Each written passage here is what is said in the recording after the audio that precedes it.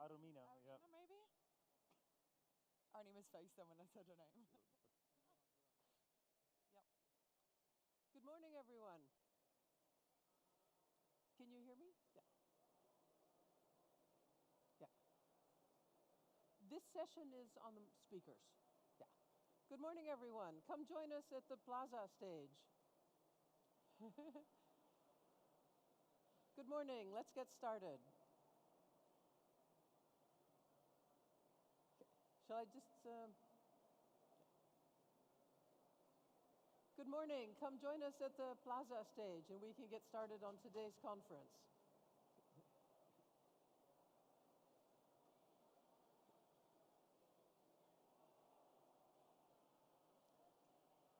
Good morning. Good morning. Welcome to the 11th conference of the Class Foundation. Hoping that you'll come join us at the stage here at La Plaza.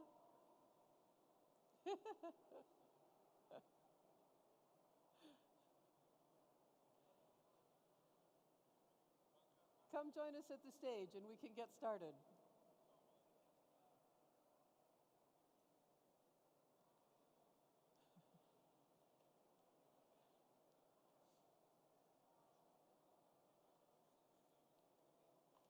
Looking forward to seeing you all here at the stage at La Plaza. Come join us. We can start the conference.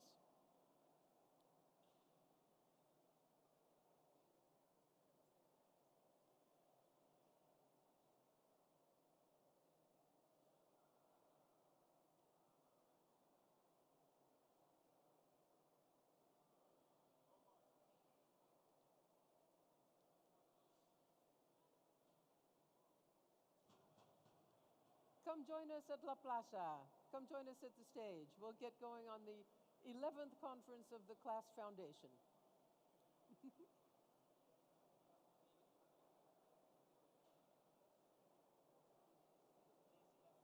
Yeah? Okay.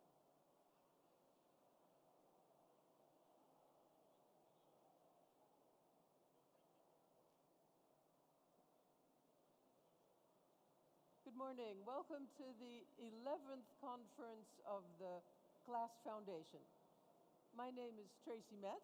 I have the joy and the pleasure of being your MC today and also a moderator of 2 of our sessions.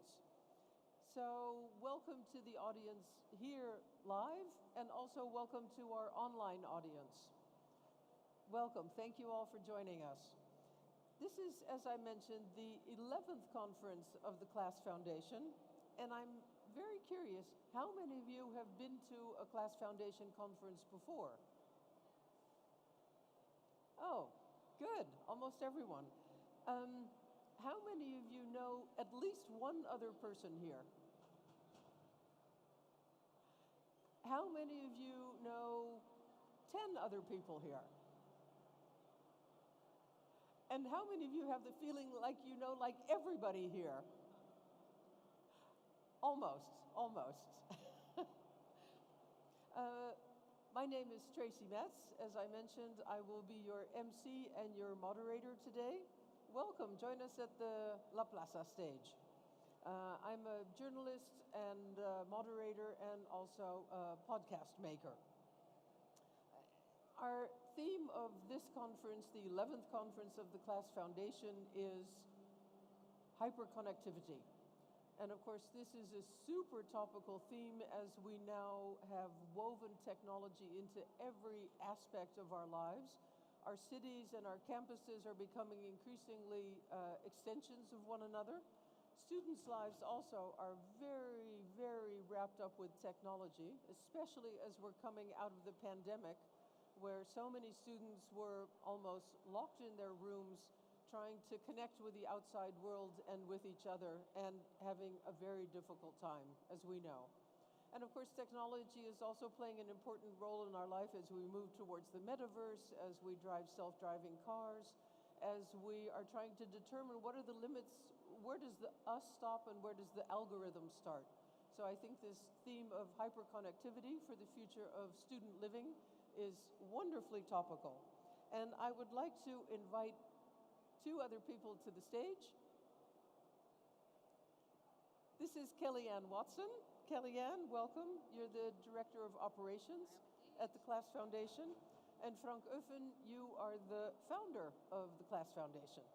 And I'm also happy to say that we have known each other a very long time, and I have seen your foresight, your enterprise, the student hotel, now the social hub, blossom through the years. You now have 16 locations, and it's a tremendous success. And I think you're really one of the front runners in thinking about the future of student living. So, thank you very much. well, congratulations, really. So, I'm curious to hear, Frank, this is, as I mentioned, the 11th conference. What has changed and what is new? Well, I guess what has been for us the most important thing since the beginning was bringing people together, because the topic of student accommodation, especially in Europe, was 11 years ago, was very undiscovered, undexplored, and a lot of people were working on small bits and pieces. So what's new is that we bring more people than ever before here together, but what has been the same is that from the beginning, we really believe that it's important to get together, to exchange ideas, to celebrate innovation, and to make new connections. So I think that's what we are. So Kellyanne, this is much more than a real estate conference. Absolutely. Tell me more. Well, I think the difference is we bring all of the stakeholders that impact the sector as a whole. So yes, we might identify ourselves as the real estate sector, but actually, particularly with student accommodation and why it's so unique is because universities play a big part in bringing those students to those cities. Mm-hmm. The cities have a big impact whether we can build those student accommodations, but then also the surrounding community. And I think it's important to not isolate ourselves and create silos, and make sure that the way that we continue to move forward is through collaboration, cooperation, and also sharing, understanding, and improving. Do cities understand how important this new demographic is? It's really an economic factor of huge importance now. Yeah, I definitely see a shift. Mm-hmm. And I think the idea of students as well, because before it was seen as students come in and they leave. Yeah. And they were never really taken seriously. Yeah. And I think that cities in general are seeing them now as a hub of kind of innovation, of talent, of really skilled people that can make these amazing cohorts and communities within their cities. And I think they're starting to value that, whether they're doing it well. And I think they need our people like us in the room to be able to teach them how to build communities for them, because we're doing it on a smaller scale, mm-hmm. and use that to be able to look at the kind of meso impact. Yeah. And I think it's an indication of the fact that cities see what is happening now, that the Deputy Mayor of Madrid, Begoña Villacís, will join us this afternoon at one of our sessions. So I think that's an indication of the fact that they understand that this is an important development. So what can we expect from today, Frank? Because as I mentioned, we're coming out of a pandemic. There's a credit crunch.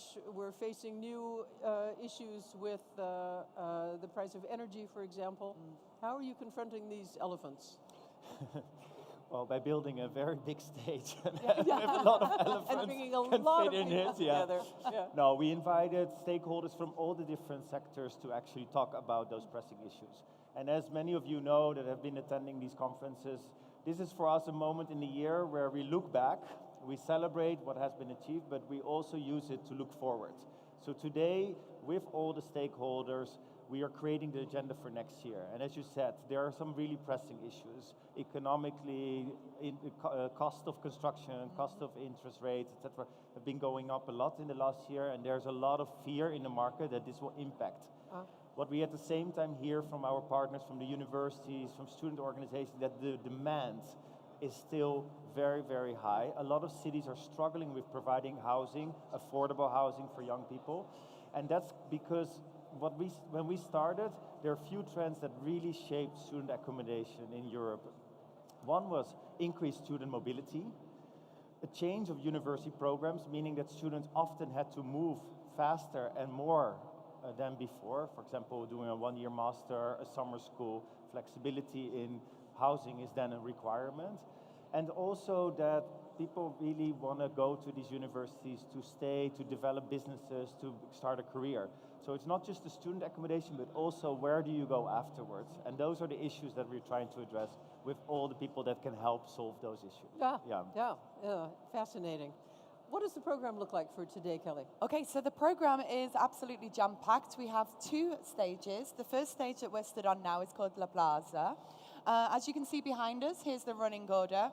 We're going to start off with looking at the macro level. So how are we impacted as a society and how that interplays on a human level. We then zone in a little bit more to look at the meso, actually looking at the PBSA buildings, the groups and types of communities that are helping build these spaces for students, whether we look at it on a campus level or in a PBSA development. And then we zone in again. So we talk about the individuality, we talk about the ownership, we talk about accountability, and we talk about where is the money coming from to be able to build these assets and communities at large. So a really exciting stage with some amazing speakers. And then on our second stage, we have the Academy. Yeah. Let's not test me on my Spanish though, okay? We have some incredible topics, much more niche, focused on data-driven conversations with people and players from the community. We have the Nordics, France, Spain, Portugal, and then some other topics of particular interest to us. So flexible futures and this hybrid model that we're seeing develop more and more often. Student well-being, and if you are particularly interested in well-being, please make sure you head over to the Class Foundation exhibition stand over there as well. We're doing a massive piece of research on student well-being living, so it's really important if you're an operator or an investor and you're particularly interested in this, that you speak with our team over there, and then we will close with closing remarks. So quite a lot to get through. We have a lot to do today. Yeah. And Frank, there are also prizes. Yeah, there's some prizes. Best in class winner?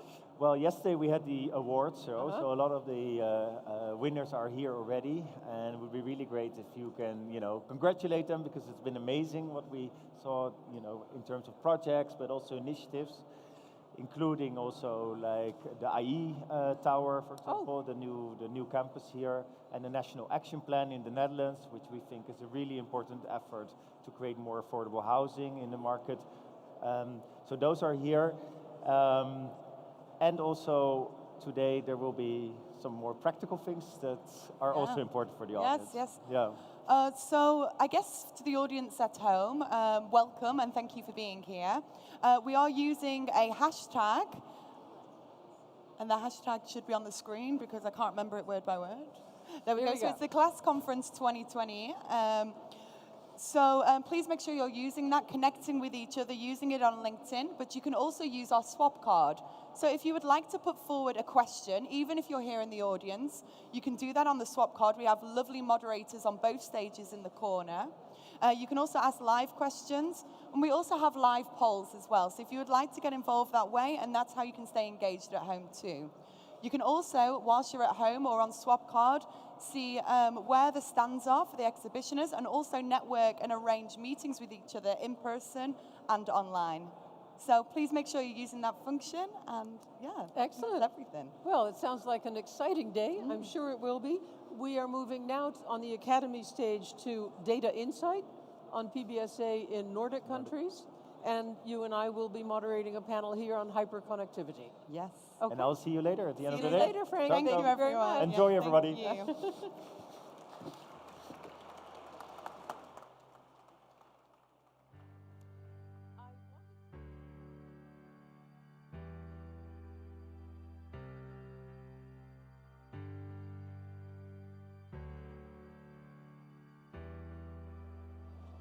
I wanted to mention that we will be moving now from the speakers to the silent disco headphones. So make sure that you have your headphones, because from now on, the sessions will be audible through your headphones. Okay. May I invite our speakers to the stage? First, Marina Diaz-Grimalt. Marina, welcome. You are an innovation specialist at Talent Garden. Second is Nacho Martin. Nacho, design director at Accenture Song Design Iberia. and then Kelly Ann, and our third panelist, David Turnbull. Welcome, David, Managing Director and Founder at Denizen. Thank you. Hello. Hi.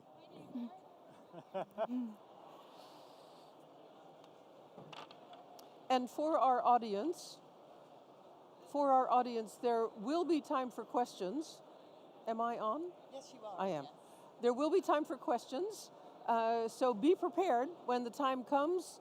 Dini over here will take your questions. She has a handheld for the live audience, and the online audience can send questions in via the site. Yeah. Okay, can we get a thumbs up from the audience if you can hear? Can you hear us? Okay, fabulous. Yeah? Great. So, I would Do like we to... hear each other? That's, No, I was just saying. Yeah, okay, you have to shout. I we're think. good. Yeah. Yes. So, we see shifts happening, and David, I'd like to start with you. We see shifts happening in the next generation of students. We see a move, I believe, from the importance of individual things to collective action, to caring for each other, for a sharing mentality. Do you see that, and how does that pan out in your practice at Denizen? Yeah, sure. First of all, hi everyone, very nice to meet you all. I'm David, founder of Denizen, a circular co-working platform. I'm a hotelier turned technologist, and I turned a couple of years ago to the field of co-working, real estate, and how hospitality can come into that. To answer your question, to take a step back from hyperconnected humanity, I think you can aggregate it into hyperconnected reality. I think there are three components to that. So one is the humanity side itself. You hear? That Not very much. Oh, wait, I've asked for them to turn some speakers on here. So Okay, it's feedback good, for us. because it's really hard we have a for you small to hear acoustic him. Yes. here. So. Yeah. Okay, so Much better. these three components of hyperconnected reality, hyperconnected humanity, of course, through social media in particular, we're able to share with each other many experiences, joy, sorrow, hopes. And what's interesting is that from a behavioral point of view, especially post-COVID, since we've been able to share in this very kind of hyper-connected but solely digital way, we've now found ourselves in this sort of both need and opportunity for togetherness. Our own research, when we're asking people about their needs from a future of work point of view, the main aggregate feedback was that as great minds, we need human connection. And I see there being sort of huge opportunities in terms of how groups come together to work together to celebrate, no matter how big or small that task may have been. And I think the most important is the hyper-connected outcome. I think I see this as being where we have a seismic change, because in this post-COVID world, we now find ourselves where we can work from anywhere and we can work for anyone. I think they know we're here. Yeah. Yeah. And this changes everything, because now if I graduate from university, this idea that I would join a company, follow that culture, get my professional development within that one sort of monocentric organization, that's gone.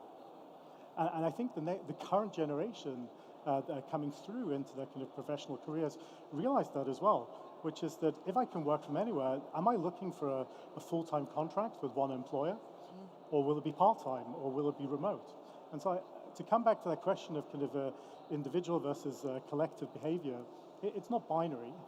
In fact, the irony is that, especially here in Western Europe, where we have these sort of very kind of individualistic approach to life, the current Gen Z generation coming through have never been more collective. And so that self-responsibility, self-ownership, that's the individual part that I find my tribe, possibly already at university. And that tribe I'm maybe going to stay with post-university, and it actually becomes the foundation for the people that I live and work together in future in a particular location. And not necessarily all in one place.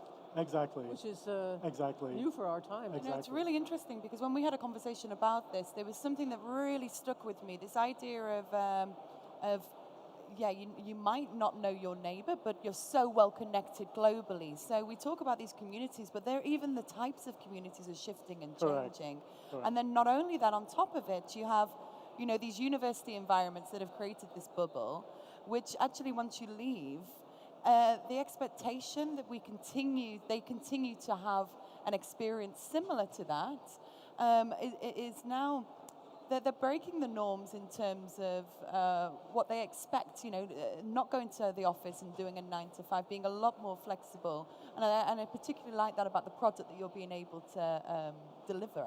Exactly. And I think that trend is think global, act local. To embrace both sides. The last couple of years, I've never been more connected to my friends from school in Los Angeles, in Tokyo, in Melbourne. I don't know half my neighbors on my street. I don't belong to as many associations as I used to do. And that's not a youth trend, that's a global challenge post-COVID. But I think that sort of those three behaviors of humanity, of behavioral and of hyper-connected outcomes are the three that we should focus on. I think I might be the only person under 30 that still bakes cakes and takes them to the neighbours. So lucky if you're my neighbour, yeah? Yeah, go ahead, Kelly. No, so I guess when we're talking about these types of experiences and opportunities, I'd really love to ask you, Nacho, how do we actually provide these and enable them in terms of kind of design and spatial experience? Yes. Thank you so much for the invitation, first of all. Yes. It's a privilege being here. And my point of view is from the point of view of the designer. No, I have a background as an architect, but I'm now more like based on the things that we do is more based on the experience design. And for a subject like this, that is like what is the experience for students with an international background coming together and being in a place, I think it's very important and crucial. No, it's not only a question of designing only a very cool building or with a good architecture or with a lot of technologies, etc., but it's like the connection between all the points. No? And I think for that to take into account like the importance of designing the experience and not only like the calling to a good architect for the building and adding a lot of technology, etc., but the connection between all of the different components, I think for me is essential. And Nacho, what is the experience you're designing for? Wow, that's important. I think something that for me right now is interesting is that idea that probably we have seen or we have listening a lot, that idea of the experience economy, but probably we are going more from the experience economy to the transformation economy. And it's not only a question of having like a very cool experiences with very fancy places, etc., but I think people and young generations need to feel that sensation of that certain type of purpose, or you are going to a place or to a festival or to a new building or to a new home, if you are going to receive something that is going to be like meaningful for you and for your life. No? So isn't it wonderful that we can now go to places and events together? Exactly. Yes. Yeah. So, and in that sense, like that idea of connections, probably for me it's more interesting that idea of connective, that being connected, because always when we talk about being connected, it's something like we are always connected through our devices, digital and technology things. Screens, glass screens. But experiences, designing experiences for being connective and to be connectors in that sense of through spaces, through more people, through technology, but with that idea to be connected and not. Yeah. And before we go to Marina, Nacho, I had a question for you.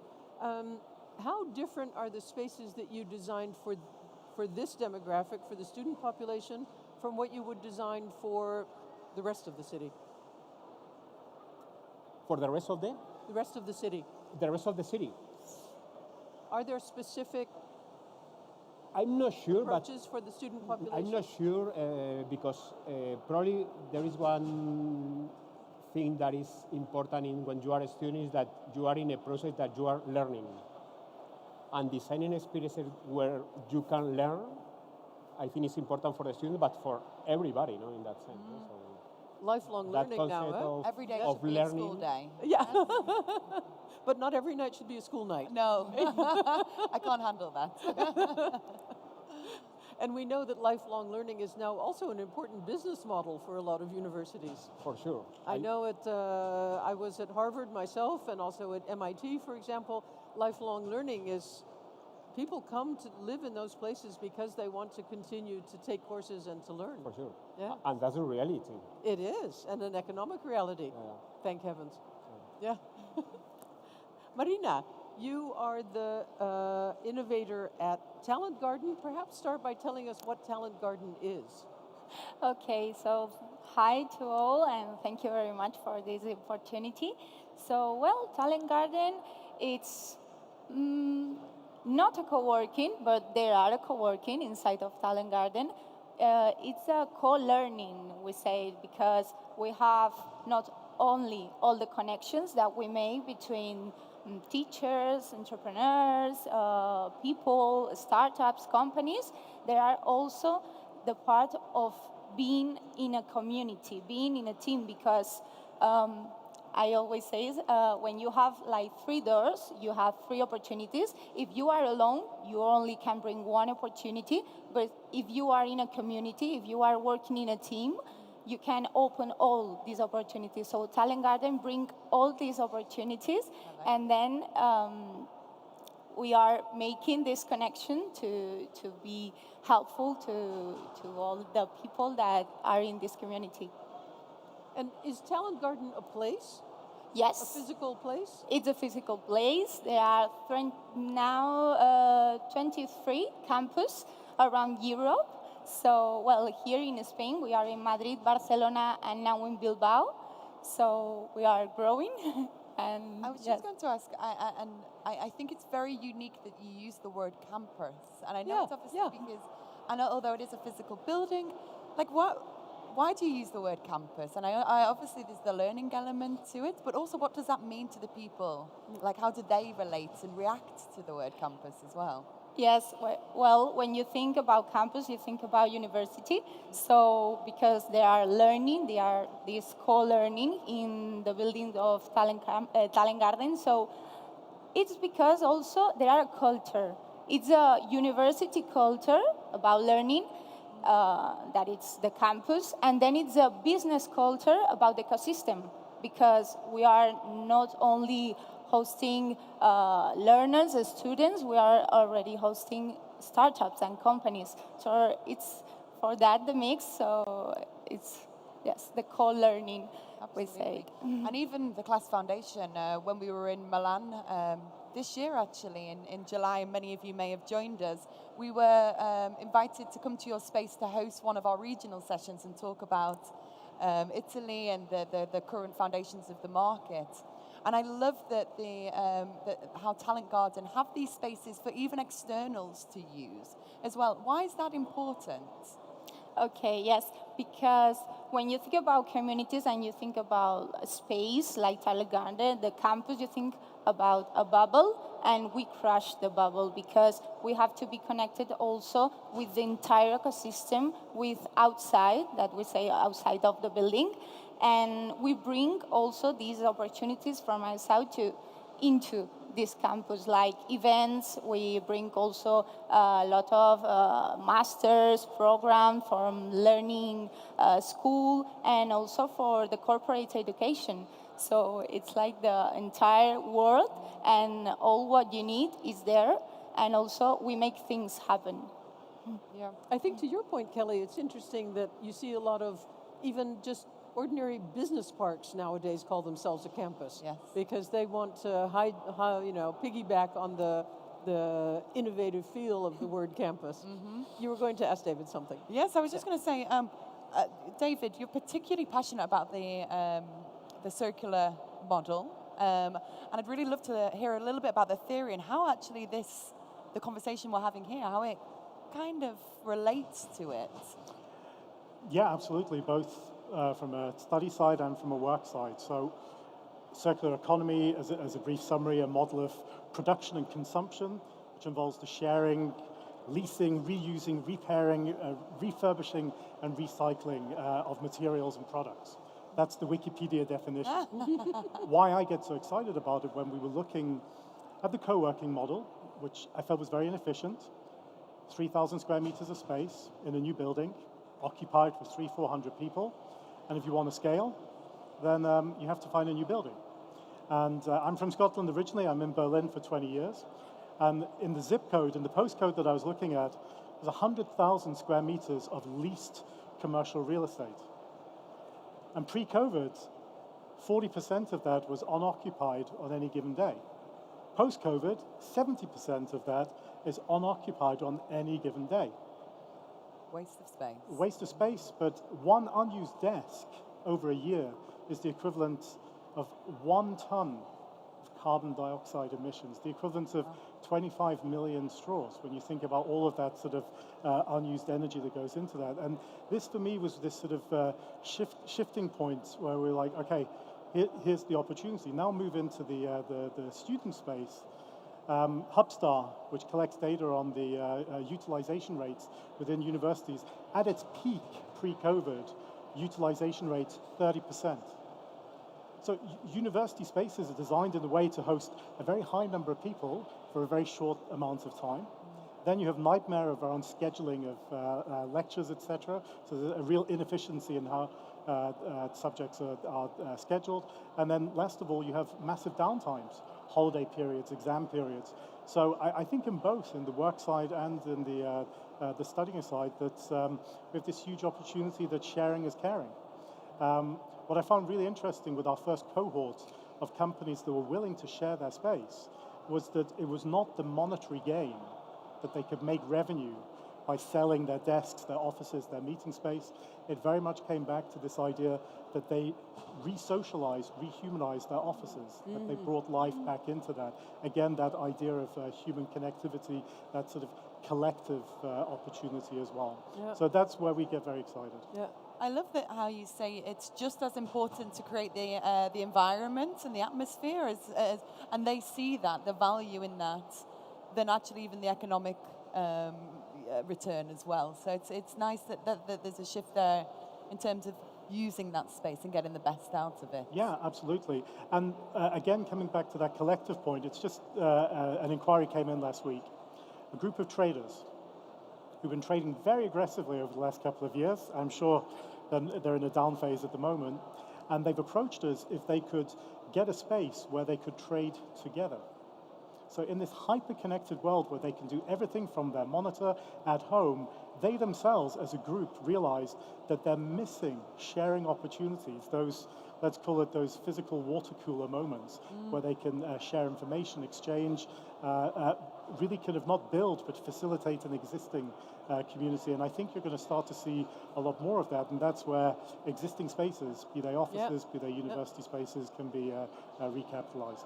And I had a question for Nacho, because you told me that what students need now, especially after the pandemic, all the mental health issues that brought with it, students need a space to feel safe and to feel heard. And I'm sure that Marina also has an experience with this. Perhaps you could both comment on how you create interconnectivity on the one hand, but also a safe space for young people. Okay. You're letting her. I'm going to hand that one over. I like okay.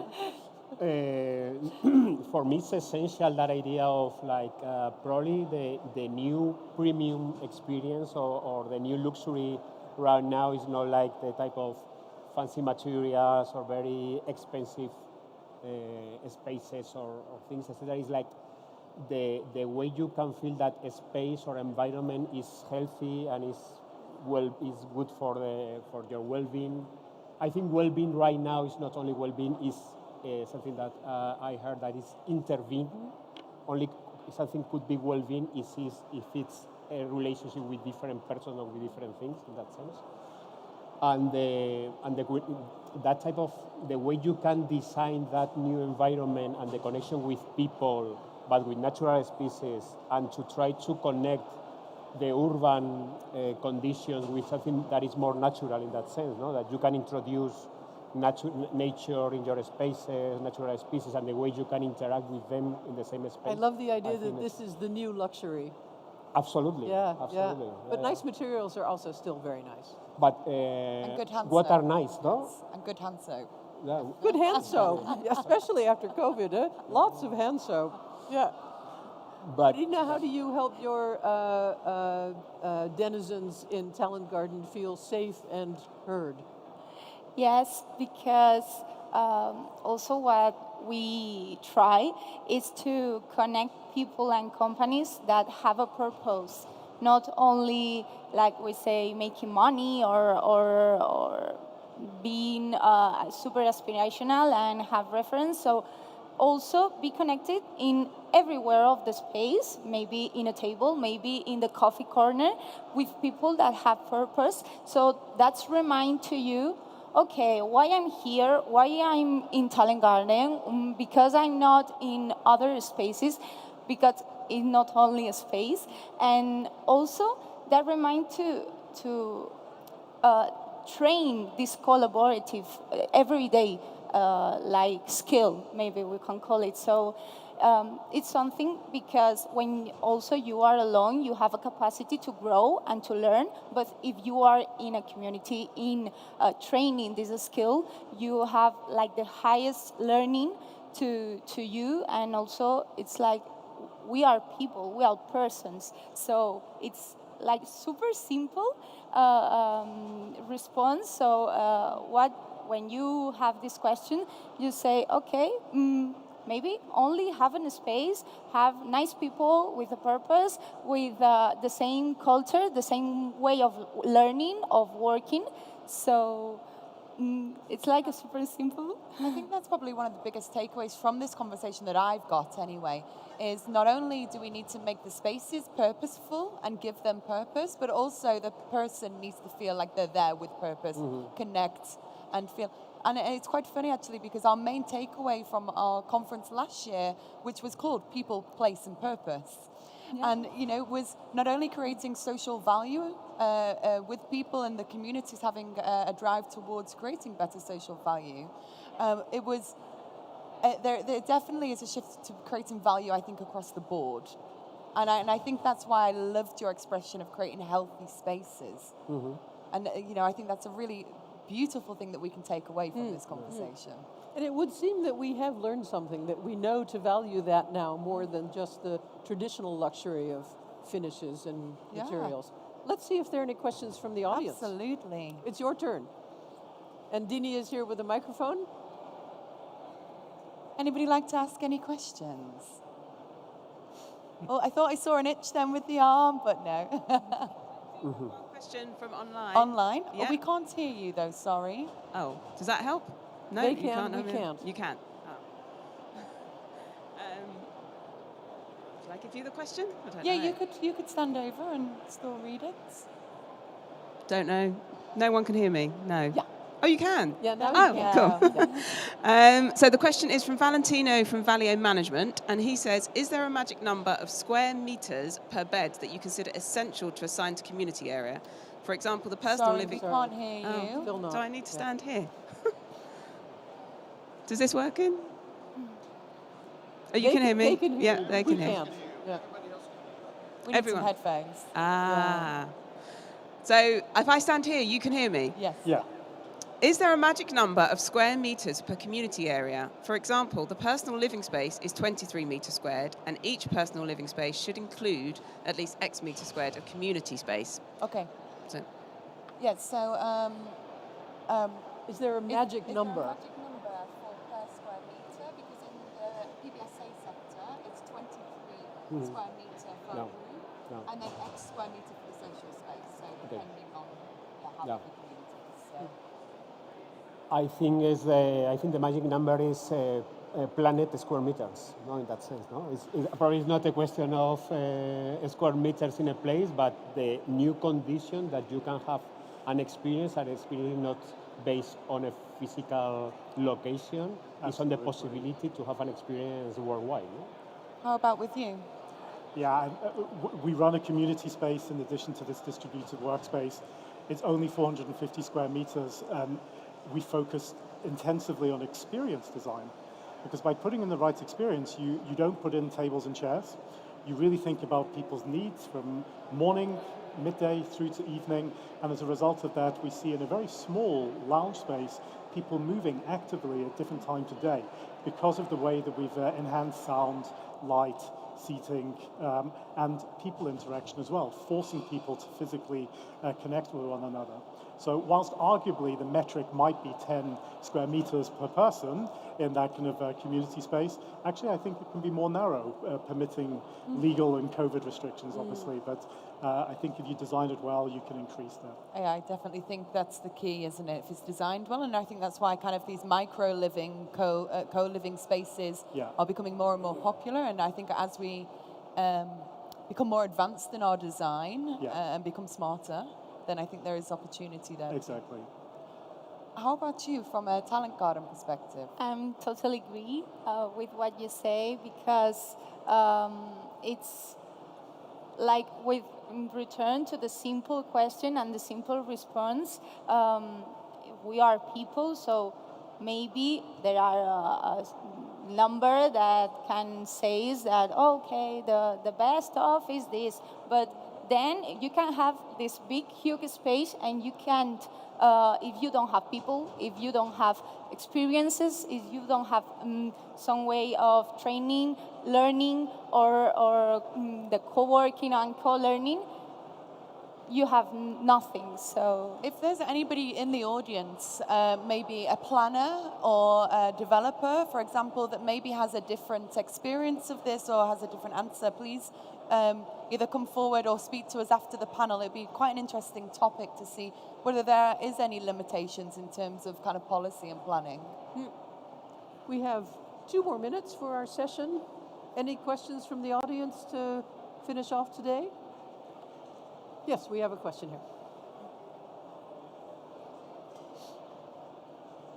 here.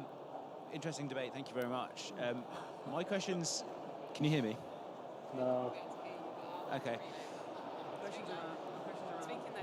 So my question's around connectivity and sort of trend that we've seen historically towards increased connectivity. Do you think that's going to continue, or do you think there's perhaps a bit of a trend to people seeking detachment perhaps from being 24/7 connected to the world, and how real estate can perhaps adjust their model to factor that in? Dini will translate for us. Do you have your sneakers on? So the question is around, we've spent a period of time getting more connected, but is there going to be almost a backlash against that connectivity? Yeah, interesting. For David? I would love to take it. Kasparov, Deep Blue, you know the story about him losing to the machine and being obsessed because he couldn't believe that the machine could beat him. He was convinced that there were humans behind the machine telling the machine what to do. And if you look at the statistics, when it was man versus machine, the machine always won. But in recent years, centaurs have appeared, teams of humans that work together with the machine, and they're the ones that end up as the winner. And so my answer to your question is that we need to become centaurs. At the moment, we've become dominated by the digital experience, and we've forgotten the physical components of that, the humanity side of being hyper-connected. And I think that's the opportunity that we have to kind of learn and educate ourselves to use that technology in a humanistic way. So no War of the Worlds anytime soon. Yeah, exactly. Yeah. That's the end of our session. So thank you so much to everyone who joined us, and thank you to our esteemed panelists. Radina, Nacho, and David, thank you very much for being here. Thank you. Thank you. thank you. Thanks, guys. That was great. I've made a mess on the floor.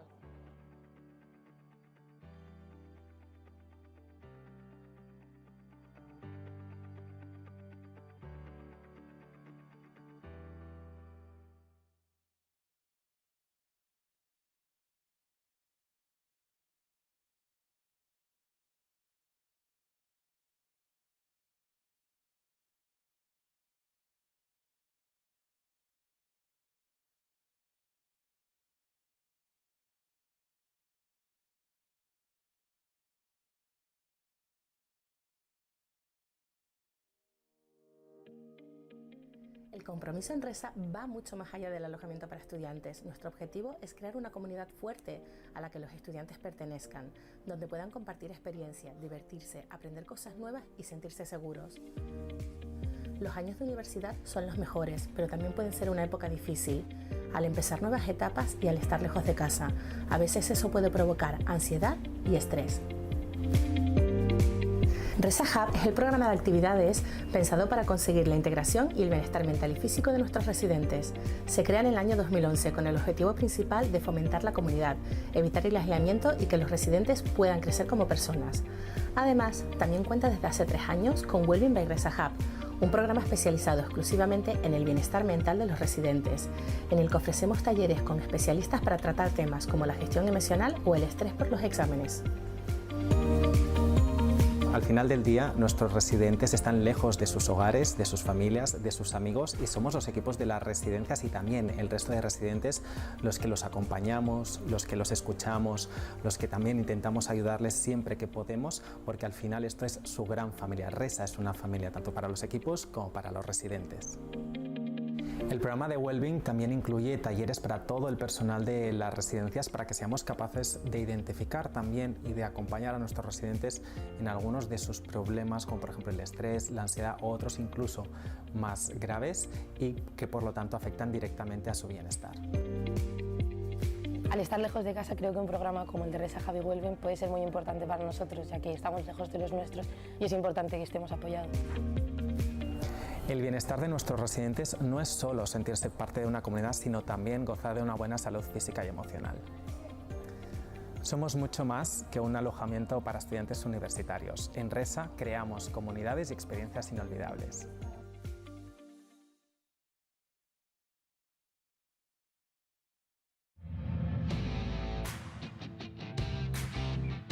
We gotta go big or go home. We're down to the gold.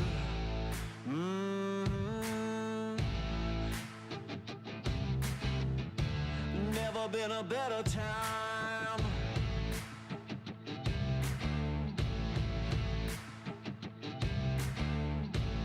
To put it all on the line. Ooh, yeah.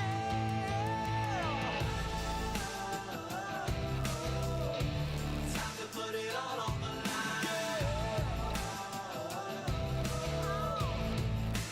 When they time to put it all on the line. Yeah, put it all. When they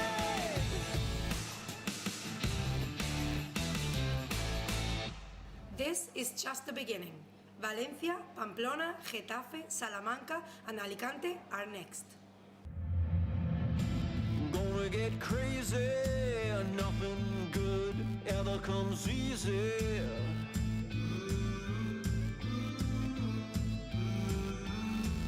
Waited for this moment for a long time. All this pain became a friend of mine. Yeah, that was such a long road with a heavy load. Now we're gonna win it all. Time to put it all on the line. Yeah. We're gonna win on the line.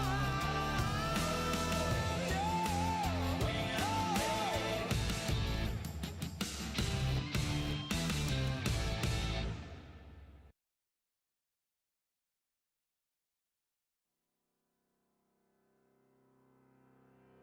I'm the director of Kansas. We advocate for social student housing in the Netherlands. We want more student houses. We have a shortage of 26,000 student houses, and we have an increasing number of students in Holland. We made this national action plan, of course. It's with all the parties which are involved of student housing in the Netherlands, made agreements to solve the problem. There was really a sense of urgency. We have to solve this problem together.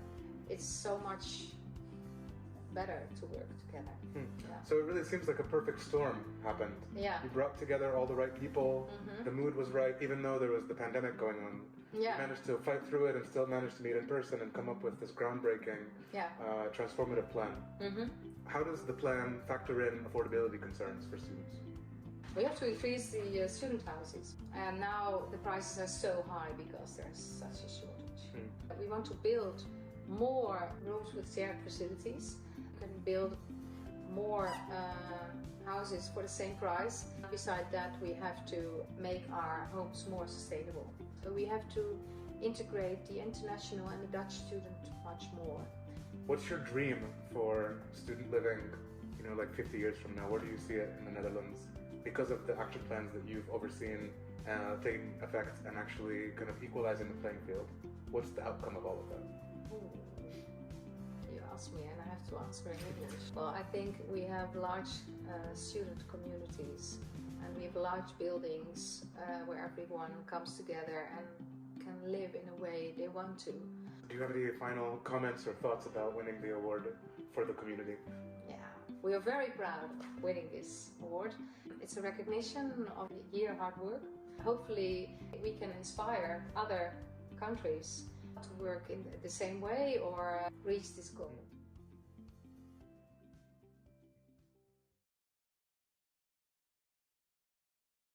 Hi, my name's Maria Hatch and I'm our Client Relationship Director across Europe Greystar.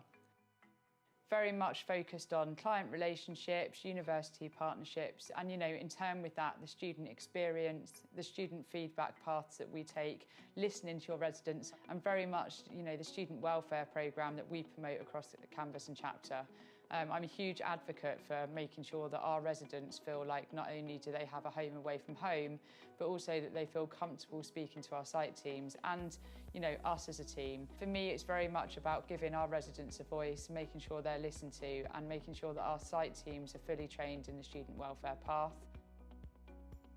The main ones here for me are very much the student bursary programme that we run across now the chapter and campus properties, our 24/7 student assistance programme, which provides support across 200 different languages across all of our student platforms. I'm a Unipol rep and I'm very proud of that. I'm very proud to remain an industry standard sort of setter and something I'm very passionate about.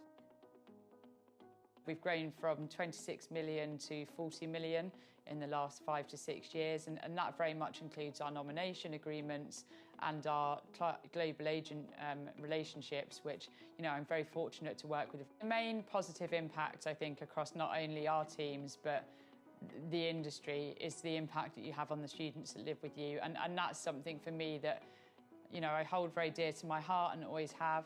So the growth of our Net Promoter Score, both whether it be with our students or our B2B clients. I'm hugely excited to be nominated for this award. Thank you for everybody that's been involved, and thank you very much for having me.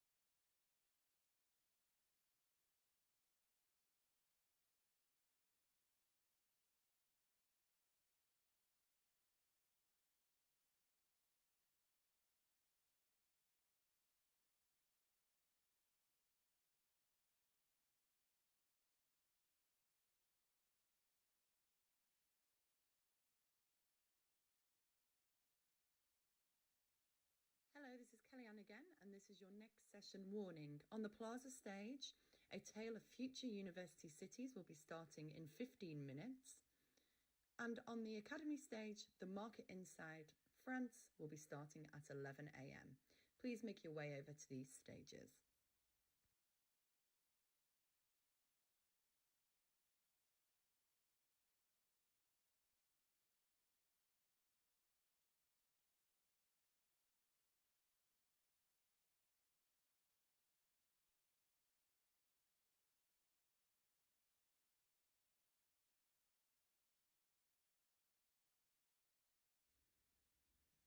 Hello, this is Kellyanne again, and this is your next session warning. On the Plaza stage, a tale of future university cities will be starting in 15 minutes. And on the Academy stage, the Market Inside France will be starting at 11 a.m. Please make your way over to these stages.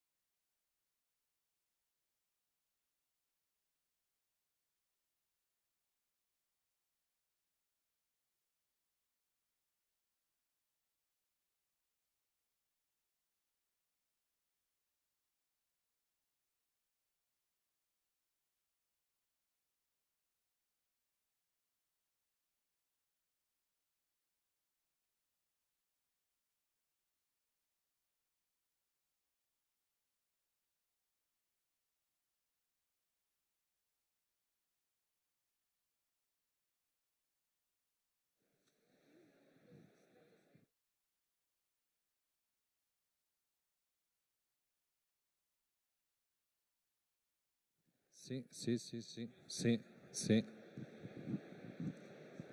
Yes, sì, hello, hello. Yes, sí, sí, sí. Hola, hola, hola, hola, hola, hola, hola. Hola, tengo buen... Sí, sí, sí, sí, sí, sí.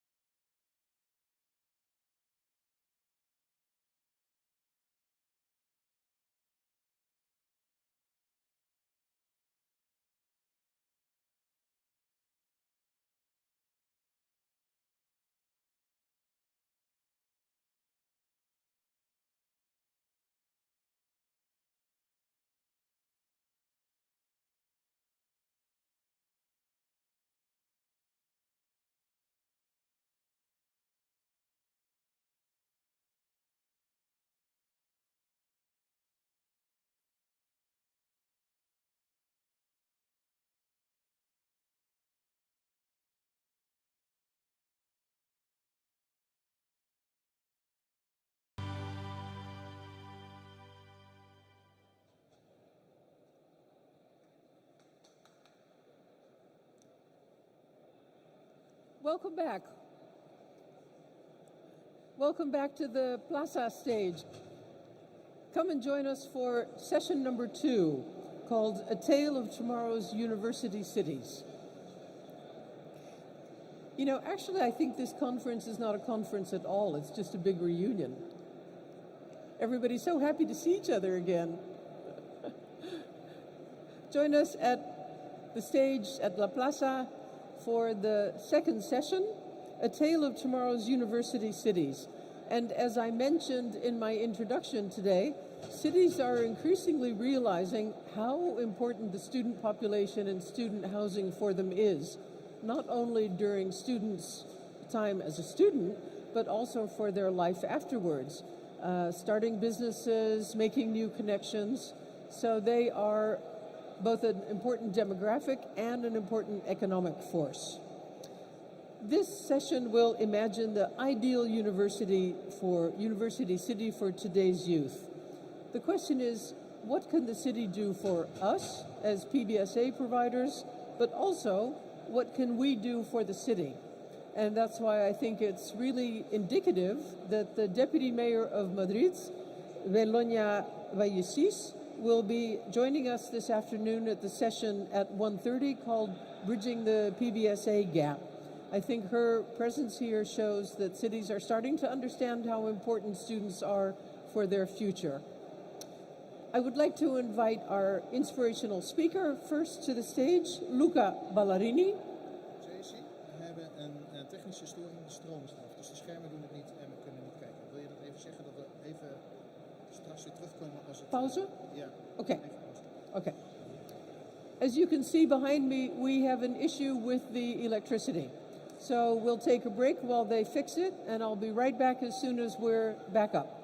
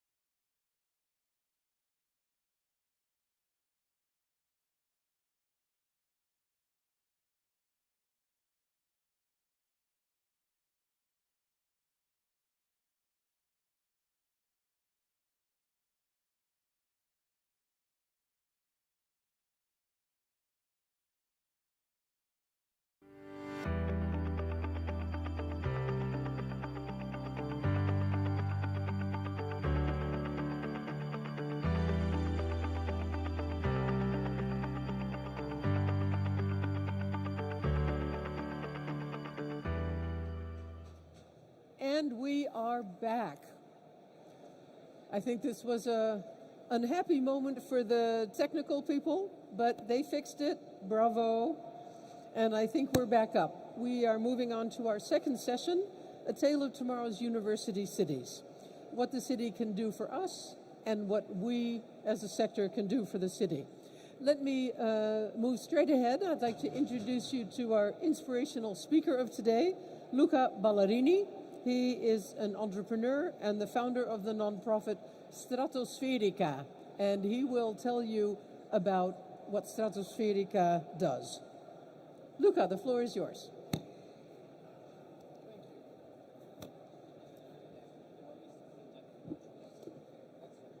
So, okay, I can also hear me. And you can hear me, right? Cool. So, this is the company I established and I work for. And I spent the past years working very much and most of the time with young people and university students. And what I've come to realize is that it's very important, to involve them in the making of the future of our urban environment. So, most of us know, who we are, what we do. We have very specific, professional goals in our adult life. But I think young people are different. They are open to new possibilities, to new scenarios. They are always sort of reframing what they might achieve in the future. And, I also think that future generations will sort of redesign not just their attitude, but also their, in a way, their language as they live and learn. So, this sounds very exciting, of course, from our perspective, but I think that we very seldom engage in, in doing something for, really understand these specific needs for future that young people have, this search for fulfillment that they have. So, of course, the environment they live in plays a central role. And in particular, of course, as we are becoming more and more an urban species, the city itself plays a key role in what they are becoming, of course. And, the city is, we tend to forget it sometimes, but it is the major source of data, of experiences and inspiration. So, how do young people really relate to and engage with the city? This is, I think, a very stimulating question. And more importantly, how can we strengthen this vital relationship that young people can have, and between, cities and future citizens, because in the end, that's what they are. And in other words, can we help in strengthening this relationship, this sort of, very important relationship between what they are, becoming less of city users, less of city consumers, and more of city makers, or at least generators of some urban novelty. This is where our knowledge, or if you want, our recipe, comes in. We call it city imaging, and I will briefly explain you what it is. So it starts by knowing that technology enables us in being able to produce contents, to create contents. And of course, the image of the city and the storytelling of the city that all of us can do can be at the center of how we are going to talk about the city we live in, we experience, we're studying in, and so on. So, if you think about it, unless you're an architect, a planner, a developer, or a politician, or a big-scale entrepreneur, it's very hard that you can change the city somehow. But we know that the city isn't just physical, it's also a sum of values and evolutionary ideas. The city itself is just representing all of it. It's a huge place for opportunity. So that's how a city creates its own image and how it creates its own message. This is very much important. Images and storytelling, of course, are powerful tools to attract people, to appeal other people. And we know it because we are at the class conference. So, of course, we're talking about young people going to other cities. But they're also very important tools, to achieve new transformation and also new meanings, okay? So that's why in the last 9 years, we spent a lot of time inviting young people, mainly from the creative and cultural industry, to express their ideas and to somehow not just say what they will like about the future of cities, but also their inner desires and maybe fears, because it's not just the hardware, but it's also the software. So as they were expressing all these incredible potential and they were contributing to the idea of a new city, we came up with these fantastic positioning claims, as we call them. So a clear idea of what the city could be in the future. And all of this was actually powered by young people, expressed by them, their dreams and passions and ideals. And, we went farther and we also created some images of how the urban environment could be improved in the future years. And, this is, of course, is my hometown. It's Turin, but it's also, if you, try to extract the core ideas of it, they are, kind of solutions that can be replicated in every cities around the world and also in your own city. We always have some iconic building that has to be reinvented. We have some, brownfields and other specific areas that have to be somehow reconsidered. So it might be even, too colorful or psychedelic, or, it's dissolving the boundaries of city making as we know it. But it's very important to understand that all of this was, first of all, created by young people and that were thinking about actually the future urban environment. And so on and on and on. This is just some of the images and thoughts that we created during these last 9 years. But, we were not satisfied. We wanted to go farther. So we wanted to really, tackle the urban fabric and do something, to do some agency in the urban realm. And so placemaking was the idea after city imaging. And I'm briefly going to tell you about the Preco-Linear Park, which is a 800-meter long linear park that was created basically out of nothing on a disused abandoned tramway line in Turin, in the very central area. And it's interesting because it was created out of a place that people wasn't even perceiving. It was like a marginal urban space, and all of a sudden it has become a public space open to everybody, very colorful and really useful. It's very simple, I always say it's a humble thing, but it's incredibly powerful because it was actually created out of nothing. We started it in June 2020, right after COVID, the first lockdown, and the response was amazing, really amazing.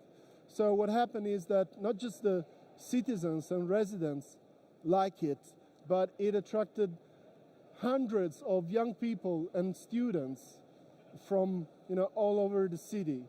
And interestingly, 75% of these students were not from Turin, and half of them were not even Italian. They were coming from abroad. So there are some interesting things in this. And as you can see, they were coming to volunteer, to be there, to be with other people. And these are some of the pictures of the work we've done from June 2020 up to now.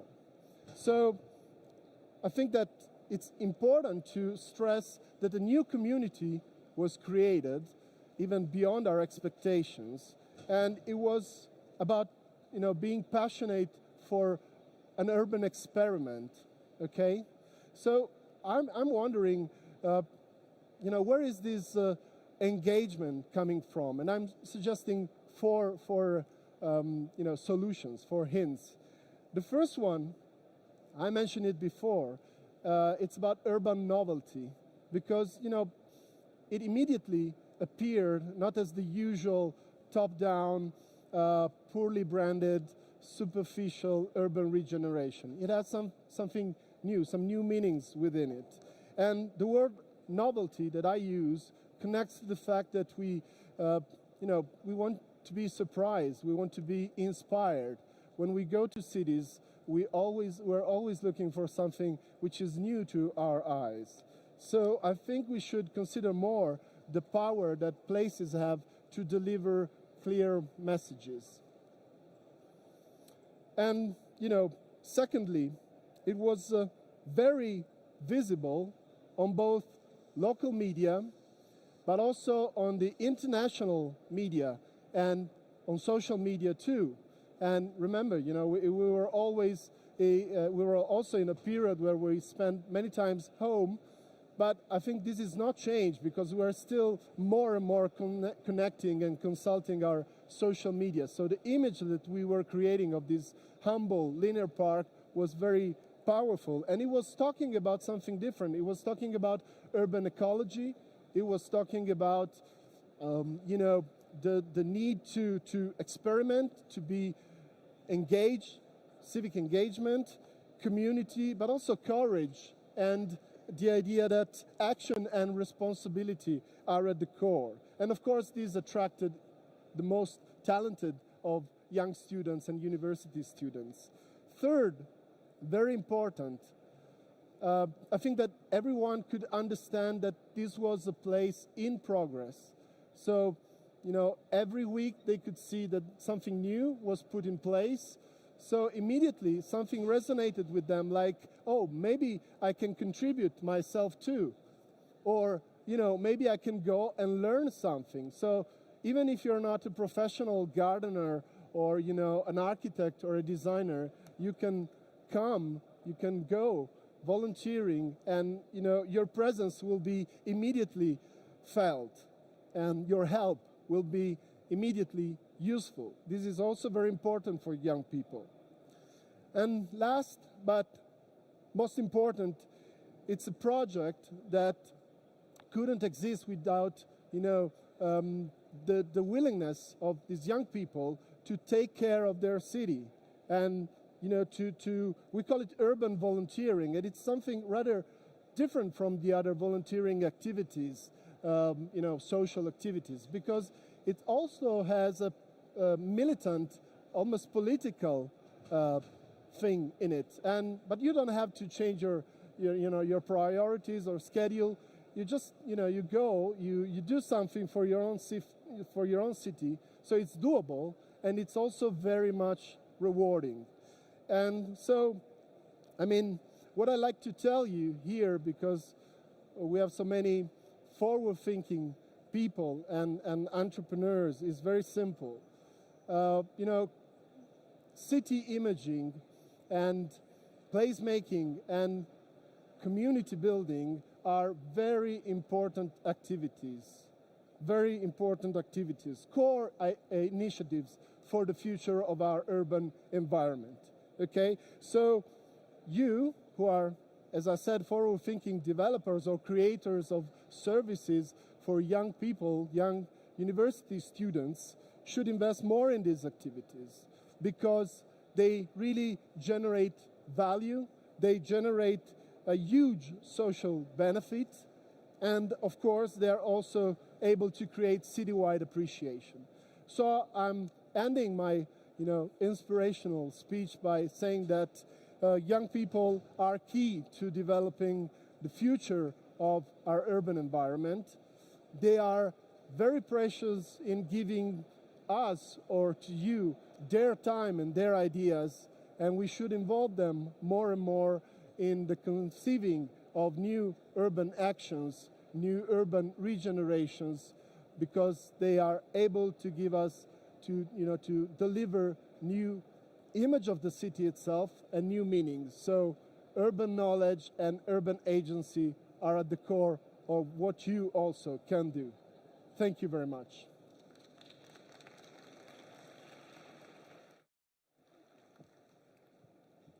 Thank you so much, Luca. I think Luca has already said some of the buzzwords that will stay with me about today's session. Students as generators of urban novelty. I love that idea. New money, new places, new activities, new businesses. Students as generators of urban novelty. Don't forget that one. And of course, Luca also mentioned in Torino the internationalization of student life. That's another one of today's themes. May I introduce you to today's panel? First of all is our moderator, Kellyanne Watson, the Director of Operations at the Class Foundation. Her neighbor, our second panelist, is Jordi Salmon, who is the CEO of Housing Anywhere. Jordi, welcome to the stage. Welcome. Thank you. Third is Miguel Hernandez. Miguel is the Director of CREA Madrid Nuevo Norte, in my best Spanish accent. No, perfect. Thank you. Thank you for joining us. Thank you. Next, we have William Bill Kistler, who is the founder and managing partner of Urban Ovation. Yes, sir. Yeah. Urban Ovation, is that right? That's it. Next, we have with us Adriana Perez Encinas. Adriana, welcome. Yeah. You're good for the gender balance on our panel, too. Adriana is a professor and researcher at the Universidad Autónoma de Madrid and a member of the European Association of International Education Council. And finally, we have with us Dr. Alfonso Vergara. Alfonso, welcome. Alfonso. The founder and CEO of Fundación Metrópoli. And Luca will be joining for the Q&A at the end of the panel. And thank you so hand much. It off to Thank Kellyanne. you, Tracy. I really loved listening to Luca's keynote speech. I think it's very, very interesting for us to listen to how his organization is building this sense of community and how international students and their ideas are actually quite an untapped resource for urban planning and development. So I think that's something we'll probably touch on a little bit. I wanted to introduce the panel. I have a wonderful co-moderator, Bill, over here. Bill, do you want to quickly just tell us about Urban Ovation? Well, thank you, Kellyanne. Urban Ovation is a new platform designed to bring together all stakeholders in the built environment to exchange ideas, but more importantly, to bring our collective capabilities together to solve the tremendous challenges faced by cities. So it's a unique, think more LinkedIn than kind of traditional conference and event organization. And I invite you all to find us at urban-ovation.com. Awesome, thank you so much. And then we'll go over to Alfonso. Tell us a little bit either about yourself or the organization. Yes, I am the president of Metrópoli Foundation. We created Metrópoli Foundation 25 years ago at the University of Pennsylvania to study the future of cities. We began with 20 cities around the world and with 20 universities to try to give an answer to one very simple question. Why some cities are successful and other cities are not successful? And we have been working and helping cities around the world, trying to become cities more competitive, more socially integrated, and more environmentally sustainable. Wonderful to have you on the panel. Just cautious about time. We keep it super short, Adriana, but I'll come to you next. Yeah, well, I'm lecturer and researcher in the business school in Universidad Autónoma de Madrid, and I'm also a member of the General Council of EIA. Amazing, thank you so much. And then we'll come over to you, Miguel. Okay, good morning. I'm Miguel Hernandez, Director of Strategy and Corporate Development in CREA Madrid Nuevo Norte, that in this moment we are developing the biggest regeneration project in Europe with a total investment of about 27 billion euros, just only in one project. It's well, it definitely is a very big development, isn't it? We're It is. very excited to hear a little bit more about that later on in the panel. And then, as many of you already know, Jordi from Housing Anywhere. Do you want to tell us a little bit about either yourself or Housing Anywhere?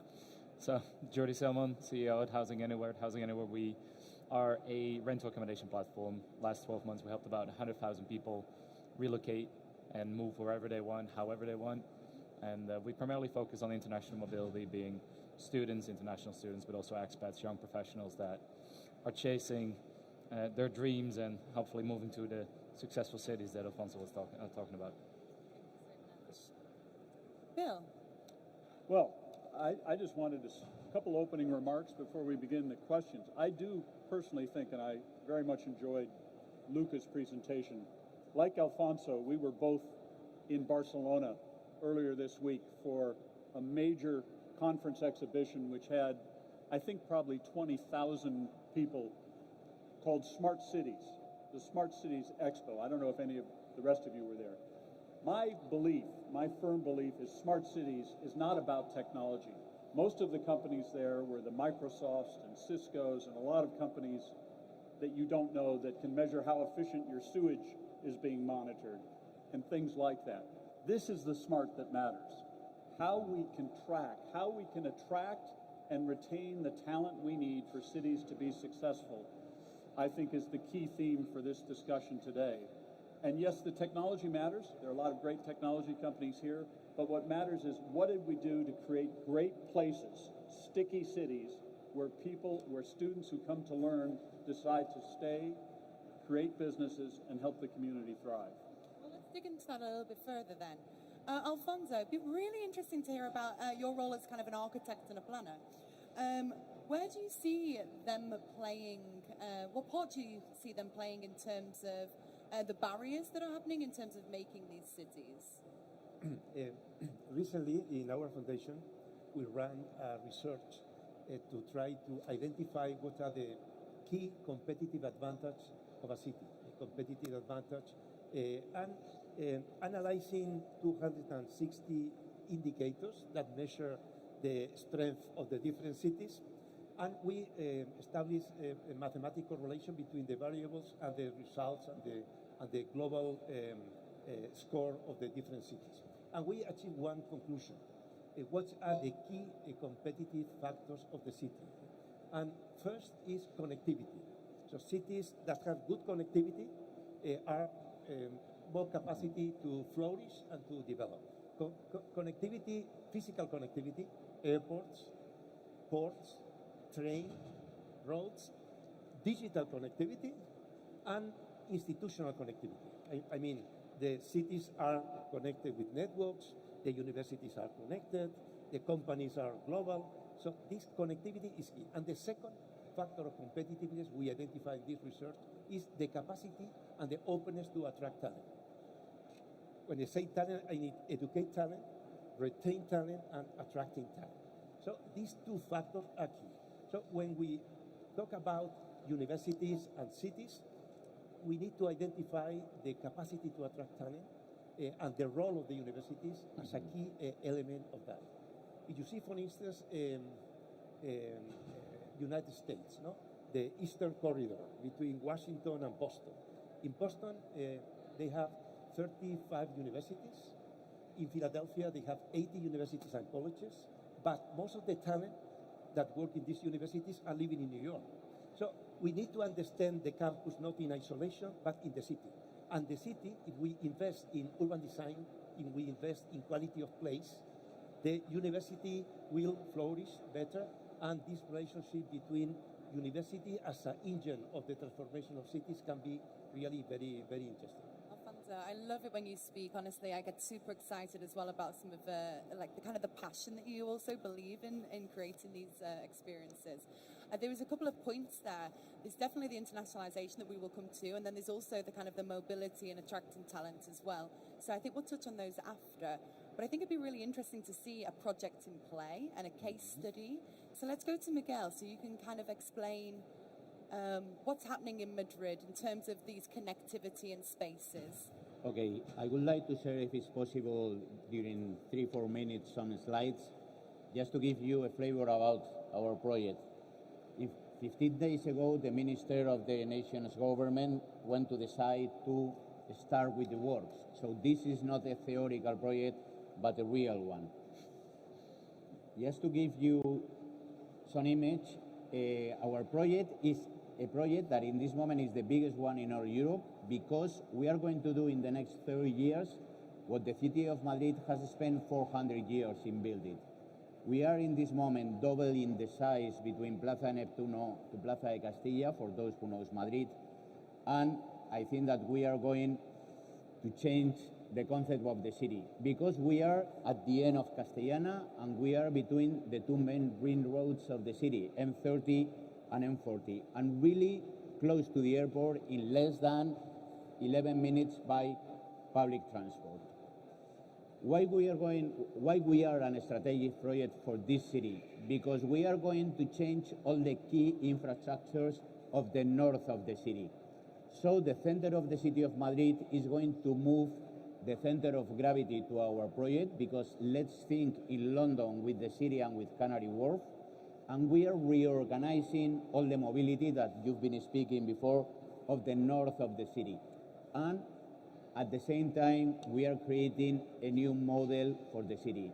In our webpage, you can see the details. I'm not going through them. But what for me is important, and relating what you have been speaking, is that in this moment, cities are fighting to attract talent, and our project has a strategy for that.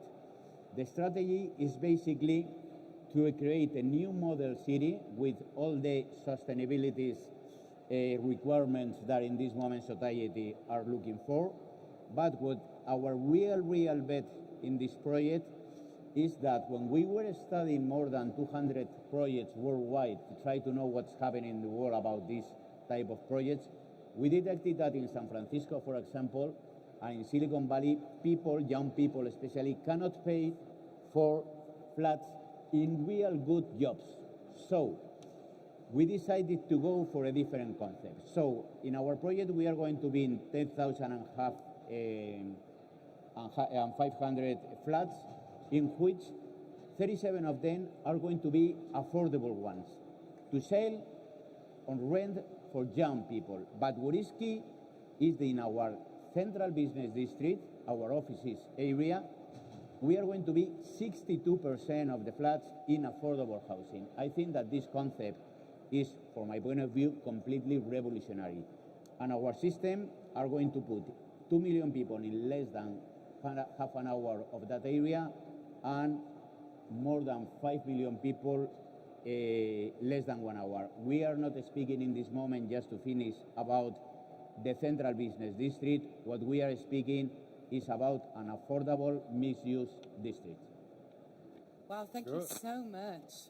What an incredible project. Phenomenal for the city and the people. Yeah, I think. Yeah, absolutely amazing. And I think if you take that, if you think about kind of the international growth of mobility in general, it's predicted that by 2025 there's going to be 8 million students that are mobile.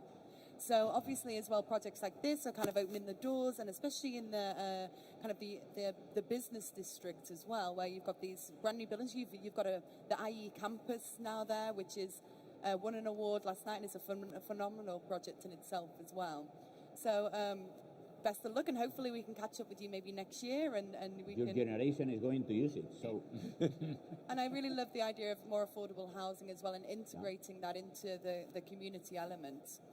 I guess we could go to Adriana and speak a little bit about internationalization, considering you're an expert in the field, and you also work with EIAE.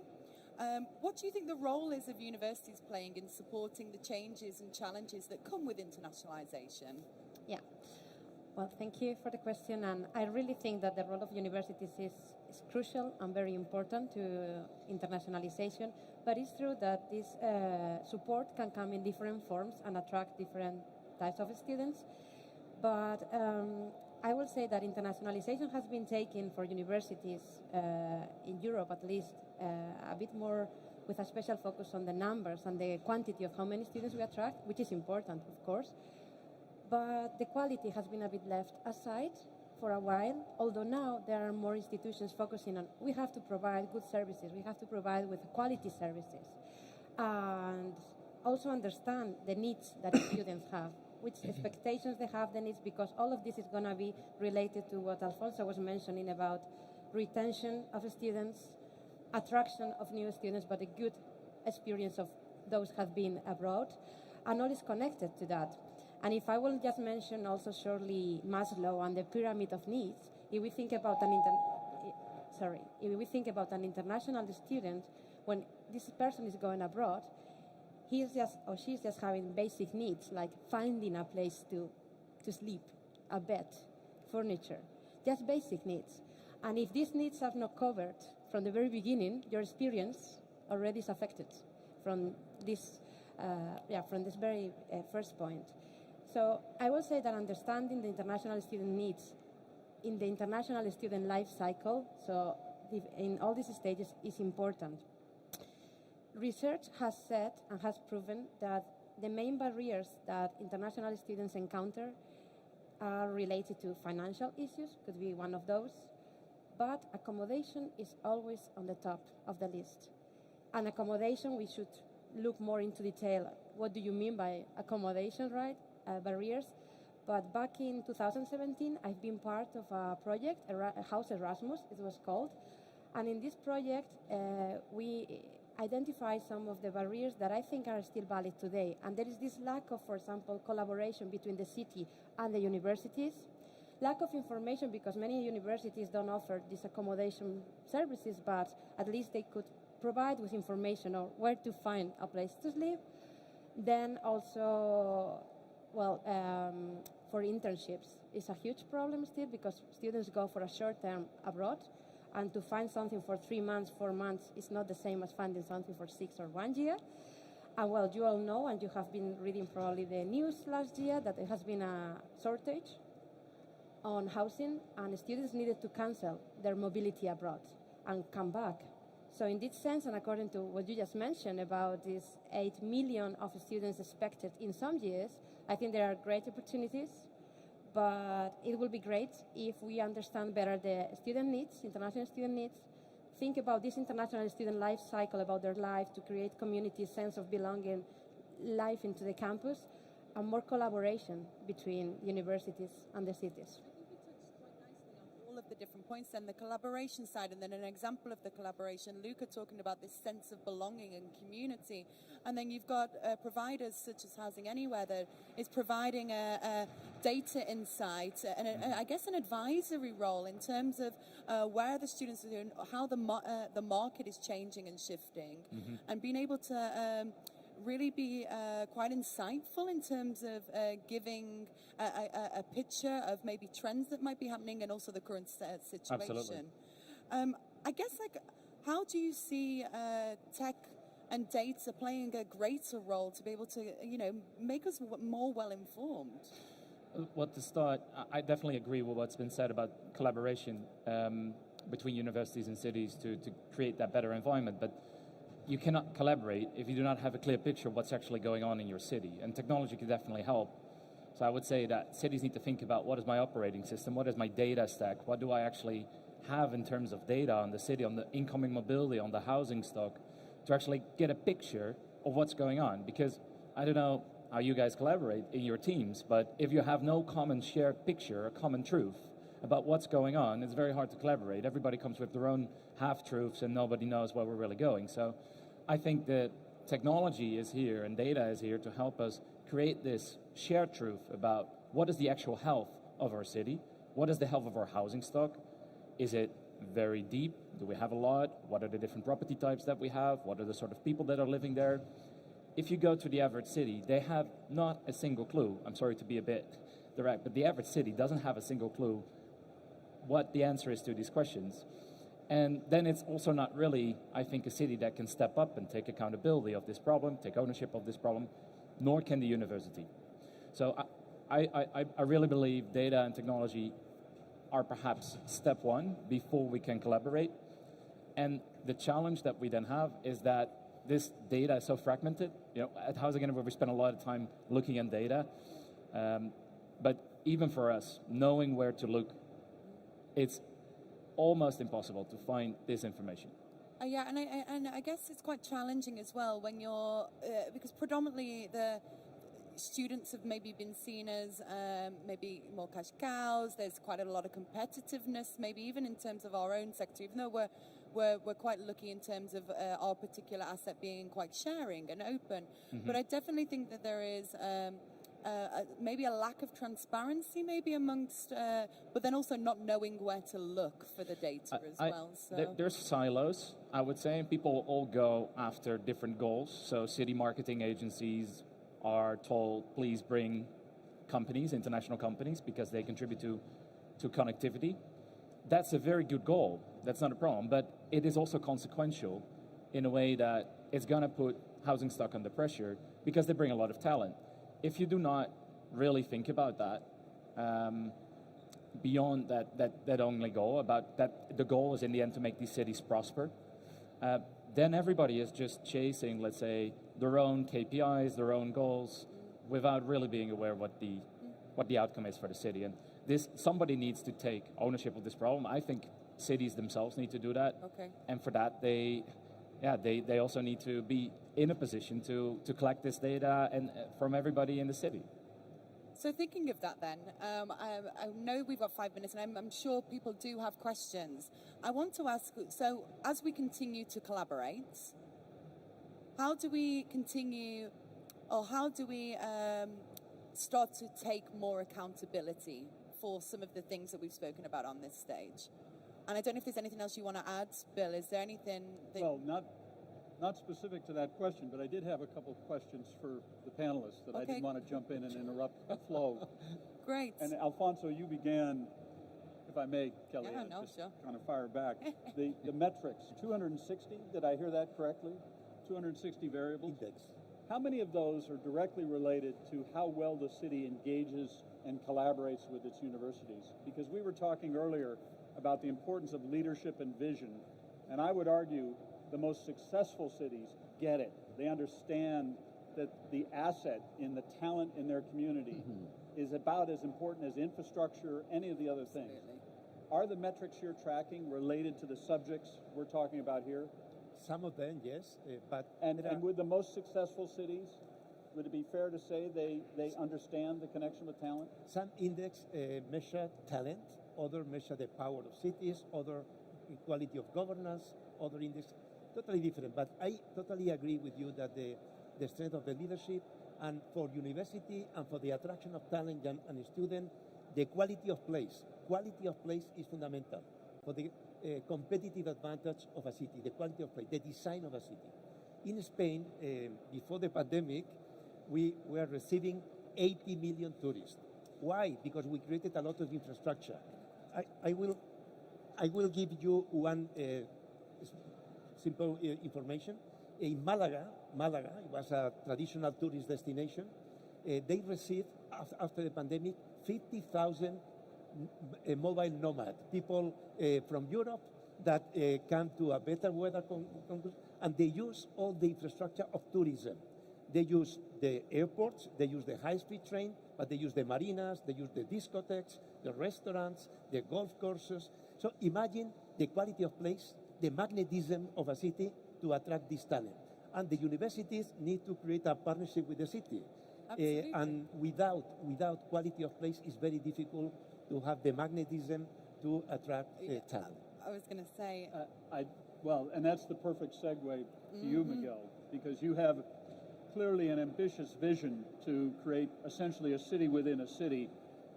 And what Alfonso just described is about the software, not the hardware.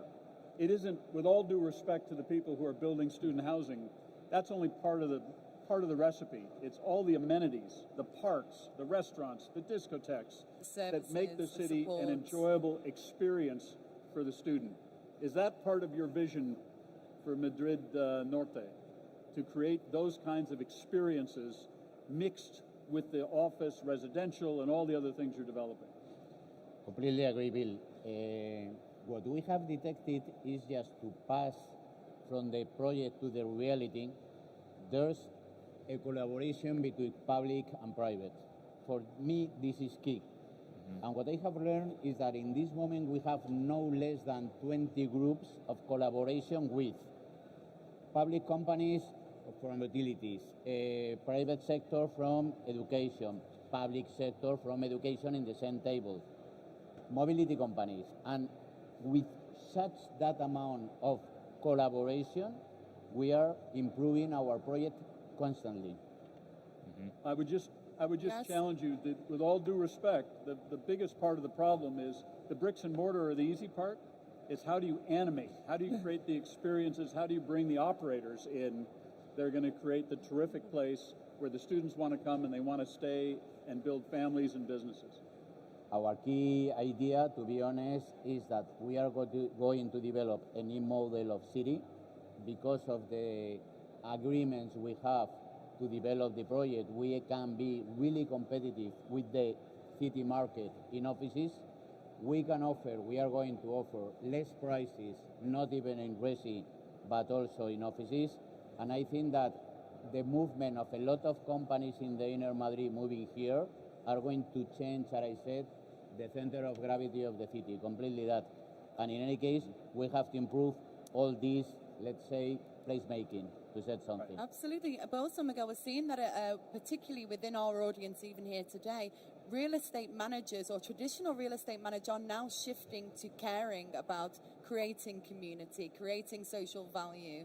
And, you know, you see that through even some of the investors will not invest unless there is an ESG initiative at the heart of it. And I think that's where the change is. And that's something we should be really proud of and continue to make sure we're moving forward with that. But let's think also why that is the case. That is the case because we see successful cases of public-private partnerships where the conditions are set by the city on how we're going to develop that particular area, and that they not only want to have a block of buildings, but indeed a city that is able to thrive. And coming back to your question on how do we do this collaboration, I think there is a truth in having the data and having a clear view, okay, what is the housing stock, what sort of companies we attract, what is the international mobility factor in that whole plan.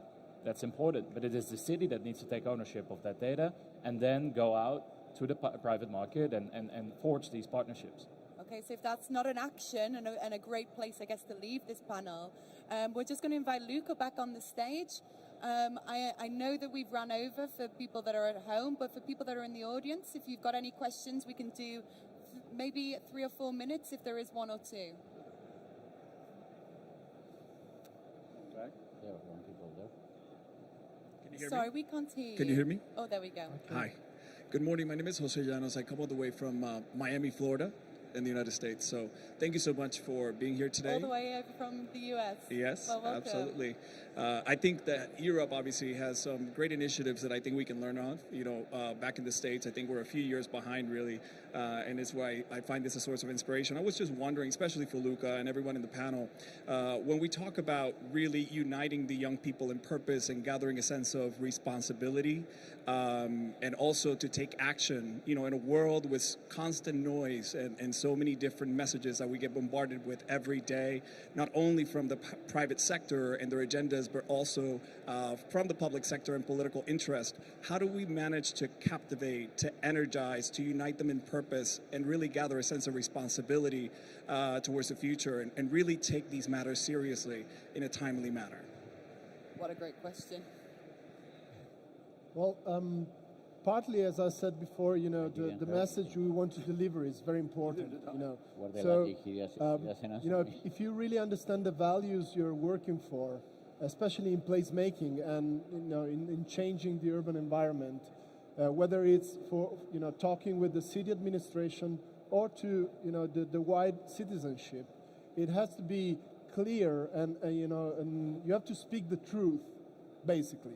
You have to actually say what you're doing why you're doing what you do, because it's not always that clear, you know. And people most of the time thinks that there's a second meaning behind it, whether if it's just for the benefit of the urban environment and, you know, for the betterment of where we live, to create places and experiences, as most of the panelists also said, that will be, you know, immediately perceived by by the people, and young people especially, because they are looking for things that are, somehow very easy to grasp and not too much packaged, or I'm always surprised by how many young students coming to volunteering in some of our placemaking initiatives. They are happy to have their hands, in the dirt, in the grass, to do actually something. This is very important. So we have one more question as well over there. Hi, it's David from Denison. Great panel discussion. Sorry, we can't hear you. Can Do you hear me now? please? You hear me now? Yeah. Okay, hi, David from Denison. Great panel conversation. This is an observation and a question. Listening to all of you, this phrase came into my head that you were describing city as a service, which is both physical and digital. And if I point the question maybe then to Jordi, you slightly indicated it, but who is going to take ownership of that? Is it the city marketing boards? And it's not just about data, but it's also integrating physically and digitally these different organizations to provide that service. How would you propose to structure this? I really believe that, and it also ties into the previous question actually, you need strong leadership by vision. And yes, it is city as a service, but you need some sort of centralization in this topic. A fully decentralized model, I think we've done it now for quite some time, is not the best outcome, I think. So you need aldermen, you need mayors, you need perhaps even people like Miguel that have a strong vision on what a particular part of a city or a city is to become, and take a 20-year outlook at least on what you want your city to become. And that's where the placemaking comes in. There you have to be honest. What do you want your city to become? And whether you want to do that through referenda in cities, or you want to do that with strong vision and you take in some sort of city council a decision on that, that's up to the cities themselves, I think, on how to organize that sort of decision making. But in the end, there's one person or one group of people that need to take that first step, need to plot out a vision and hold people accountable for it. Guys, this is what we want. Please pitch in if you have an idea that fits that vision. Yeah. Okay, that's all we can do for today on this session. Please give us a huge round of applause for our amazing panelists. Thank you so much. Thank you, everyone. Thank you. Perfect.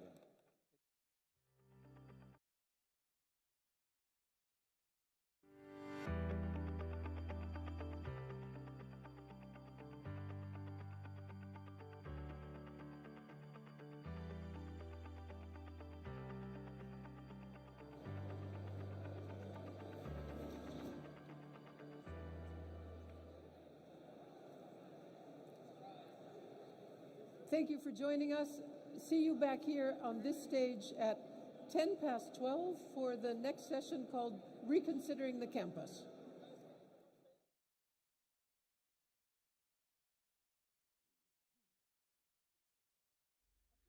Hello community, my name is Kellyanne and this is a warning for the next sessions which are taking place on the Plaza stage, Reconsidering the Campus at 12:15 p.m. and the Academy stage, the Market Insight on Spain at 12 p.m.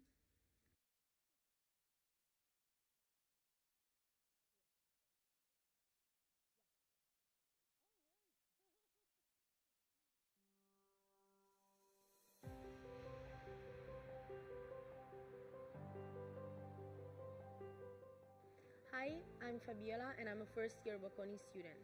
I chose Aparto as a place to live because I wanted to be next to Bocconi, but at the same time I love the idea of living in a place where I could meet so many people from so different nationalities. The thing I love the most about Aparto is probably the courtyard. In fact, it's not that common in Milan to find so much space outside. Hi, my name is Christina and welcome to my kitchen. This space is very beautifully designed and it provides a perfect time to spend with your friends, your flatmates, and the three sections, the chill area, cooking, and terrace. Beauty can be part of our everyday life, and we want to give a taste to our students, bringing arts into new and unusual spaces. The building from the outset is focused on the well-being of the students. As you arrive, a single entrance monitors and also cares for, from the point of security, but also from the point of well-being. That entrance is the heart of a series of social spaces which extend over the bottom 2 floors of the building. The design process has combined the urban needs of the city with the demand and needs of the neighborhood and the context.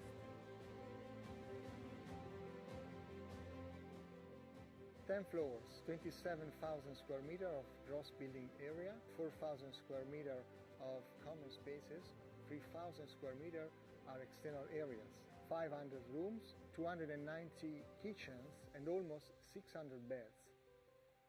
Aparto Milan Giovanale, the very first innovative project in terms of students' residences.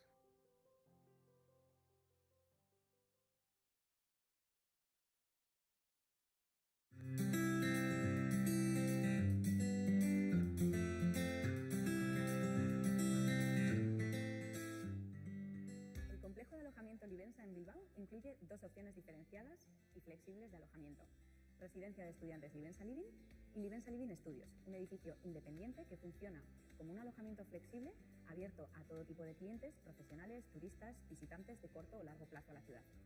El concepto y el diseño tienen como objetivo una transición natural de los estudiantes a la vida adulta, así como la posibilidad de que surja una comunidad conjunta. Ofrecemos la mejor relación calidad-precio y nos preocupamos por la comunidad local. La posibilidad de desarrollar ambos usos en una misma parcela se consideró una ventaja del proyecto para asegurar una oferta completa durante el curso académico y en verano, con la posibilidad de diferenciar la cartera de clientes y atender todas las necesidades en esta parte de la ciudad de Bilbao.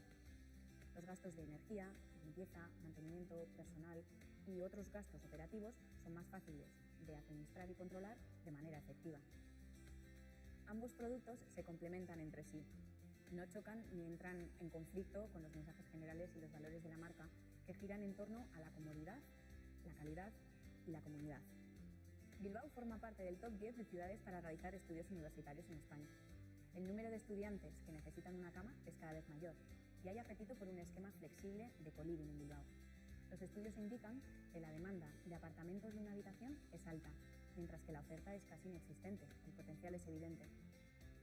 Finalmente, no hay hoteles en la zona, están ubicados cerca del casco antiguo, por lo que Livensa Living Studios también atendería la necesidad de estancias más cortas, turistas, viajeros que deseen o necesiten quedarse en la zona. Livensa Living Bilbao ha llegado para integrarse perfectamente en el barrio y atender todas las necesidades de la comunidad local.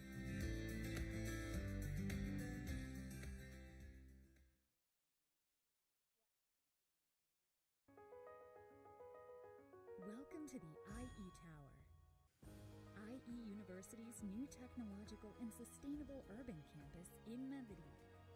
As the third tallest campus in the world, the IE Tower measures 180 meters with 35 floors and an area of 50,000 square meters. The IE Tower is a vibrant training ground for learning innovation.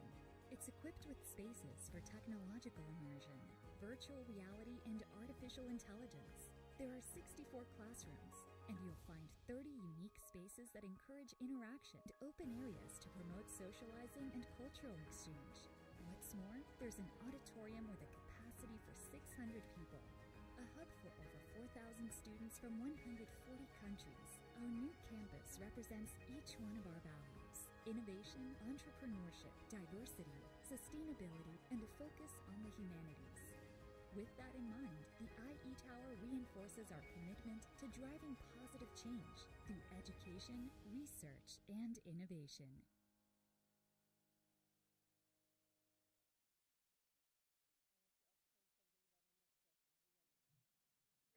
Hi, my name is Fred Lackenbull and I'm the CEO of Lavanda. Welcome to our office. We are the leading specialist in flexible living property management systems. We've spent the last 6 years building out our platform around the world with some of the best-in-class owners and operators of real estate.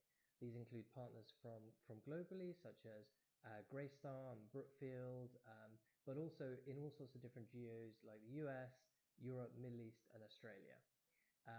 We started here in the UK about 6 years ago, and we really had a vision about flexible living within the student context, where people could stay at assets from 1 day to 3 years. It really doesn't matter. And what we wanted to unlock was the optimum utilization of assets, but crucially drive down the cost of living for students. On average, our students pay 20% less over the period that they stay at accommodation by only using the accommodation when they really need it. Which is a fantastic boon in these really difficult cost of living times. So thank you to the class, and this is Lavanda.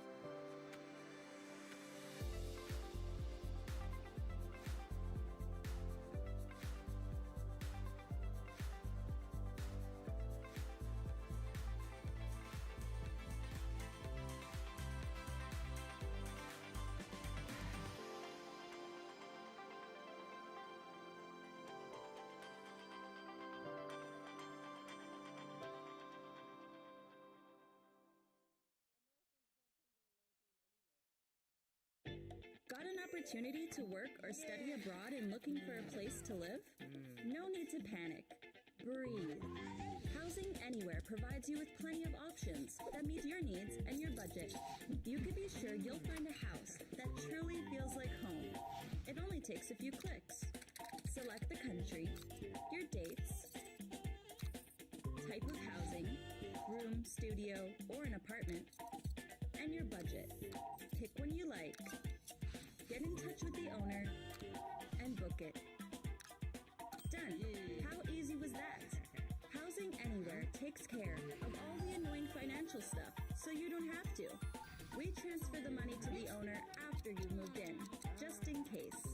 It's easy, safe, and reliable. Housing Anywhere. Feel at home all over the world.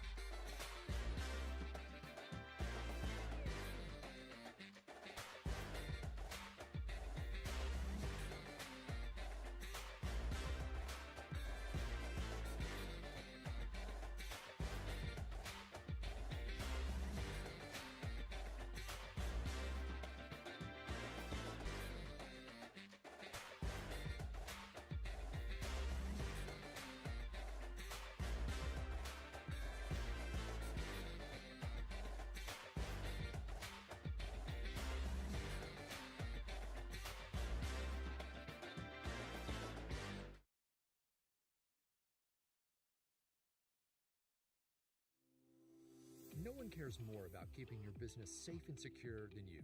So what happens when you're not around? Eagle Eye Networks gives you peace of mind when you're away. Our cloud video management system makes all your security camera video accessible on any smartphone or tablet, anywhere in the world. Get custom alerts when crucial events happen, and easily share video clips with stakeholders and first responders. You'll save money by using your existing security cameras. Plus, we integrate with other third-party solutions like access control, license plate recognition, and enterprise reporting tools. What's more, Eagle Eye's analytics and AI can unlock critical business trends and patterns. And your data is encrypted and protected with enhanced cybersecurity. Keep your business safe, prevent loss, and enjoy increased control wherever you are with Eagle Eye Networks.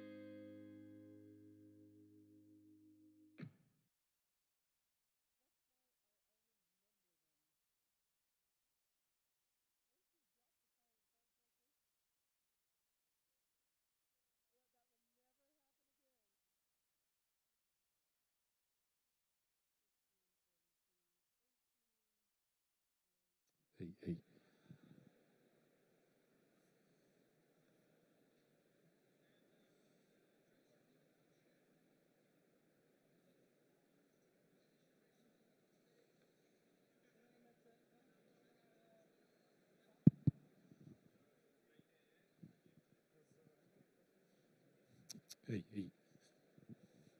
Check. Check. Check. Check. Check. Check. Check. Check. Check. Check.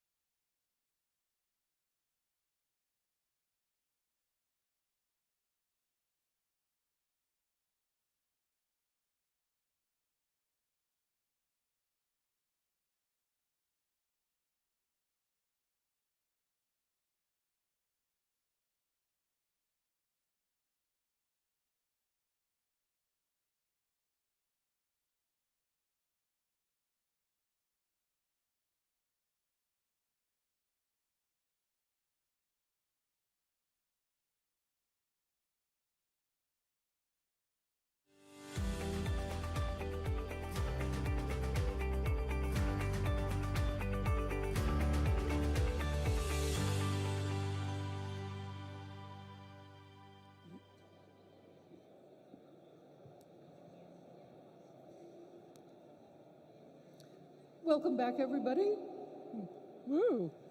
This is like God speaking to you. Yeah. Welcome back, everyone. I'd like to welcome you back to La Plaza for our next panel. And this will be session number 3, Reconsidering the Campus. And this is a topical issue because, as I mentioned in my introduction, even ordinary business parks are now calling themselves a campus because they see that this is something they want to identify with. Oh, goodness. This is my Wizard of Oz voice again. So may I welcome you all back to La Plaza for our 3rd session. Can you hear me? Yeah? It's good. Okay.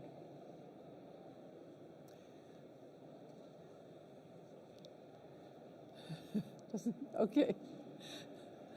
Then I would like to introduce our inspirational speaker for panel number 3. That is Cristina Mateo Rebollo, and she is the Associate Dean at the IE School of Architecture and Design. And as, of course, all the Spaniards know, IE is the most important and international business school here in Spain. Cristina, the floor is yours. Tell people, yes. And please, in order to follow this session, do put on your headphones. Thank you. Thank you a lot. Well, thank you for the class conference for inviting, in this case, inviting me in on behalf of IE School of Architecture and Design and IE University. Can you all hear well? Those who were, okay, fantastic. So, I'm going to talk to you, and I hope that more of you come here, about the urban campus as a 3rd space, okay? Something really interesting. We are actually experiencing, and you are all experiencing, something about how we are experiencing the anytime, anywhere lifestyle.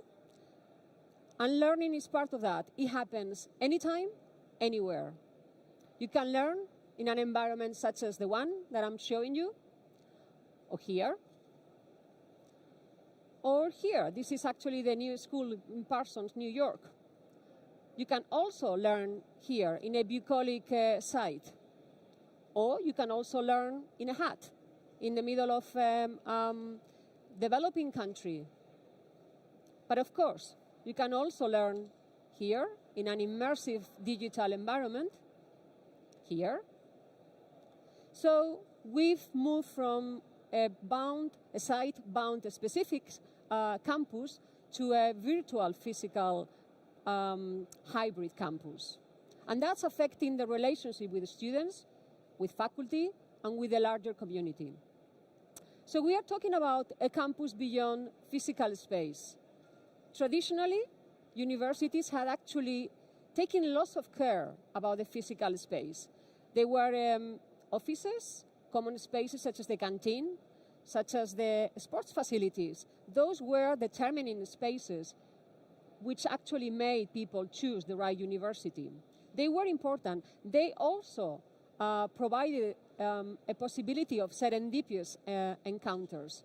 And that's what made a very interesting factor of university life. So what we are kind of talking about here is learning and experiencing university life beyond the classroom. There is research which actually supports the idea of learning as actually taking place not only in the classroom. We also are experiencing lifelong learning. We don't just learn whilst we are at school or whilst we are at high school or whilst we are at university. We want to learn all the time, and we do in fact learn besides the classroom, as we said. So increasingly we are actually experiencing this idea of on-site, remote, and everything happens anytime, anywhere. But also we had COVID, and during COVID we experienced immersive environments more than ever. We use Googles, we use helmets. Sometimes we didn't use any of that, but we actually experienced contact with other people through virtual environments. So learning and experiencing the interaction with each other happen at the same time, synchronously, but also asynchronously, also at the same place and also in remote. So what's the campus experience? It's changed, right? According to a Salesforce Connected Students report done this year with different students from different countries, it was evident that still there is room for improvement in the students' experience. So what is the killing factor? What is that people, actually students, really look for and they really are mostly fond of? And what they are actually is missing, and they find that is particularly important when it's not, is the feeling of belonging, the idea of feeling a sense of that they are actually well. They feel their well-being is based on the idea of connecting, the idea of community. So if we think that the campus is something more than a learning site and it's more about connection, the time is now. Now we have the experience, we have the technology. So let's think of what we can learn from the campus beyond a learning site. And architects, and I work for a school of architecture and design, architects have been thinking about this for a long time. They've been developing plans and ideas to build campuses, for instance, that are what we call in sociology a third space. Something that allows interconnection, something that allows shared uses so that people can actually bump into each other and serendipia takes place. So involvement, community building, local engagement. At our university, we do work with the local community. Our students are actually doing projects with the local community so that there is an interaction between them. But now, also, with the disruption coming from the physical campus and the allowance and affordance that the virtual allows us, we have many more possibilities. So the way forward, there is no boundary between indoors and outdoors. That's the campus now. Belonging, but anywhere, can be also inside or outside. The idea of inclusiveness, a big factor of a third space and a big factor of wellness. These type of activities, rituals, make people feel inclusive. So the unique DNA of the campus and universities these days is moving from just a site of learning to a site of community building. And that means also that our space and our role as educators is changing. Now we are much more about developing ties with the local community, physically but also virtually, and creating an ecosystem of networks so that the students, faculty, the staff, and the local communities feel that they belong to a same community. So thank you very much.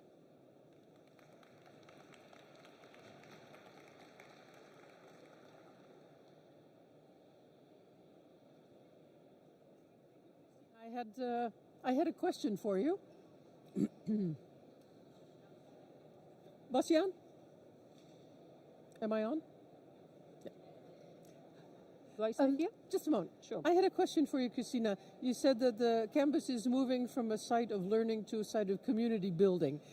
But I know that there are many cities that don't accept students easily. They think they make a lot of noise, they don't have money, they're not bringing enough. Does that vary from city to city, or is it just that some cities are quicker to learn that this is a real asset than others? It's an excellent question. I think that what I was talking about is really about the responsibility as well that universities have to think of that, to think that sense of belonging with the host community, with the host city, is an important one, and there needs to be projects so that those ties are actually fostered. So the type of projects that our students in our university do with the local communities are actually enabling that sort of friendliness and sort of sense of welcoming that cities and local neighborhoods actually have towards the students, and vice versa. They need to be actually part of the same community. Absolutely. Yeah. And how can we help cities realize this? Well, I think that through events such as this, where we are talking precisely about this, I think that here is a site where we have representatives of the institutional, like the institutions such as the city council, but also the regions, and also the academic representatives, as well as the providers of school accommodation and those who are actually service providers. Mm-hmm. And the students themselves, of course. Yeah, yeah. They're the biggest asset. Absolutely. They are. Okay, thank you very much. Thank you. And I'll invite the rest of our panel to the stage. May I invite Eleonora Guardini? Eleonora, welcome. You are the Sales and Marketing Director of Reza, and you are next to Christina. Anita Suman. Anita, you're the Director of Accommodation and Operations at the University of Birmingham. And we have also with us Amaya Echeverria Canal. You're the President of the Erasmus Student Network in Spain. Yeah, I think I'm going that way, yeah. And finally, hey, our only man on the panel. Yes. Nuno Fidelis. Fortunately. Fortunately. Nuno is an architect and consultant for sustainability with Seville's. Yes. And I will hand it over to our moderators, Eleonora and Anita. Yes, thank you. So I think that was a fantastic, inspirational speech, Christina. I think there's a couple of things that really stuck out for me. So representing a university, quite a large one in England. So a sense of belonging, learning beyond the classroom. I think that's what we're going to talk about as a panel today. I think from my perspective, we have 37,000 students that we reach and quite a high international student number. So I think this is going to be a really insightful panel. To kick off things, I really wanted to pass over to Eleonora, co-moderator. If you can just share a little bit about Reza and your background, that'd be great. Thank you. So, yeah, as you might know, Reza is the largest operator in Spain. We currently have 40 assets across 21 cities, university cities, and over 10,000 students living with us. So definitely a connection with Christina's inspirational talk before about the need of creating a community and feeling of belonging. I think it's going to be a recurrent theme here for today's panel. So I think what really stuck out is where campuses are so vital. We need physical spaces. COVID has taught us that virtual is also present and we need to adapt to it. So talking from your experience, what is the PBSA role now, especially from your perspective, having such a large presence in Spain? Well, I think that if we think about, redefining the campus and going beyond the physical space and the classroom, PBSA and student housing operator at Reza have a key and crucial role and a big responsibility, really. We don't offer just accommodation and a bed, but we have a responsibility in looking after well-being of students living with us. It's their new home, and there is a very important need to be feeling belonging to something, beyond the classroom. And so for me, it's all about the experience. I always say Reza is all about the experience. It's about fostering community, making sure that there are spaces for students to connect. So we go beyond the classroom, but also making sure that we create additional spaces outside the classroom. And here probably it's not just the student housing operator, but the cities that come into play with their role in terms of infrastructure and facilities for students within the city to be able to experience and learn. And in terms of student housing operator, I see, interaction, connectivity, making sure that they've got an opportunity to make friends, because it goes beyond the campus experience and the learning years. It's going to be friends and connection for life and lifelong learning. And I suppose, how do we create that balance? So, Christina, what would you say around the physical, the virtual, and I hear what you're saying, creating a sense of belonging, all of that, but how do we create the balance of it all? Well, we are in a transition at the moment, because I think that universities, and also I'm sure that also is happening to residential providers, we are actually providing immersive environments for students, which don't necessarily require the physical site as much, but at the same time, there is a clear value in the possibilities that the physical attributes actually, in a way, foster. So It's more about the kind of affordance that the physical space can actually provide, so that there are also multiple ways of using them which can extend the physical experience to connect with more people and are not necessarily requiring people to be physically at the same time at that very site. So it's about creating more possibilities. I think that is a time for creativity. And I think that service providers of students' residents, as well as universities and our infrastructure, has to be thought in that way. And I agree. And actually, you said flexibility, which is a perfect response to making striking the balance. So, in a world where virtual teaching is now probably 10 to 20% of student learning, how are we creating buildings that support that? Was that you? Yeah. Are we okay? We're good. Very good. How are we supporting it?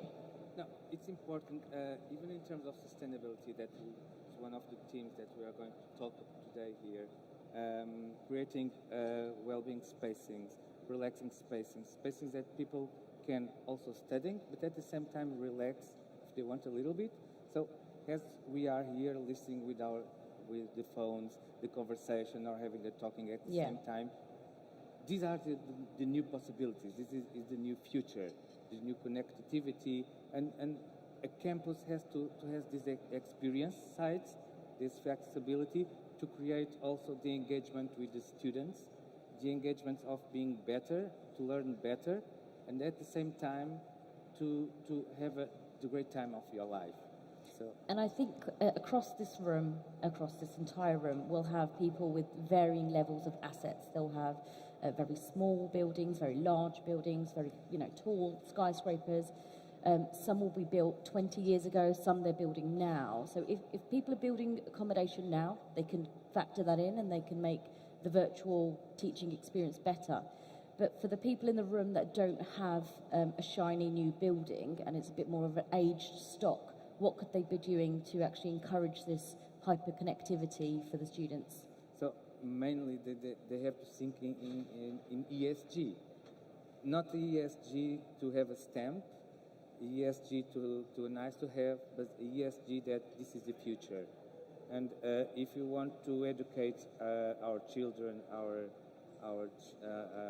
young people, our students, even ourselves, we have to create buildings that can teach us and buildings that we can achieve to have a better world. Saying this, buildings with water and energy efficiency, buildings where you can monitorize and understand the quality of the air, buildings where you can have that flexibility that we were talking of, having suddenly a small room to have a class, or suddenly transforming a huge auditorium, spaces, outside spaces where they can have classes. Yeah. Creating mobility, exchanging in terms of buildings, a good waste management. So there's a lot of good examples to put in new building that will, and this is important for the investors, reduce the operational costs and mainly thinking from the beginning, a good residential student housing or a campus can be transformed quickly on a sustainable place. And this is important because campus can be a laboratory to develop a sustainable city. And this could be the focus to the tool to use to change the future that we have in a short period until 2030 and until 2015 to have our plan, Europe at least, that decarbonized.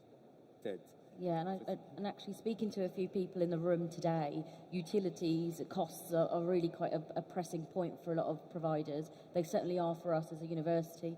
The costs are just increasing, and there's the squeeze is always going to be potentially put back on the student. Yeah.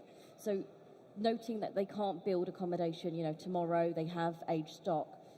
Just for the panel, anybody, shout out your answers. But if there was a silver bullet that could be applied, what would it be to striking the perfect balance? So, opened up to the entire panel. I can. It's a hard one. No. It is a hard one. Yeah, Nuno, you go first. No, you don't have to change so much the budget that you have for a building.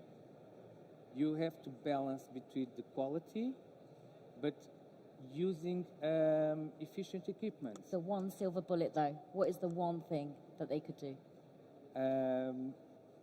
Efficient equipment. If they choose from the beginning efficient equipment, they can then extrapolate that, and they will have a building with less water consumption, with less energy consumption, with air quality efficiency. If they do a good fabric of the building, they will not need to change the temperature of the building so much. Yeah, so get it right first time. Exactly. And then a silver good project using Absolutely. a good architect. And you're available for consultancy as well. Open for job. I would say for me, thinking about Reza and the community we manages, it will be about purpose. If our residents find purpose and an objective, then of course you can have old buildings where ESG and energy saving or technology is a little bit more tricky to implement than a new building. Thanks to the purpose and the education and awareness that we can raise to our residents, there's going to be a collective effort to have an objective, a common objective on this. Well, for me, I think that is the idea of people wanting to go back to campus. And let's not forget that actually we have had people not actually in the campus, not in the halls of residence, not in the physical space. So the fact that we have, in spite of talking about hyperconnected connectivity, the fact that we want and we have students, faculty, staff, the community coming back and wanting to come back and meet with each other, that's, to me, the silver bullet. And for that, third spaces, thinking about third spaces is key. Yeah, I love that third space. Agree. Maya? Yeah, for me, like the silver bullet could be to support local associations. In my case, for example, in Erasmus Student Network, we are working currently in 42 countries all over Europe. In Spain, we are more than 2,500 volunteers working in ESN. I think this is a very important point because we are directly working with the students and we have those answers. Indeed, we make the ESN survey, which is the largest European-wide survey project conducted solely just by volunteers. We had more than 100,000 answers last year, and we use those key points to analyze the impact that the mobility has on the students when they come back. What are their feelings? What do they need? What do they change? So regarding what Christina mentioned before about building that community and wanting to come back, I think that for those kind of things, it's super important to build up bridges with the associations because they are the ones who are at least mostly committed with the real feeling of being a student, because at least in my case, I'm not a student anymore, I am a worker, but I promise you I spend more time working for ESN than for my actual work. So I think that that's a key point between young people who want to really build up a new way of life of campus and being hyper-connected and everything. So I think that would be my silver. And I'd probably echo that. So, I mean, we did a piece of work looking at our students, actually, and the WOW guys who are here, they did a real deep dive into our students to understand what they wanted from, us as an institution. And I think what we got from that is we started to shape our business around them. And I think a lot of the conversation that we have at a conference like this, we forget to talk about the students. We talk about the buildings, the assets, what we should be doing to improve matters. But, if COVID's taught you anything, it's that you change as people. I'm certainly different post-COVID than I was pre-COVID. Things matter to me in a different way. And I think you need to go back to the students and really understand what's important to them, which I think actually, the way that we're building is really, really critical to that. Yeah, I would like to come back to the ESG, just to say one thing, that we are always talking about the E. and we are already completely tired of listening about the E. We know what is the E. The S at this moment is the important part of a campus, the social. How to bring the students back to the universities, how to create a connection with the community, how to make them belong to the place. And this is something that is important in terms of creating experience spaces to do it, the third space, and with these connect to people.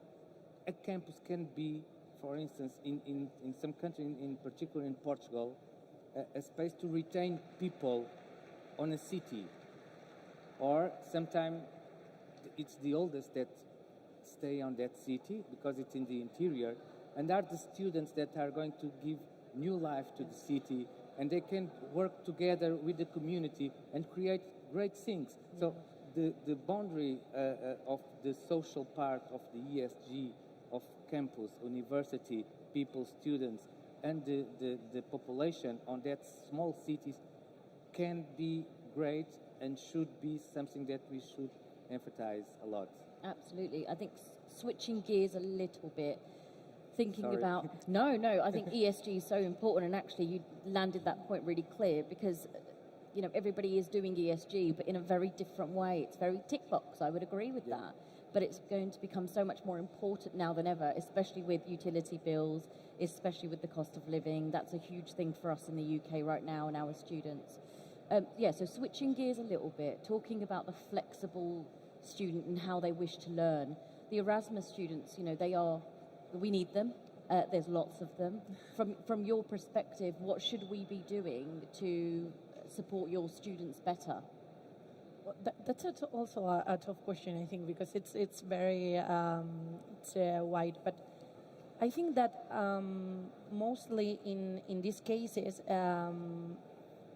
having such a great opportunity as I'm having today of being here, talking with you and being with other partners, it's sometimes the key point to really make to really build these bridges that we have been talking about. Because in the case of the Erasmus students, when they travel and when they go to other countries to study and to make a mobility, they are hoping for the best experience of their lives. And we are thinking, and we are actually talking about what happens beyond the classroom, and not just like the studies and everything, and how do we build up those social skills that we kind of develop when we go to another country and we are living on our own for the first time and everything. So I think that having these kind of spaces, as we are having today, for associations as ESN to talk about, is a very step up for us, because, for example, we actually work with a lot of housing partners, with a lot of academics, with a lot of universities, with everything that are here right now. So it's essential for us to have those kind of spaces, and also to focus sometimes on the local experience they have when they go to those places, because it's true that we have to build up this commitment and this belonging feeling with the university, but also with the city they go to. So, for example, in ESN, we work a lot with that, because, for example, in Madrid, in the region of Madrid, we have 5 local sections working currently, and we try to make they feel that they are not tourists, that they are living here, and that they are somehow creating this enrichment of the society with their experience. We make a lot of activities with them. We make city tours and everything when they come. But also we make voluntary work with them. We go to plant trees. Yeah. We go to schools. We have an initiative currently that is called Erasmus in Schools. We go with Erasmus to schools that usually don't have those opportunities to travel, with little kids that have never been abroad because they don't have those opportunities, and to have these interactions with the global world we are living right now.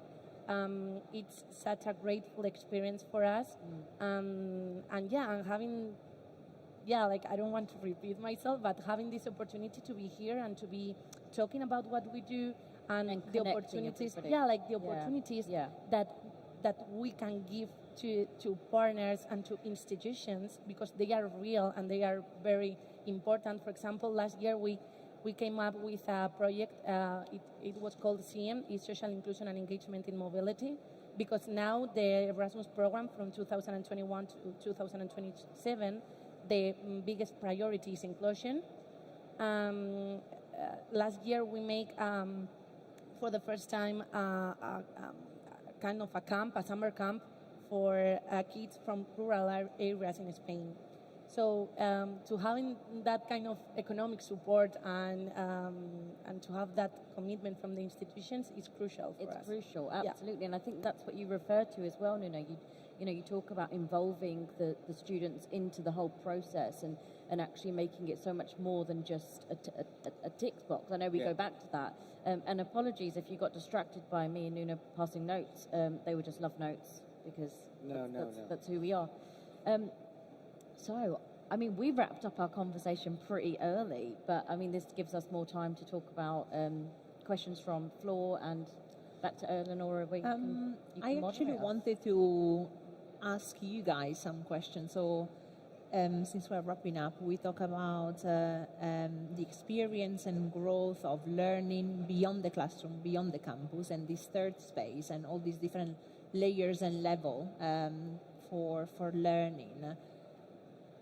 So, seeing all of this hyperconnectivity and the campus experience beyond the physical campus, what do we need to do? I'm throwing it back to you. What do you need, Christina, from me, from Nuno, from Anita, or from Amaya? We all play important roles within the campus experience, within a city where students live. So what do we need from each other? I think that the idea that things need to happen and be planned across certain kind of, in a way, everything is happening very fast, but at the same time, I think that we need to think of across time, because increasingly we are not taking into account that maybe students are just not the typical kind of young, 18 to 22, 23. The idea of lifelong learning is actually providing with new possibilities. I do see universities, and we are seeing, definitely in our university, being populated, and why not all the services around, and why not the cities that host this university experience being populated by people of diverse ages, diverse lifestyles. I think that lifelong learning is going to provide with all these different alternatives. So I think that we need to be talking, because that's happening right now, and we need to factor in that and give solutions for that sort of evolving solution. And if I could add to that, I don't think there's enough research done into universities. So we effectively exist because of universities and higher education. That's why we're here. And sometimes I don't feel that there is enough research done into those universities. So if you are delivering a building within a city, how much do you actually know about the strategy behind each university? What are they planning to do around their commuter figures? What are they planning to do around their international students? What makeup do they have? And therefore that should dictate what you are putting there. And still today, even in my city right now, there is a developer that's putting something up, and they've never spoken to us. Yeah. Never spoken to us. That is a mistake. Absolutely, but they've got the consultants in that have said University of Birmingham demand requires accommodation. Never had a conversation with us, and it's just it baffles me that that's still happening. And they are solid providers with massive investors and massive funders, and I think we all know by the time you get to planning, you've spent quite a shiny couple of million. So I think there needs to be far more research done into the cities that you are developing. And if you're already established in a city, go back and research, because they've changed. And communication, I gather, as well. Oh, I mean, that would be nice. Because from me on my wish list, looking at university and university partners or potential partner, is really to have an open communication and have an understanding on what's your agenda in terms of student community, student well-being. how can I, as an operator, support you in this common goal we have? How can we plan together in developing activities and support your students in our city, in our student accommodation, and in your university? But then also, conversely, I care about you. So I want to know what funding changes are happening. I want to know where you're planning to spend your money, where you're not going to spend your money, if you're planning to have a long-term nomination. That actually matters to me. What frustrates me even further is, you'll get a fantastic brand that gets established, and then they sell, and it dilutes something, or things change, and we're on the end of it. Which means if I'm on the end of it, my students are even more remotely on the end of it. And that's my frustration. Yeah, if I can make a point on what Eleonora just said, because I think that information is super important, but how do we communicate that information is even more important. In our case, with international students, we have came up with a conclusion that is that with all the research that I just mentioned with the ESN survey, is that there are more than 70% of the students who don't go on a mobility program don't go because they don't have enough information about how much money are they going to spend, are they going to find accommodation, regarding the educational experience, how it's going to be in the destination, everything. I mean, from all the students that don't do, more than 70% of them don't do it because they don't know, they don't have those kind of information. In the case of here in Spain, and also in ESN International, we have like the basic Erasmus Plus grant that everybody receives. But also in Spain, we have, per regions, they have co-funding grants.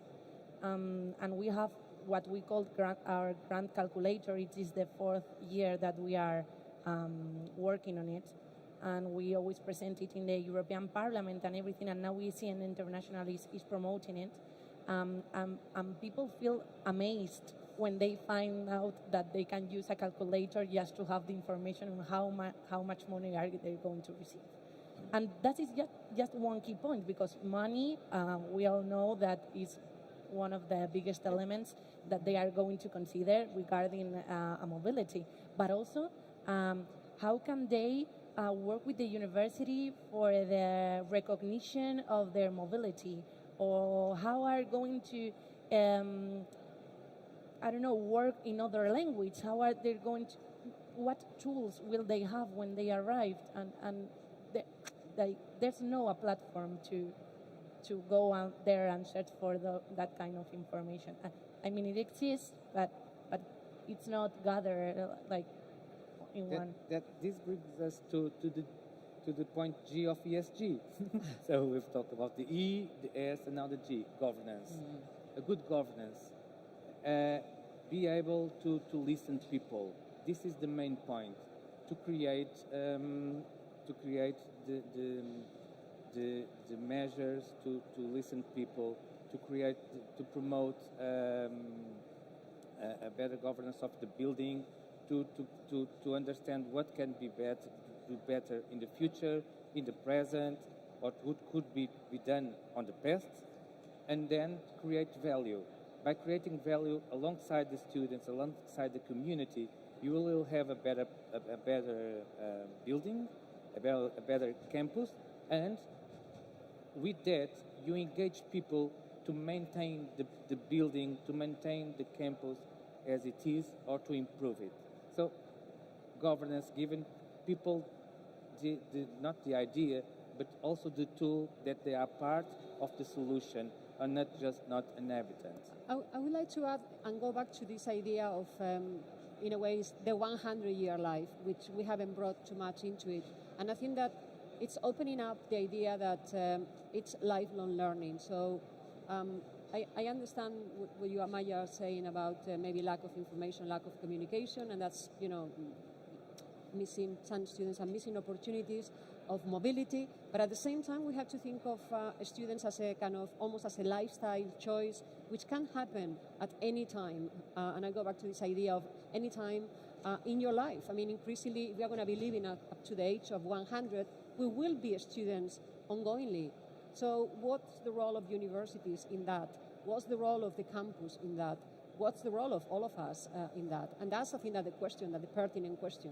I think I'll just add to that. You know, around student makeup, I've talked about getting to know what the students are. You know, what type of students you've got at each institution, why they're living with you, why they're picking your product. And actually, for us, our postgraduate students are increasing. We're seeing a huge shift in how people want to pick up higher education. So it's always been about the first year undergraduate student that then you then retain for 3 years. But actually, you need to look at that top-up degree. And especially universities need to get smarter around that, because fees related, and it's all additional income. And there are also satellite campuses which are opening. So for us, we've opened a physical campus in Dubai, but we have satellites everywhere. And actually that sort of learning and that age group and that demographic is vastly different to the large cohort that we are used to, the 18 to 22 figure that we talk about so frequently. And hyperconnectivity is key for this, because we are seeing that there are new ways of delivering the experience, which has to be maybe complemented with the role of the physical space. And I think that we have to rethinking about this hybridity ongoingly, and provide with, inventive solutions for that new 100-year life and lifelong learning approach, which will require different ways of engaging and much more proactiveness from all of us and from students as well, and the local communities. Because the local is maybe no longer a valid term. I mean, you can be local, but at the same time, you will be connected to a myriad of networks. So that has to be factored in as well. In England, we've got an apprenticeship levy. So this is where you can top up at any point into your education.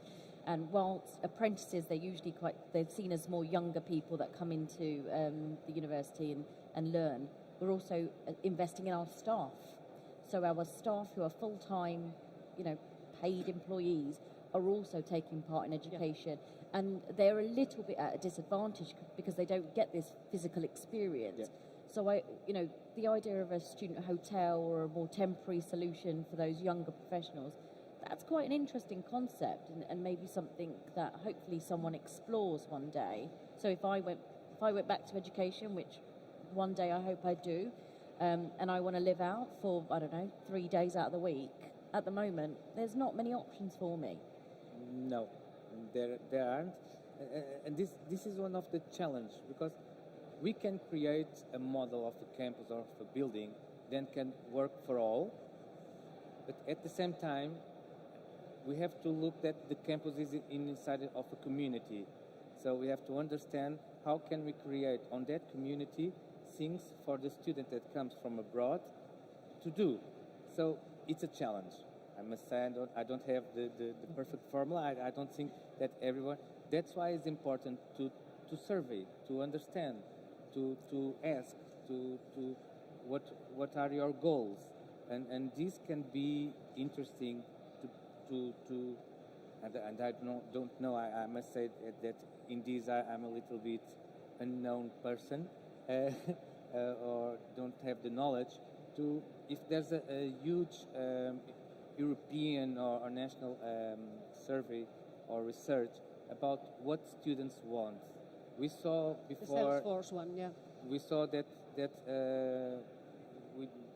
a survey that shows if they are happy or not. They still are on the 60% on yes, for improvement. Yeah. But I think that we, as an architect, each time I go for a project, I try to understand what is going to be the user of the building. We are not talking about containers. We are talking about people that are going to use homes. A building. Yeah. And so this is the important thing. And then to create all these kind of solutions, inside, outside, experience, inside, outside, connectivity, community, engagement, everything is so important. But that's why exist architects, that's why exist engineers, that's why exist people that have been thinking about this for a long, long time. And now we just have to adapt to the times that we have, to the connectivity, to the mobility, all the challenge that we have on front. And to keep serving our communities, because ultimately there's communities and people studying on campus, living with us in residencies, and I agree, we need to keep serving and listening to our residents and customers. Yeah.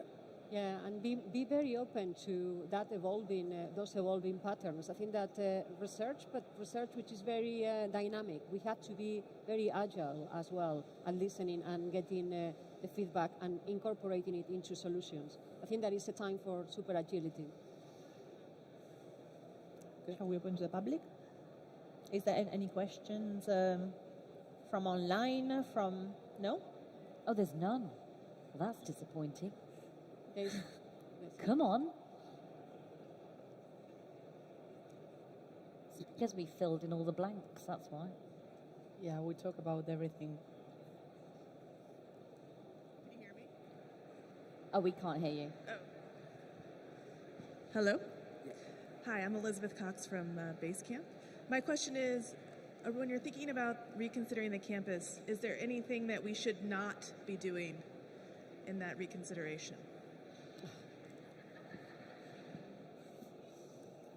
Good question. I think we've all looked puzzled, so I will answer and then give panels a bit more time to think about their response. For me, it's once you make your strategy, stick to it. There's nothing more confusing than quite a large provider or a funder or an agency of any sort deciding they're going to go in one direction and then change because it's really difficult to follow. And I go back to the students. If I don't follow, usually the students are far more behind me. So as a university, we'd like to know what your strategy is and run with that. So if you're going to build high-end accommodation, which is fancy and in the very expensive price point, stick to it. Don't try and then introduce a value product because it will confuse the market entirely. And actually, there's one provider that does this in England, and it's utterly confusing, and students don't understand the brand. And I won't name them. But yeah, stop doing that. I would say it's a very simple thing, but I would say that not stick to the students' needs would be a mistake. This may seem so simple, but it's true that there are some communities and some regions where students are trying to communicate with these institutions and the universities and trying to explain their needs, and they should be heard. I know it's simple, but I think that it's the key point on this. I'm going to be perhaps too much direct. Don't stop to try to improve all the time. And I think that the title... Sorry. No. I think there's always so many things to improve, so many things that we can achieve, so many things that we can say, I can be better on this, I can be better on waste management, I can be better in the water consumption, I can be better in terms of the energy consumptions, I can create better places to have my students in. So I think that always the not to do is to stop to improve. No, I was just going to go into the same. I think that the title of this session is Reconsider the Campus. So therefore, what not to do is just not reconsider. It's just constantly being thinking of what it means, the campus, because as we said, it's evolving. So be all the time able to adapt and reconsider. And I will say that also reconsidering and reinventing a campus or beyond the campus, a place where students are, might be a bit scary sometimes. And challenging, and probably with many levels and things to tackle. So I think not to do is to do too many things at the same time. Start little, choose a few battles, and start building up on that. I would want to space to improve. Say we could go on about this actually because it's clearly very passionate. But I think we've got another question.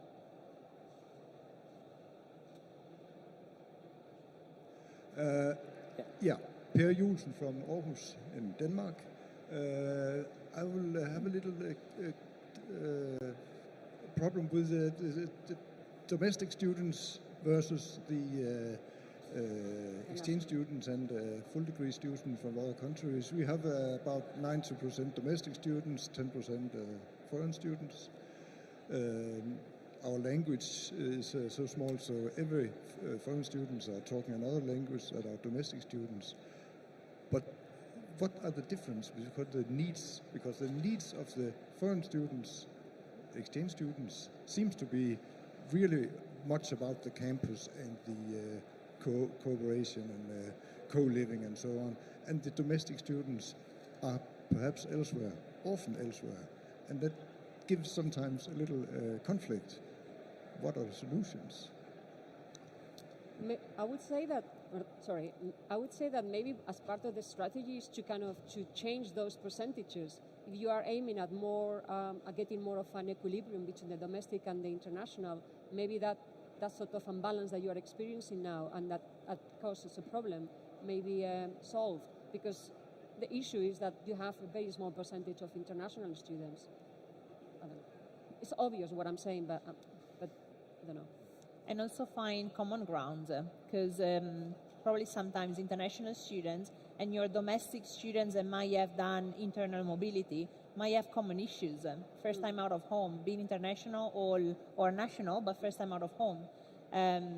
Feeling lonely and isolated, not part of like an integrated community. So those are common points where you can bring them together really and build on that.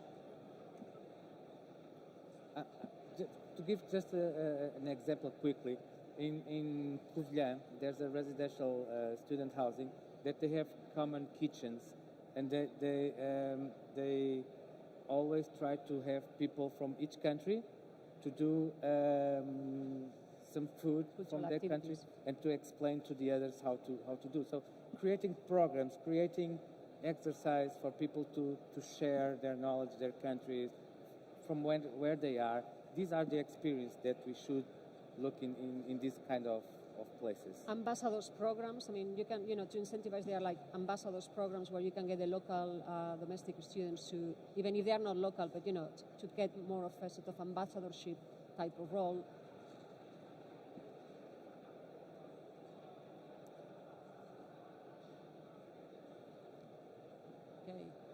Okay. I think that's all the questions done. So, well, we're going to. I'd like to thank our panel for their insights, and in every panel I learned something new. And one of the new things I learned today was that the University of Birmingham has just opened a new campus in Dubai. Did you know that? We have, it's massive. Anita, why Dubai? Oh, I can't, well, I mean, that's a whole session in itself. Big question, a whole session of its own. Yes, I mean, essentially it's to diversify our audiences, and it's to make it more accessible. It's a controversial decision, I would say, if you ask our students, because of the obvious reasons of the Middle East. But it's a fantastic campus, and we've got real big ambitions to grow our students there. And obviously offer a more flexible course as well, so you can start in Dubai and then you can come to Birmingham.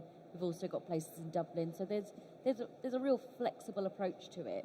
Maybe there should be a class conference in Dubai.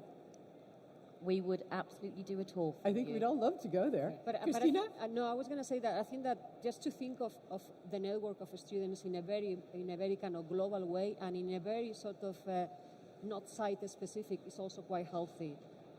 We have 90% of our students are international in IE University. I just came back from Dubai, and our body of students and alumni living in Dubai is massive. There are opportunities of work. It's a huge hub for the Middle East. So all these opportunities of connectivity can be tapped, even if there is not a physical campus there. Yeah. Thank you all very much. Pleasure. I really enjoyed this panel. And to you, our audience, we will see you back in 20 minutes for our panel on bridging the PBSA gap. Thank you. Thank you.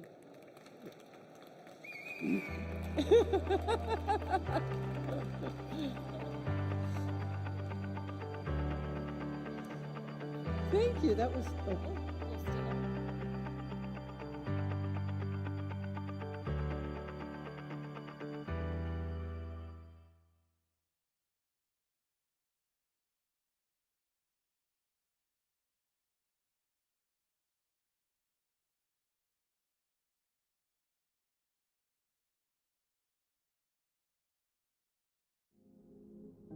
First of all, the perfect student city doesn't exist, right? Well, we decided to give it a go anyway. We asked our community what makes a perfect city. I would start by drawing like a square, a place where people connect, where different things come together. Moving out from the square, I'd add diverse places for people to live, learn, work, and play. I'd walk, cycle, or maybe a quick public transport. I can reach pretty much everything I need. Entertainment, music venue, bars, pubs, a place where I can work. So how do we help universities to attract and retain the best talent?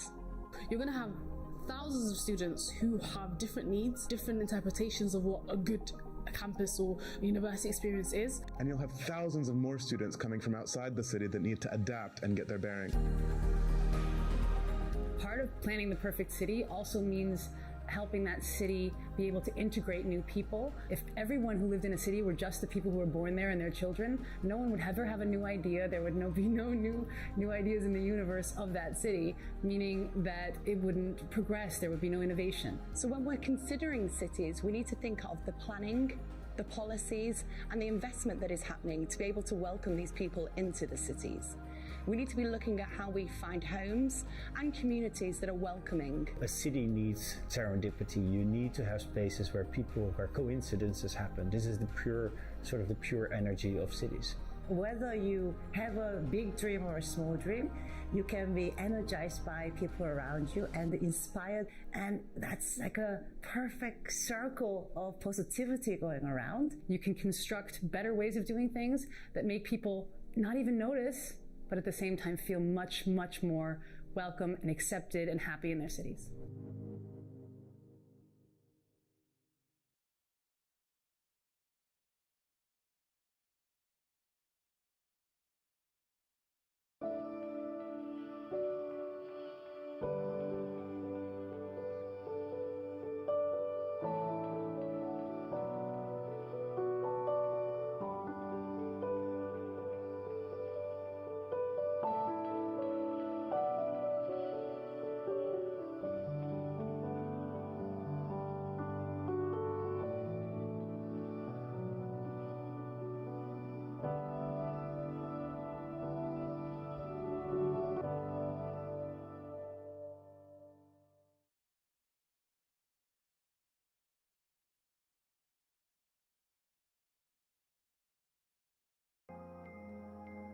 Welcome to the world of ASSA ABLOY.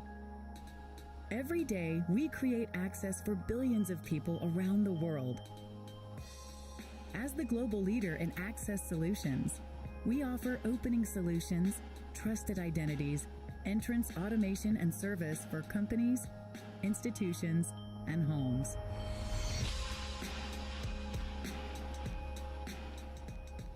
Since 1994, we have expanded successfully through organic growth and almost 300 acquisitions. Today, we are present in over 70 countries. Our products and solutions create access to your home, at work or school, when you shop or travel. Some products are very visible, like keys, locks, and doors, while other products are embedded in solutions like e-passports and identity solutions. ASSA ABLOY is a large and diverse group, but we also have a lot in common. We share ambitions, and we let empowerment, innovation, and integrity guide our work. Together with our customers and partners, we will continue to develop innovative access solutions that help people feel safe and secure so that they can experience a more open world.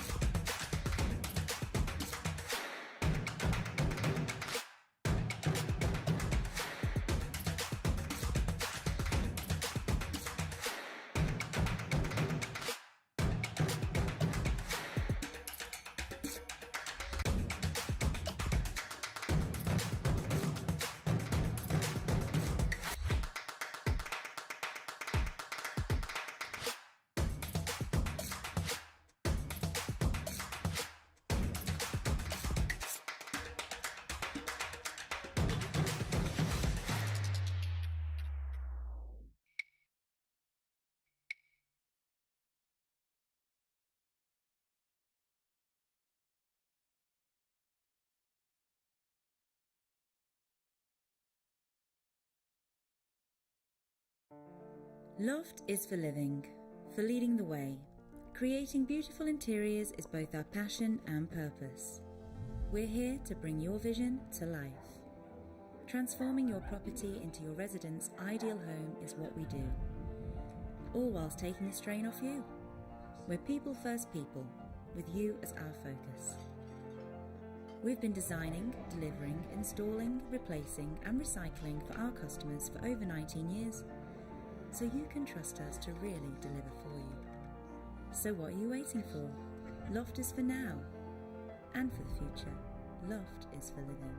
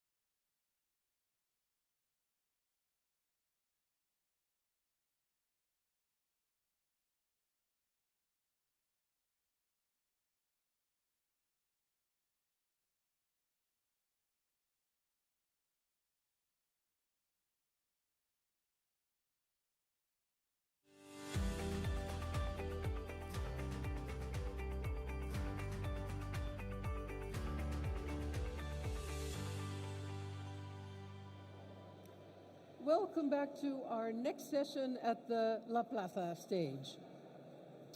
And this is going to be a special session for today, not only because I get to moderate this one, but also because we have here a number of operators with us on stage, the people who really do the work on the ground, and I'm looking forward very much to hearing from them. This is also an important session because we have with us the Deputy Mayor of Madrid, who will be arriving any moment now, Begoña Villacís, and I think her presence here, no matter what she says, just her presence here indicates that Madrid understands how important the student population is. I would like to start by introducing you to our inspirational speaker of this session. Her name is Naomi Cleaver. She's a British award-winning designer, author, and broadcaster. And last year she published a new book called All Together Now, sounds familiar, All Together Now, The Co-Living and Co-Working Revolution. Naomi, the stage is yours.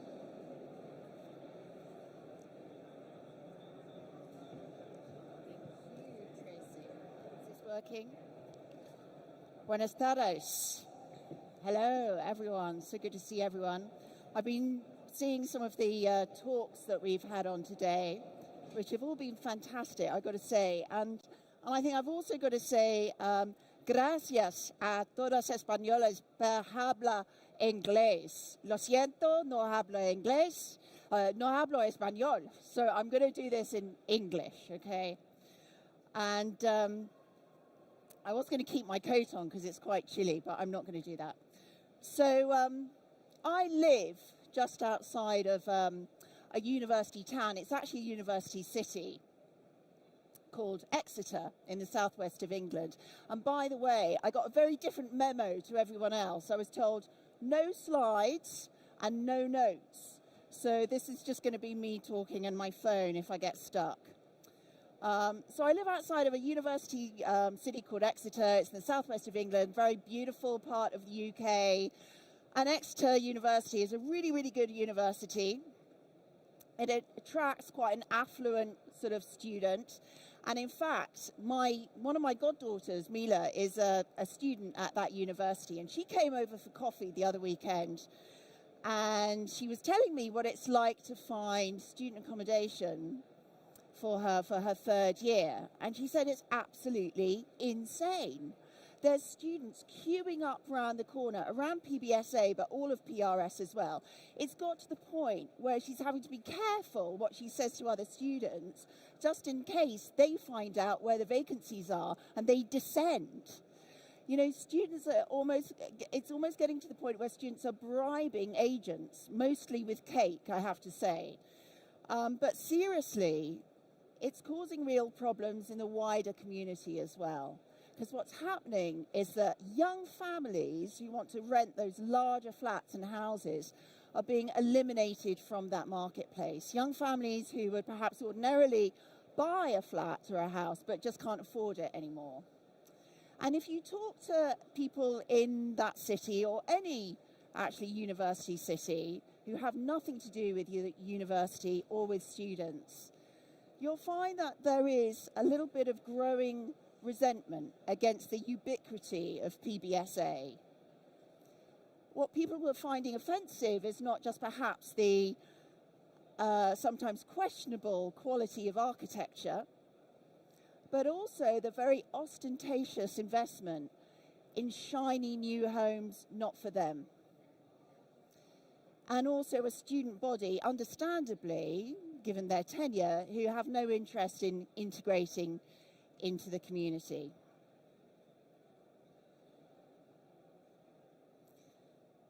And yet, as we all know, we're right in the middle of turbocharged growth. I've been working in this business for 10 years. I actually still can't believe that the business is growing and growing and is set to grow for the next few years as well. Student numbers, as we all know, are growing exponentially. And yet, in the face of very robust rental yields due to low supply, there are a lot of students who are really suffering. They can't afford that kind of student accommodation. Student Minds, the mental health charity for students, has reported that 67% of the students they've spoken to are really fearful of affordability. They're really full of anxiety, and this is on top of what they've all gone through in the pandemic, having to learn remotely. They're really fearful of affordability, and that's affecting their academic performance. And of course, that is a vicious circle, isn't it? You know, if their academic performance isn't what it should be, then that reinforces their sense of anxiety as well. I was asked recently to express or illustrate really how much student accommodation I've designed over the years in the number of rooms I've had an influence over. And I added it all up, and it came to more than 7,000 rooms. I was really amazed. And also, if you think about the kind of duplication of churn, the multiple of churn, that's really quite a lot of rooms. But I've always designed student accommodation from the perspective of home. So I come from a background of really domestic design, writing about domestic design, making TV programs about domestic design. And I've always thought about student accommodation as home. Because they are homes. But they're just homes for students, and they're homes for often quite a large community of students. And that's why we, and when I say we, I mean me and IQ, pioneered communal kitchen and dining rooms for students so that they could cook and eat together. Because as we all know, eating, feasting together, banqueting together is the forum for sharing your culture, salving homesickness, getting to know people, making good friends, and making friends for life, hopefully. And I've also often, well, always cautioned clients against creating student ghettos. You have a big building, you have a minimum of 200 students, often 400, maybe 700. Biggest one I did in Liverpool was for 700 students. That's pretty intimidating for the community. And so I'm always saying, you know, we've got these amenity spaces, often big amenity spaces. Why not open them out to the wider community? Why not kind of frame them as a sort of village hall? And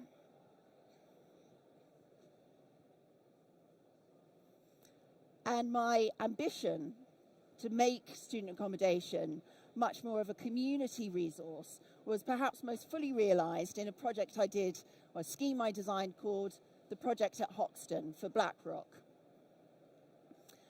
We put together a team, not a big scheme, it's about 200 rooms, 250. But our goal there, and it was very exciting actually, was to design the accommodation in a way to help students be the best they could be, learn in the best way, study as much as they possibly can, just be really effective at studying, and also really develop their character. And we deployed all sorts of tools from materials. So we used lots of timber, which is scientifically proven to lower the heart rate. A little bit of competition over there. Maybe it's the deputy mayoress, don't think so. Anyway, so lots of timber. Lots of multi-layered lighting, giving students control, because if you've got the control over your space, you feel much less anxious, you feel much more at home, you feel much more integrated. Talking about flexibility, flexible rooms, movable walls, flexible furniture. We even did things with scent. We filled scatter cushions with lavender and chamomile, which released essential oils, which have, you know, well-documented psychological effects. And we even commissioned musicians to design soundscapes to reinforce and support the process of study and relaxation as well. And then the final thing we did was really advocate hard for making that ground floor space a communal space as well. So we made those connections with local groups, entrepreneurs, and even a really beautiful museum just around the corner called the Museum of the Home, and invited them in to hold talks and debates and pop-ups. And one little cafe we invited to come in like once a month and do breakfast for everyone. And it was great. And it's actually featured. So this is really blatant advertising here. It's even featured in my new book, Altogether Now, The Co-Living and Co-Working Revolution. But that is not my favorite project. My favorite project in that book is a beautiful, beautiful project, which some of you may know, and you, hands up. Hands up if you knew it. It's in the Netherlands, and it's called Humanitas Deventer. Who knows Humanitas Deventer? Anyone? No. Okay, this is good. This is good. This is good for me. So Humanitas Deventer is actually a senior living home of 150 residents and 6 students. It's absolutely revolutionary. So what happened was Humanitas got a new building manager a few years ago and thought, we need to shake things up a bit.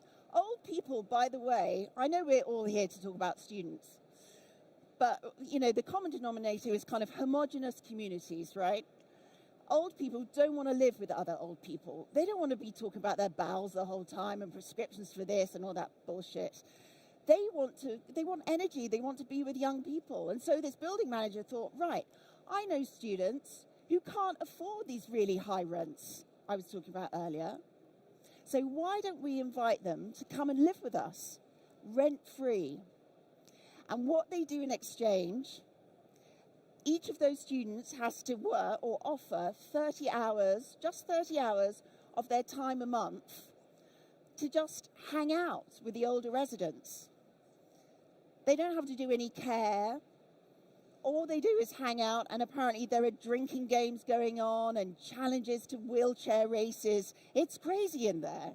And that whole kind of scheme has expanded into all sorts of really beautiful engagements with the wider community as well. So, for example, students with mild mental health issues are living within that community too.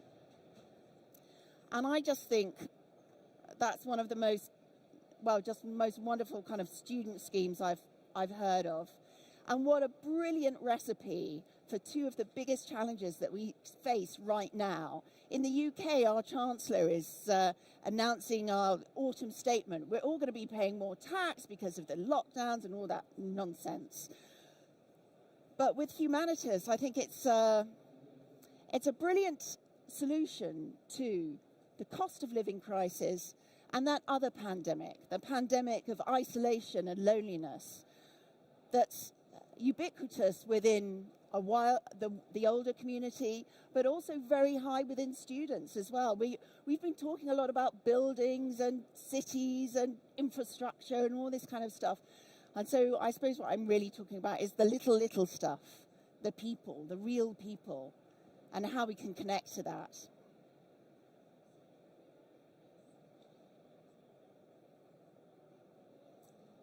And the other thing we talk about in these conferences as well is ESG. It's a real buzzword, and actually somebody very brilliantly said earlier, there's a lot of talk about the E, you know, environmentally sustainable buildings. That's actually quite easy. And there's even a bit of talk about G, but there's not much talk about S. So I guess this is what I'm talking about. I'm talking about the S.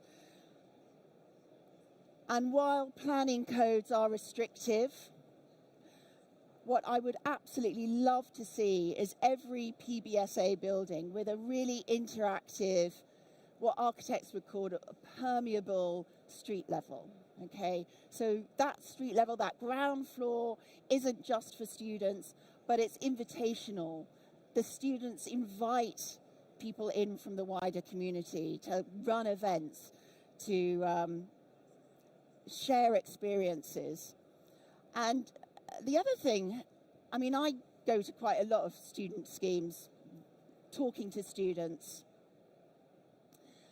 and it's notable.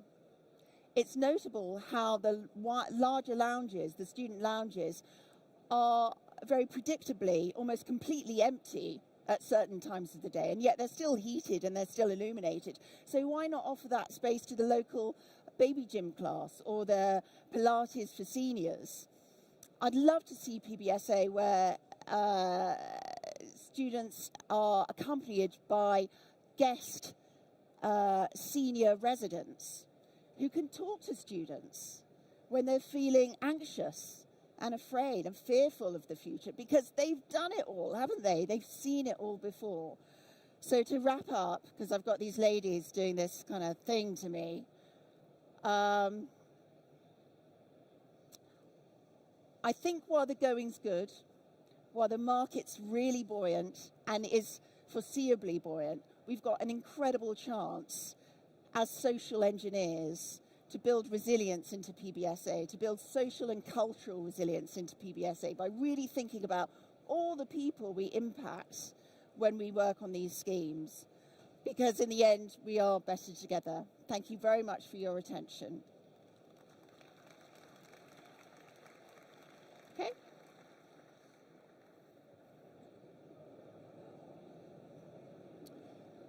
This is yours. This is yours. You're number one. Yeah. And now I would like to introduce our very special guest of today, the Vice Mayor of Madrid, Begoña Villacís. And I wanted to tell you just one interesting detail about her before she comes up. She actually was one of those international students that we've been talking about all day. She studied in the US at Virginia Beach. And not only that, she also had a strong local connection. She had an American boyfriend. So you are intimately acquainted with the matter we're talking about. May I invite you to the stage?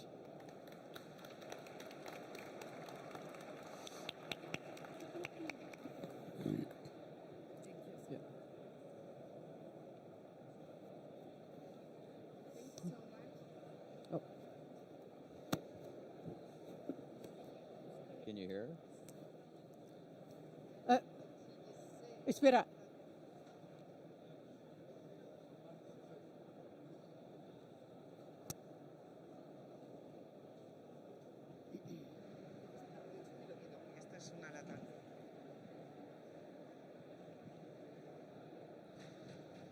Can you hear me now? Okay, perfect.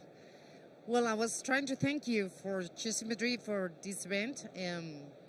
She probably already explained why I'm a true believer, because my personal experience, I was really one of these international students that just came out and live in another place, live in my family, live in my house. And you can live those experiences, in two different ways. Maybe you go there for a year, you go to a house and you have clean sheets and you have just a place to sleep at, and try to manage to, realize where you're living, to meet people, to make some friends, to some connections and study. Or maybe you can find another experience and really become a madrileño. We're very proud to say, in my city, we're very proud to say that once you step in Madrid, you become a madrileño.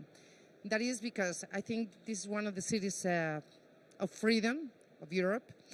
And we don't care where the people come from, we don't care what the people speak like, look like. We don't care at all. We just welcome everybody to live in my city. So I think that if any student come to my city, he needs to live that way. He needs to live Madrid. He needs to, go to a place that is going to feel welcome. Is going to be able to connect with the city, meet the people that are going to be interesting, not for that time of their life, maybe for, furthermore through their lives. He needs to really live the experience. He needs to have access to activities, events, really feel Madrid, live Madrid. You're actually in one of the cities, actually, according to the Mori Foundation, which is the most reliable index, is the city with the best quality of life of the whole world. And I've lived around, and I can really tell you that this is a city that is worth living, at least a part of the life. And I want everybody that come to this city to really enjoy the city, to really meet the city, just really find out what we're talking about when we say that this is the best place to live, this is the best place to study. It's also the city with one of the largest community and university campus. Madrid is actually a huge campus itself. It's because we really have good universities, we really have good schools, and we provide with all the networks and all the experience of life that people at certain ages are looking for. But I think that one step ahead is, as I was saying, not only providing a bed, but providing the whole experience and providing, of course, affordable living, because that's one of the things that are really needed in the city. So I really think what you're doing right now is so necessary. As a matter of fact, your foundation was born, if I'm right, 2011, in the middle of the crisis. We went through the crisis as well, but we know for good that the only way to come out of the crisis, and right now we're not really living one, but we're very close to it, is to reinventing themselves, to think about. And it is so good that we find the spaces to meet up with other people, think together, find solutions for everything. So at the end, if you ask me what my priority is, as Vice Mayor of Madrid, I will tell you that one of my biggest priorities is to attract the talent and to retain the talent. What am I doing by supporting you? And what am I doing by letting you know that I'm a true believer of this activity? Just letting you know that I want all the students to meet my city. I want all the students to live in Madrid. I want all the students, all the future researchers, scientists, lawyers, I want them to live in Madrid, and I want them to come back eventually in their lives in Madrid. So that's the reason that I'm here for, to thank you for being here, to have all these activities in Madrid. That's the reason that we provide you with one of my favorite buildings in Madrid, which is the Nave. And that's the reason that I want you to have the best experience here and the best debates and everything. So welcome. Thank you so much.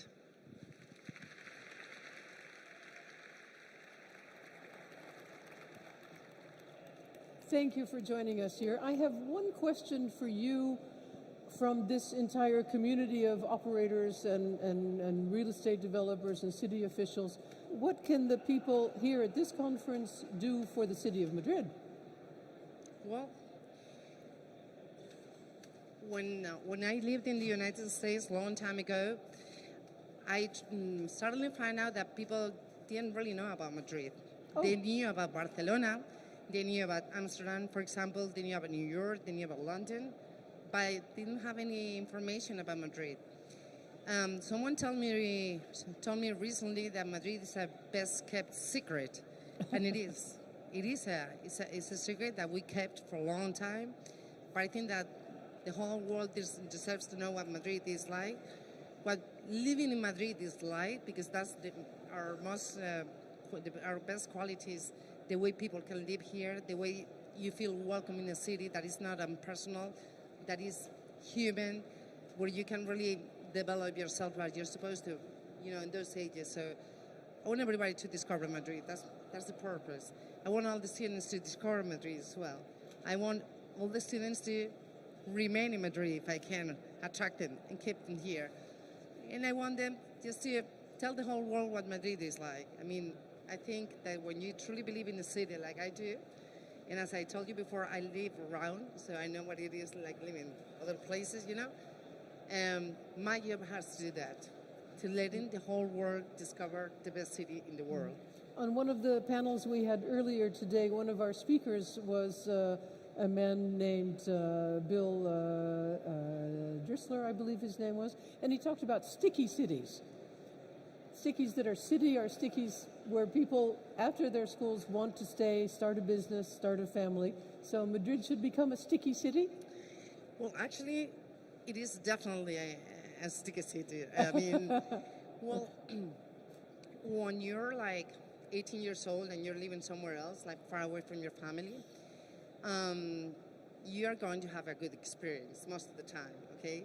That kind of experience that, later on, 20 years from them, you're in a traffic jam and you go back to those memories to laugh. And you make friends for life. And I made friends for life. Actually, 3 years ago, I was visiting my friends, right?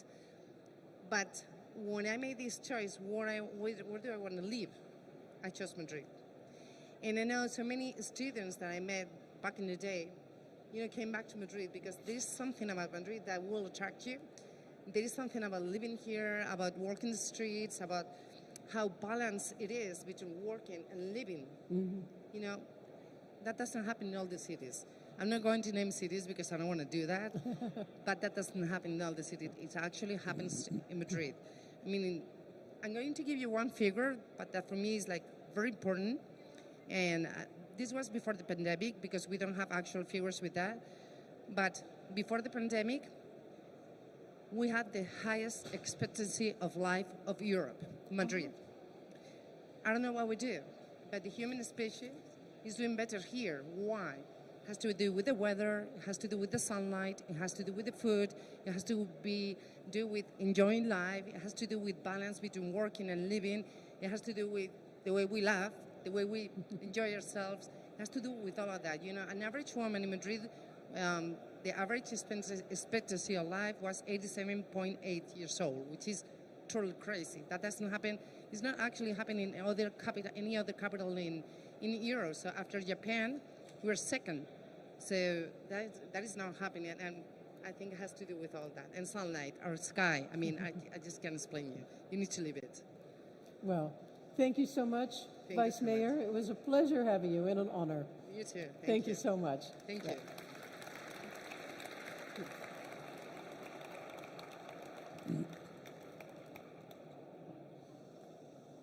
I think we all come from places that want to be sticky cities, don't we? I would like to introduce the members of our panel. Of course, Naomi is already here with us. May I invite Rui Barros? Rui. Rui is the global COO of an American student living provider called Yugo. And they have a lot of interesting activities. I'm going to ask you about that in a moment. Then we have with us Charlie McGregor. Charlie, welcome. It is cold, isn't it? You are the CEO and founder of the Social Hub that until just recently was called the Student Hotel. Yep. And I have seen this company grow and blossom, and I think it's fantastic. Thank you, Tracy. Yeah. That one. Thank you. Yeah. And then I would like to invite Soraya Comunello, who is the Chief Marketing Officer of Nido, a student living provider. And finally, Jaime Caruncho, who is the COO of Mi Campus Residencias, also an affordable housing provider.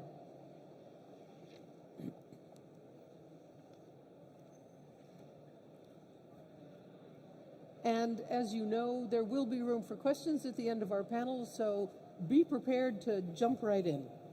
I'd like to start with you, Charlie. This huge rebranding initiative of the student hotel into the social hub. I've seen you have 16 venues. It's a huge exercise. Why is this so important? Yeah, thank you. I think the student hotel, I think we've known for some time. We've been, disrupting the industry a little bit, starting from student accommodation in a hotel, mums and dads, professors. Then we added the co-workers, the Nike guys and girls coming in, and then we added co-working to our portfolio as well.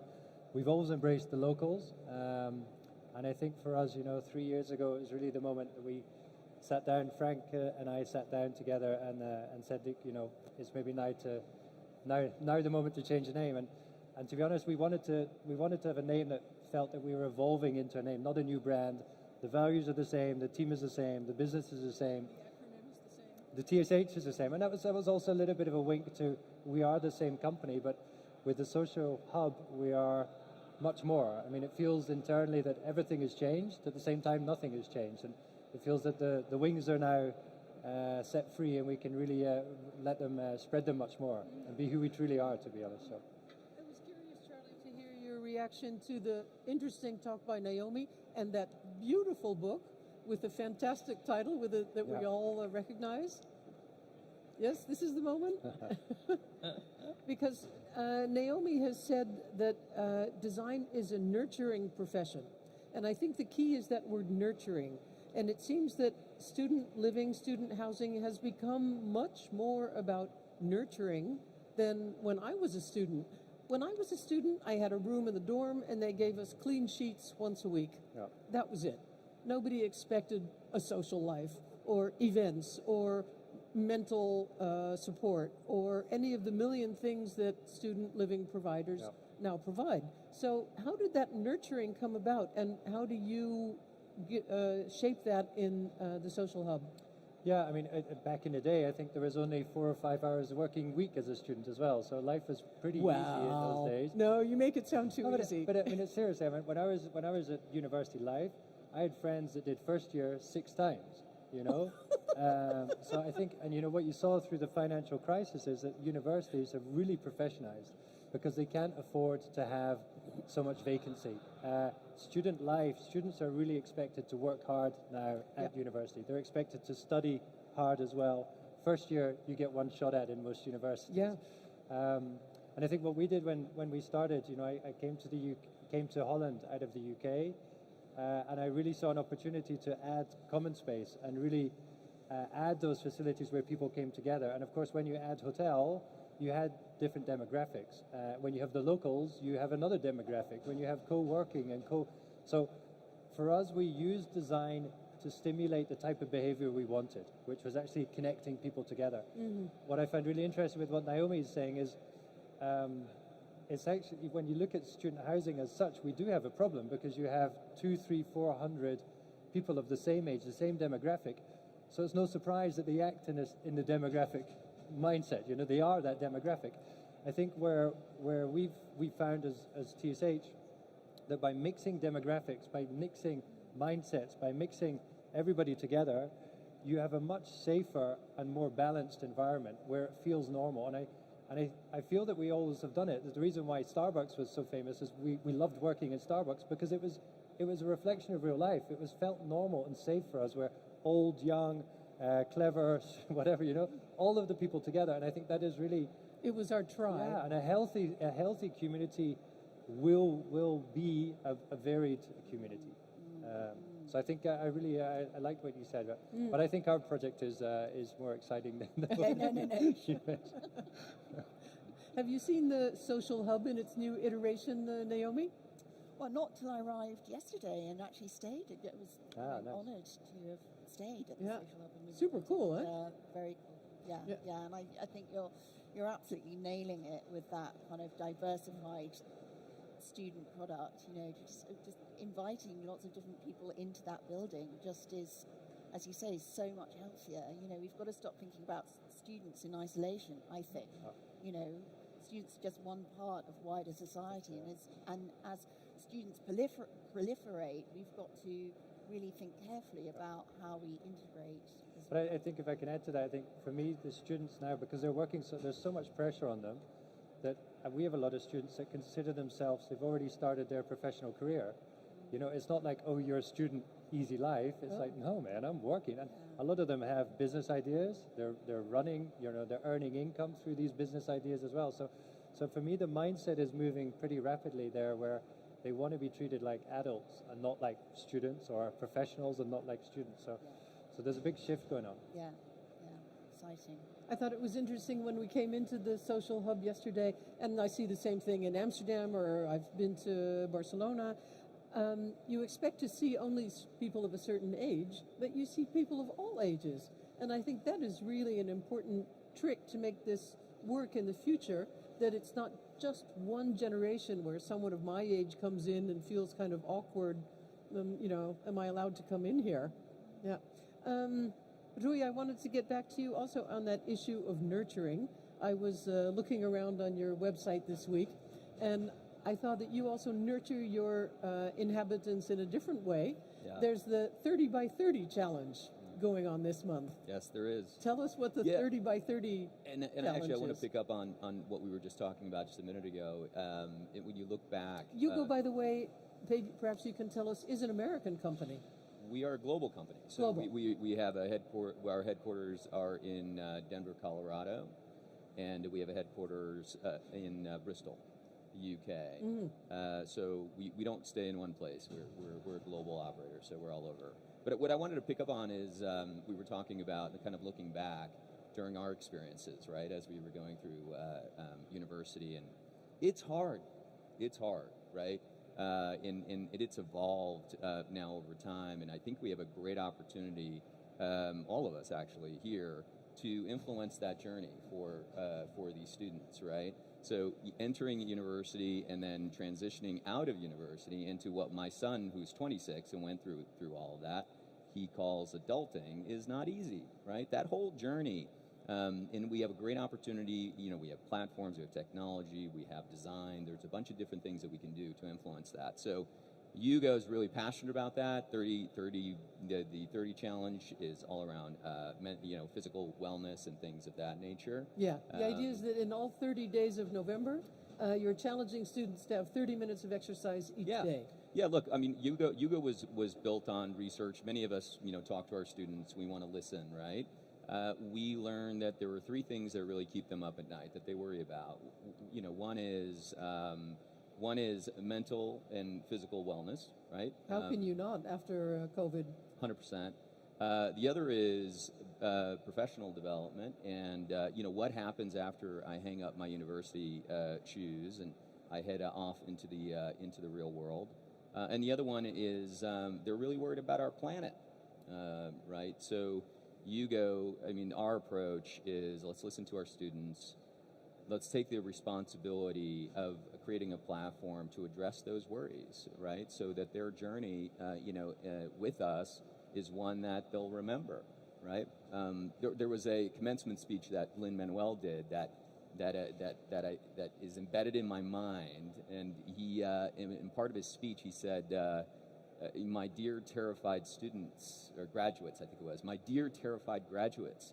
And I thought to myself, wow, wouldn't it be great if that statement was my dear inspired graduates, right? So our goal is, regardless of the programs that we have 3 pillars that we focus on. We focus on UPro, which is focused on professional development. We focus on UGrow, which is about their mental and physical wellness. And then you go Eco, which focuses on sustainability. So yeah, we're really passionate about that. We have a great responsibility, and I think we can create that platform to make that journey a little bit easier for them. Speaking of caring for students' mental health, Soraya, I know that Nido supplies, in-house psychologist?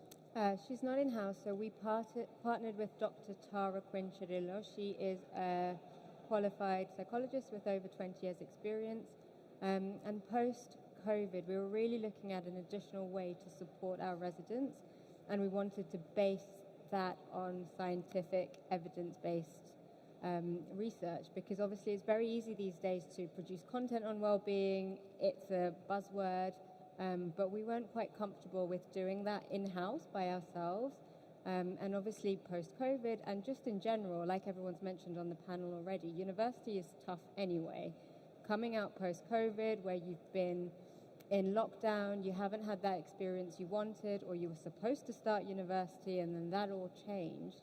It was a whole different ball game for our residents. So we wanted to provide a resource which they could tap into with any kind of challenges or issues they face. But then you have one psychologist for how big is your portfolio? 6,000? 7,000?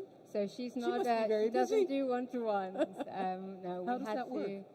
So what we've done with her is we've created a program with her. So we did a survey of all of our residents to identify kind of the top issues and challenges that were facing them. And then with Dr. Tara, we've created a program where she holds live interactive sessions, which is the great thing about technology. So they can interact with her on those sessions, and then we can create follow-up with content based on what's raised. And, I've been part of those sessions, and it's quite sad, the things that come out. I've just started, I'm feeling really lonely. Even though I'm in a building of 500 students, I feel alone. How do I connect? Another big thing has been, how do I get a good night's sleep? Oh, really? So many thoughts running through my head, So and anxious. So what we've tried to do with her is create a toolkit a program where they can tap into whenever they want, but it's also to provide these skills which they can use not just whilst they're a student, but through their whole lives, right? I mean, we all still deal with anxiety, getting a better night's sleep, having difficult conversations, all of these things. We want to be able to create a meaningful impact on our residents throughout their lives, and through this partnership, I think we definitely are. Maybe this will be one part of their student life that people look back on later and think this really made a difference. Yeah, and we hope so. And if it can help them also connect, I mean, like Charlie spoke about, it's all part of a holistic approach to how we can support them through their journey. Jaime, I'm interested to hear about Mi Campus. Yesterday we took a quick visit to one of your new assets, which is near IE, the university that was spoken about earlier. It's a new building, and only since September. And we spoke to a girl who came from Canada and is studying business at the IE, and she said, yes, I've only been here since September, but I've made new friends, and I think she was very happy with the facilities that you offer. And Mi Campus is in Madrid, Barcelona, Spain, across Spain. We only have in Spain. actually 16 locations, 20 different countries, and a full portfolio of 6,000 beds. Yeah. So. And you're working on an exciting project for the redevelopment of an area of Madrid that used to be, or that still is really, sort of derelict offices and maybe some workshop spaces.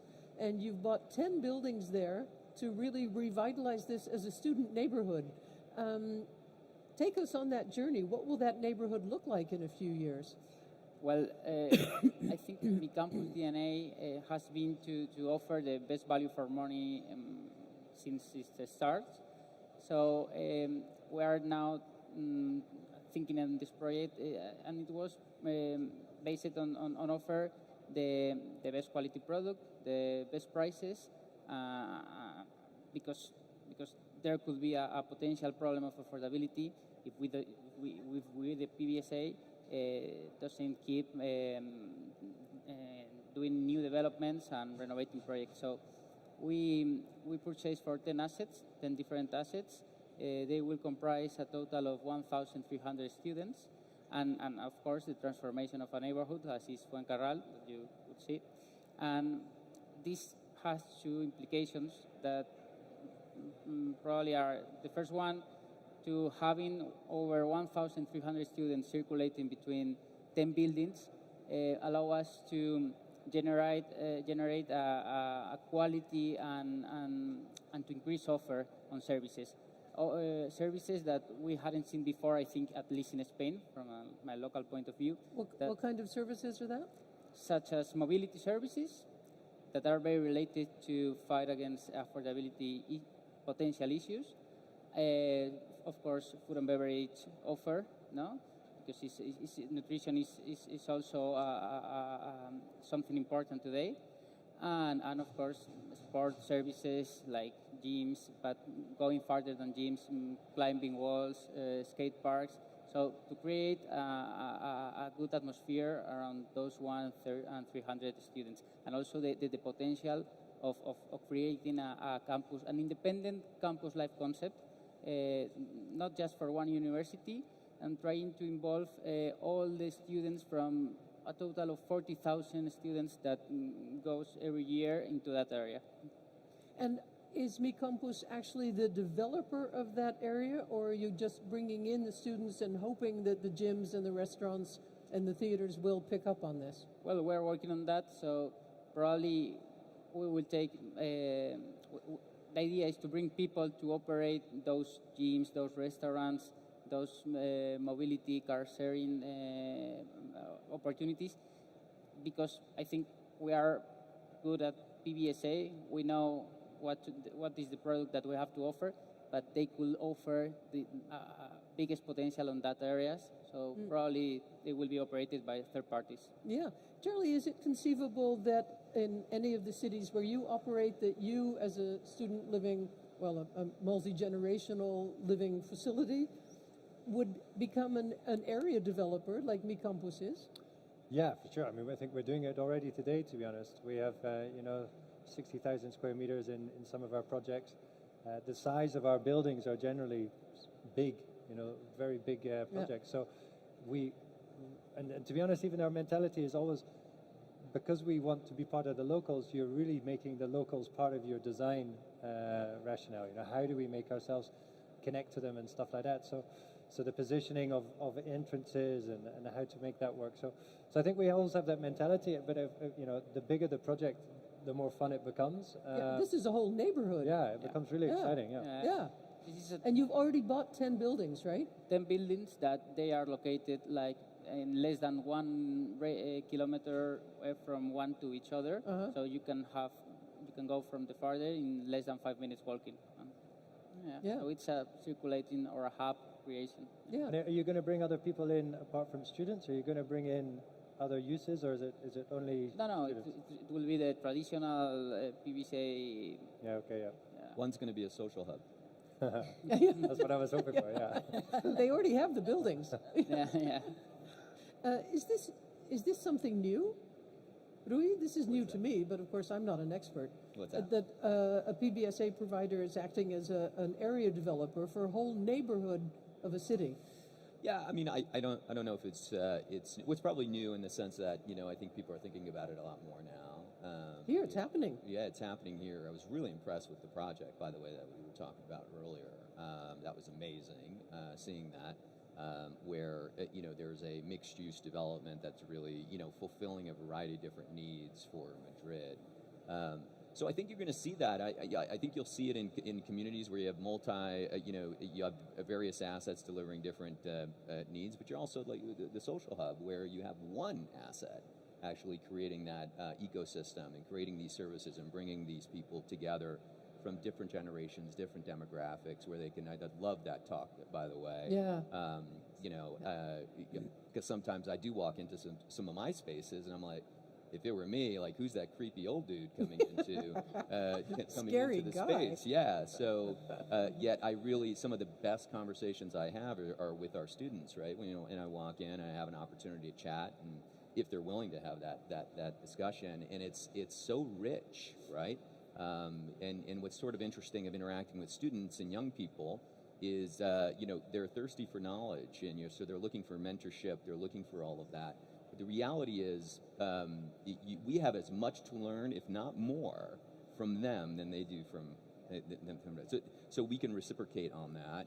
So back to this notion of creating a community and all of that, or what Social Hub is doing, there's a lot of value in that. But I do hear, and this is also a question for Jaime, that a lot of cities are not so sure that they want to be too welcoming for students because they make a lot of noise, they don't spend enough money, they stick together. Have you heard that too? Yeah, I mean, there's been a couple markets where we've gone in to operate, and there's been a little bit of that concern, a little bit of that some concern. pushback. Yeah, but the students today, I'm really encouraged with and if we create the platform and allow them to pursue their passions and make the world a better place, they can contribute to the community. And I think that's part of the education, that if there are concerns, that way you were putting up a student housing facility, there's going to be noise and parties and this and that and the other. It's also educating them on what does Hugo bring to the table, what does Social Hub, our operating platforms are not just simply as we remember it. Here's a head, here's a bed, here's some sheets. We'll change it once a week or whatever it is. What we're creating is a social environment, and providing them a platform to be able to contribute not just to themselves within the building, but to their community. And that's what we need to educate. We need to educate that we're much more than just a head in a bed, right? One of the projects in your book, Naomi, was something that came close to home for me, a project in the Netherlands where students live together with elderly. And that's what I talked about in my talk. Yeah. Exactly. Yeah, that's my absolutely favorite project. I mean, like Rui says, students are an incredible resource. What I'm thinking about as we're talking here is that I think that operators have a huge role to play in developing how buildings are managed. So we're talking a lot about scale, and scale is always exciting, isn't it? It's always bigger, better. And of course, scale creates economies of scale as well, making student accommodation much more affordable, which is a good thing. But my question is really, how do you create community? That question has been asked a lot, and there's ways you can do that with design. But I think it's got to come down to the people as well, hasn't it? It's got to come down to the way that the people in the management of that building, what they do, what is their strategy? You know, I was talking about when I'm designing student accommodation, I always think about it as a home. I think of it as a household. You know, I'm thinking Friday night dinners and Sunday lunches are kind of critical to creating those sorts of families that I think student accommodation arguably is. It's a different kind of family. And I'm interested in what your collective. Does Nido offer anything like a family? Yeah, it's interesting you're saying that, because actually in our building in Portugal, our general manager, Anna, the residents call her mum. And the families love that, the students love that, and it really is kind of that home vibe, and that we see that differently across different residences in different markets.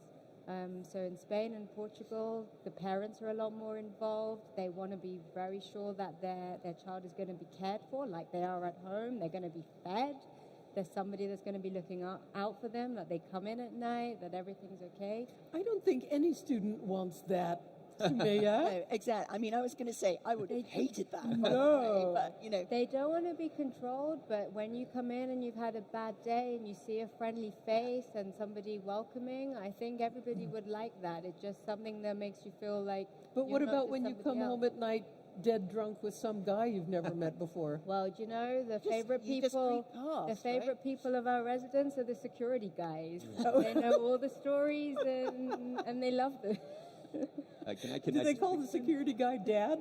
I think we might have a problem there. Can I just pick up on something here on the responsibility of the operator? I totally agree with you there. The one thing I would add to that is to align with what the students care about, what they're passionate about. So your operating platform or whatever you provide should align with what they're most concerned with. So as an example, I was talking about what keeps our students up at night, and based on research that we've done, and I'm sure we all know this, right, that they're worried about mental health and their professional development. But the planet, let's use that as the example. I mean, our research shows, 75% of students are concerned about their carbon footprint and how, and they're really, really concerned about what our planet will look like in the future, right? Yet, out of those students, less than half of them even understand how to calculate their carbon footprint, right? Absolutely right. So, I mean, I think that there's things that we can do as operators, and we've latched onto that, right? Hugo's latched onto that. You have eliminated single-use plastics in your buildings. We're headed towards that.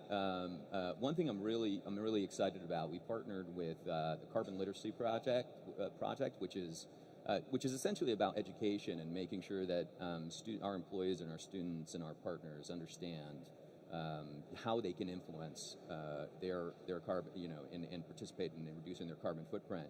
And so we're bronze certified now. We're going to go towards silver next year, which is essentially 15% of our workforce will be educated and certified. And for each person that's certified with this program, they estimate between 5 and 15% reduction in carbon.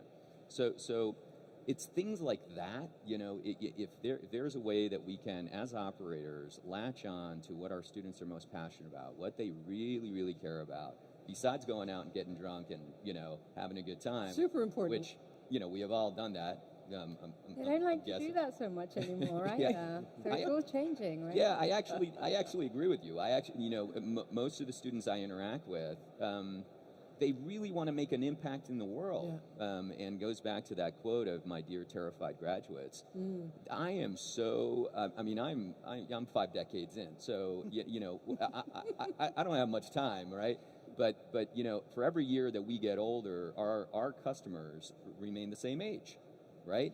And that's just the reality. Keeps you young. Yeah, it keeps me young. Yeah, that's why I'm wearing sneakers and trying to, trying to cool. keep up with Charlie. So I'm really passionate about that. We did this research. We listened to them. We continuously need to understand what they're passionate about, and let's give them what they need and what they want. So when they leave us, they can be inspired to make an impact in the world. We talked about that in our first panel this morning about the changing balance between individualism and collectivity, and that this generation is so much more dedicated to doing good, to doing the right thing, to taking care of the planet. Hang on. They are and they aren't. Oh, and they are also real not. here. Okay, so give us a dose of reality here, Naomi. Yeah. So when I'm in student accommodation, what does really strike me, and we have lots, I have lots of conversations with clients about, as I was saying, BREEAM excellence, the amount of takeaway food that gets delivered, the amount of cheap clothes that gets delivered, the amount of packaging. The fashion industry is responsible for, the fast fashion, by the way, is responsible for really terrible, terrible things when it comes to our planet. And I'm afraid to say it's young people who are really jet fueling, excuse the pun, that kind of consumption. So, True. I think we've got to start, just really chipping away at some hypocrisies as well, and really just saying it Absolutely as it is. true. Yeah, and I'll tell you, I went through the carbon literacy certification. I was surprised at some of my personal habits, my family's habits, that we really shouldn't be doing, right? And we have teenage kids at home as well that they're all about, ordering food and all of those types of things. But it goes back to that carbon literacy, truly understanding how you're having an impact. And I agree. I think that there's and frankly, they probably don't even know. We none of us know. It's all education. It's constant education. Well, and also we all suffer from the gap between knowing and doing, right? Yeah. I wanted to come back to one more important theme for our panel before we go to the audience. I hope you have your questions ready. Was to Jaime about Mi Campus.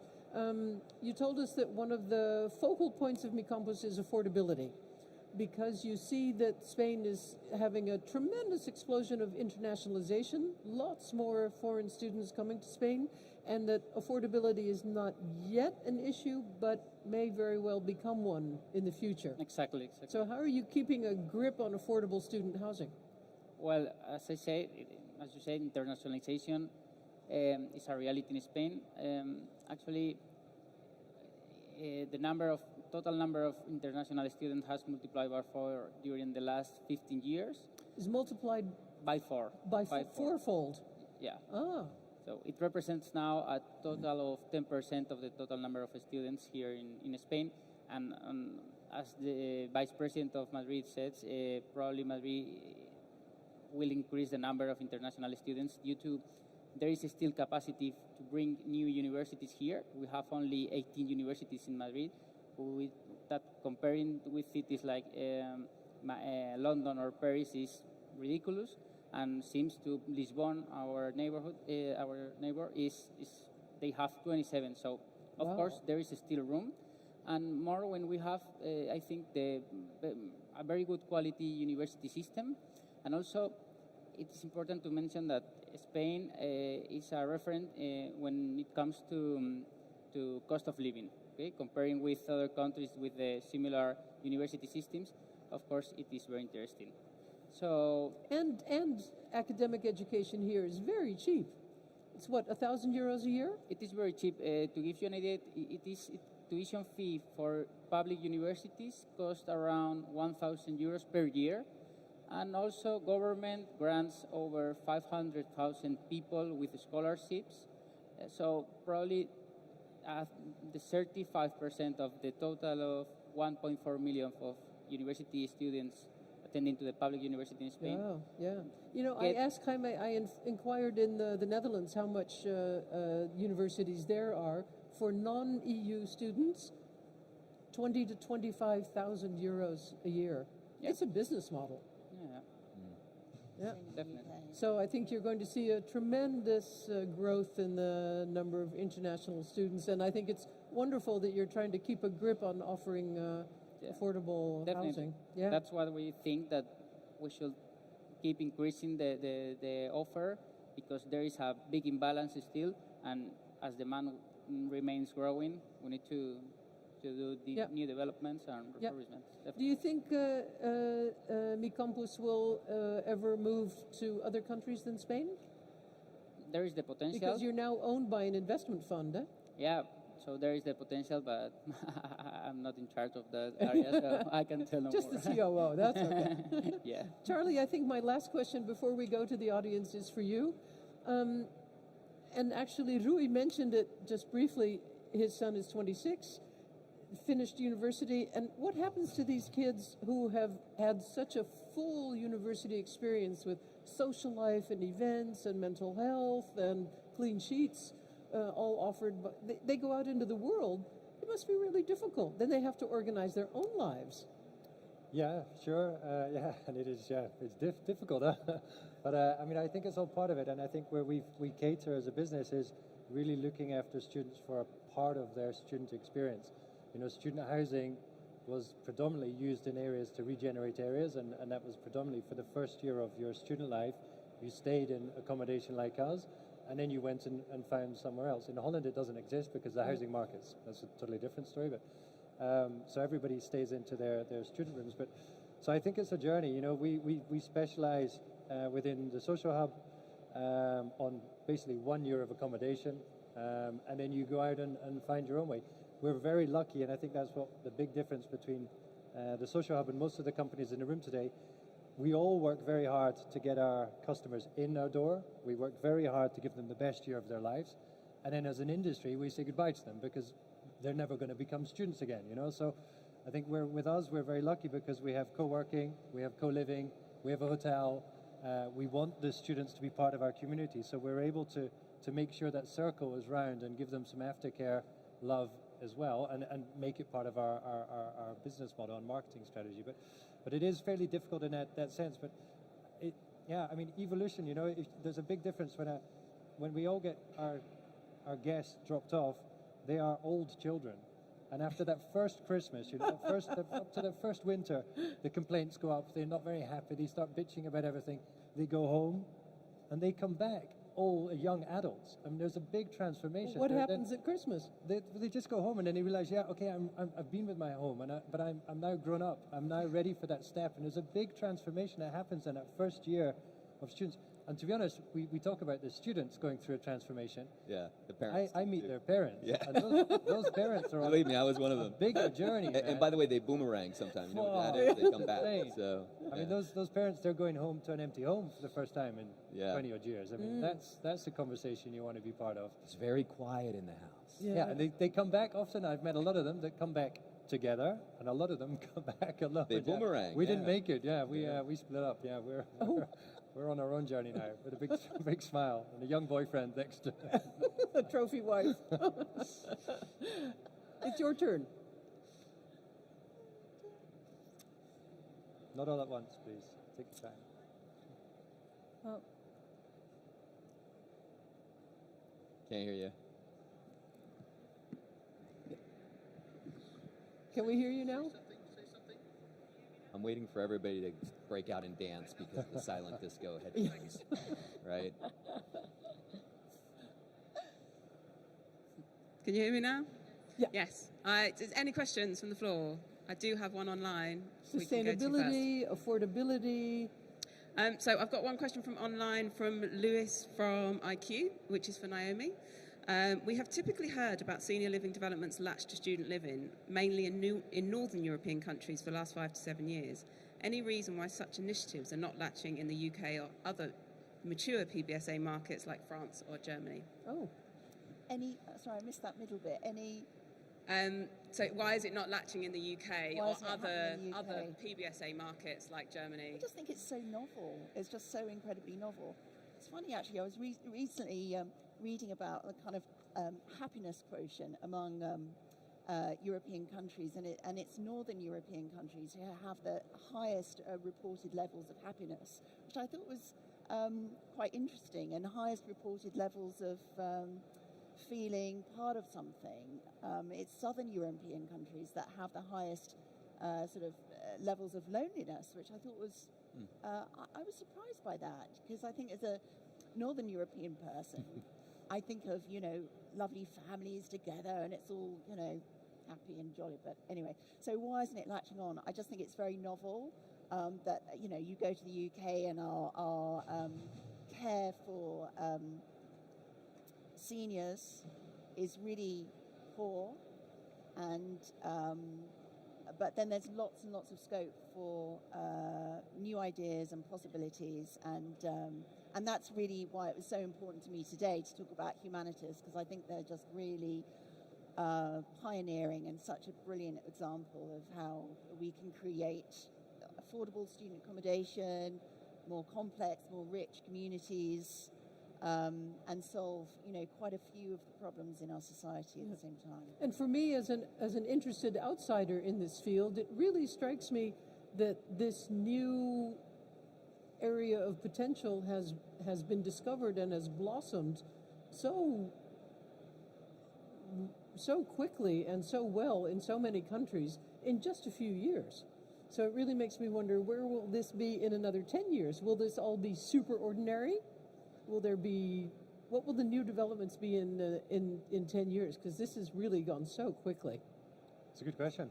And because I think the product has kind of peaked. I mean, you can't build more swimming pools or more ping pong tables, and you don't need bigger rooms, so there is a product peak where we are as an industry. So I also interested to see what's coming next. So I guess we'll be going back to the just clean sheets. Full circle. Yeah. We have time for one question from the audience, if there is one. Killian? Because you haven't heard enough of... Oh, it's weird hearing myself. Yourself, yeah. Because you haven't heard enough of me already. I wanted to ask a little bit more about the affordability agenda. So we talk about building affordable housing, providing affordable houses, but we know to the extent that the operations that you guys and services that you have included are trying to want to achieve, but also then create these affordable rents. Do you think when it comes to kind of planning and policy and the educational side of what affordability actually means in terms of the services and the delivery that we're doing and actual definition of affordable housing, do you think there needs to be some collective work done there? And how would you think we should approach that if we should? May I take this a little bit? Because I think it's a really interesting question, and I think I speak for myself, but I know we're all trying. We all try to be affordable, but it's very difficult. And also, there's a commercial. We're a commercial business as well, so we try to give away rooms cheaply. We try to work with low-income families and stuff, but it's a tiny percentage of our rooms that we do that with. Personally, when I look at it, the solution is not with the private sector. I don't understand how we can really look at private companies and say you need to provide affordable accommodation when we need to buy land at commercial prices, we need to get government bank loans at commercial rents, we need to have private investors who are private equity because it's a risky business stepping in. So there's no way we can have low affordable rents.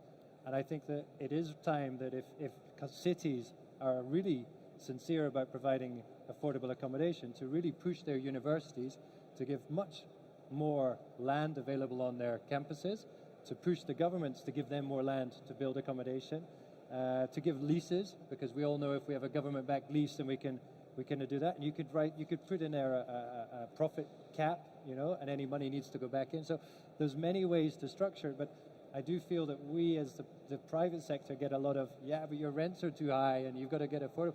Yes, we do, and we do want to have a good mix in demographics, but it's not going to move the needle on bringing affordability to the masses, and I don't think it is with the private sector that should be. It's my personal. And if just from an operator's perspective, right? So this whole notion of you can drive affordability by driving costs down. So you bring your OPEX down, figure out ways to be more efficient, things of that nature. It's just so far you can go before you have diminishing returns, right? So I think that's a huge part of it, Charlie. I think at some point, because you can look at opportunities either for shared resources and all those types of things that will give you some favorability in the middle of the page. but we're going to need the support. It's not going to move the needle. It's not going to move the needle. And frankly, at least from my perspective, we will take the position that we will not compromise our value proposition to our students. That is our most important thing. So while we will do everything we can to operate as efficiently as we can, we won't compromise that, because then it's damaging to our brand, it's damaging to what we're trying to accomplish. Yeah, right? which you've just built up in so few years and been so successful with. 100%. Yeah. I found it fascinating. And some of the thing is about the value we already provide. So being in good locations close to universities means that students can walk, they don't need to think about transport costs. Having all these great amenity spaces means that students can socialize in our buildings. They don't need to go out and socialize and spend money. So it's all those things that we're already doing across the board as operators, which probably we don't talk about enough. But as the cost of living crisis becomes more prominent, these are the kinds of things we're going to be reminding our residents that we're already doing this for you. All-inclusive bills, making sure they already know how to plan their finances. So it's all going to make a difference. Thank you all. Thank you very much to our panel, Jaime, Soraya, Charlie, Rui, and Naomi. And is your book in the bookstores? It's in the bookstores. All together now. Buy it, yes. Our next panel here will be on finance, on next-gen investment. Looking forward to seeing you back there. Thank you all. Thank you. Thank you.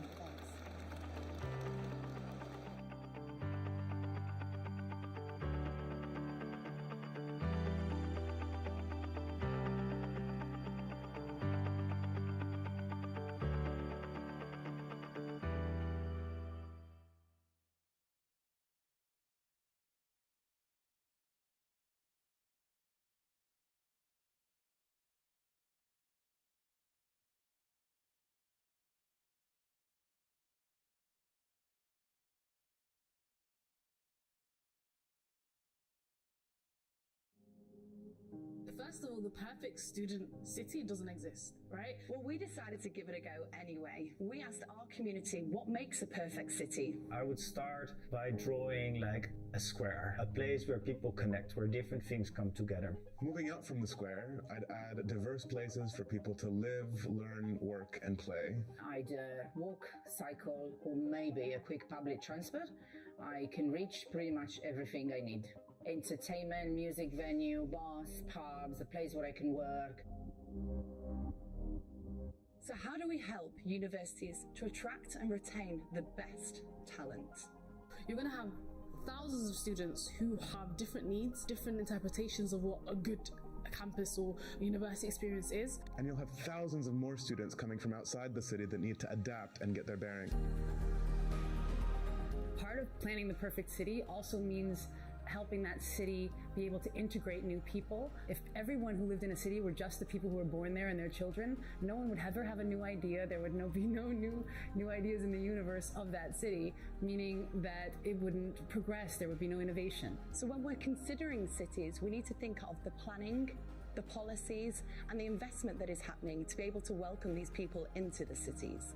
We need to be looking at how we find homes and communities that are welcoming. A city needs serendipity. You need to have spaces where coincidences happen. This is the pure energy of cities.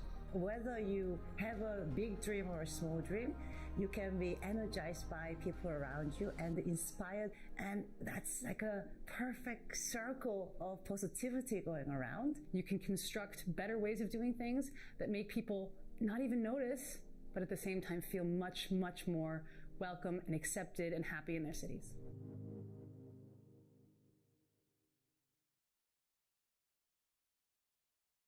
Got an opportunity to work or study abroad and looking for a place to live?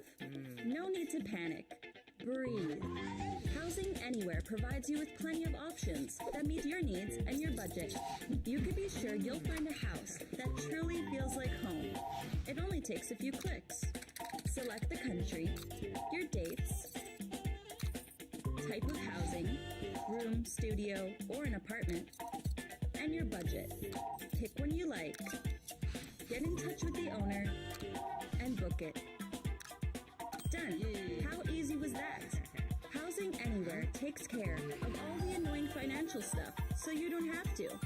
We transfer the money to the owner after you've moved in, just in case. It's easy, safe, and reliable. Housing anywhere. Feel at home all over the world.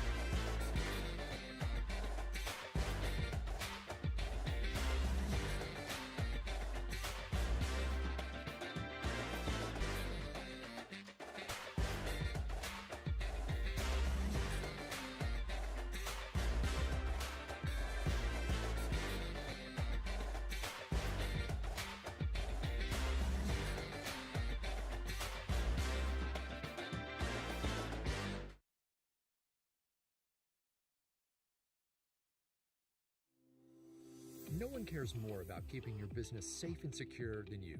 So what happens when you're not around? Eagle Eye Networks gives you peace of mind when you're away. Our cloud video management system makes all your security camera video accessible on any smartphone or tablet, anywhere in the world. Get custom alerts when crucial events happen, and easily share video clips with stakeholders and first responders. You'll save money by using your existing security cameras. Plus, we integrate with other third-party solutions like access control, license plate recognition, and enterprise reporting tools. What's more, Eagle Eye's analytics and AI can unlock critical business trends and patterns. And your data is encrypted and protected with enhanced cybersecurity. Keep your business safe, prevent loss, and enjoy increased control wherever you are with Eagle Eye Networks.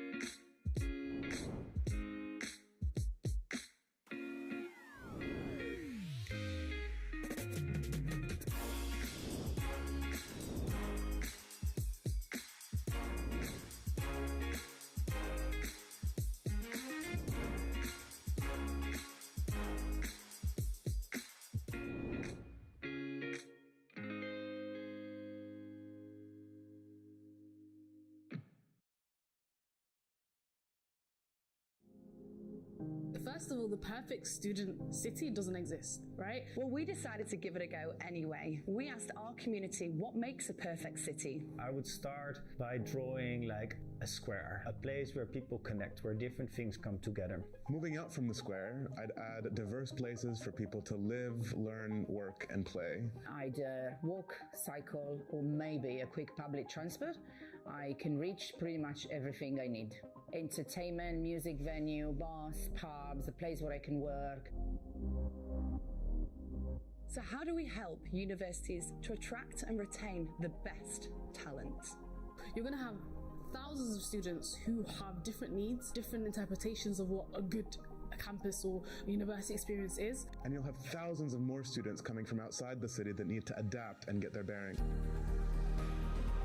Part of planning the perfect city also means helping that city be able to integrate new people. If everyone who lived in a city were just the people who were born there and their children, no one would ever have a new idea. There would be no new ideas in the universe of that city, meaning that it wouldn't progress. There would be no innovation. So when we're considering cities, we need to think of the planning, the policies, and the investment that is happening to be able to welcome these people into the cities.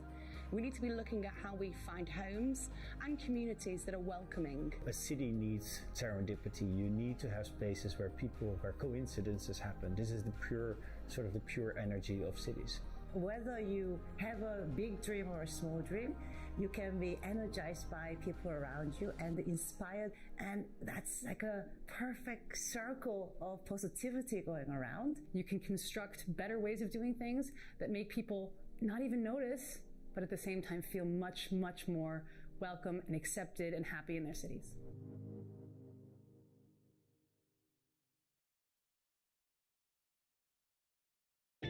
Got an opportunity to work or study abroad and looking for a place to live? No need to panic. Breathe.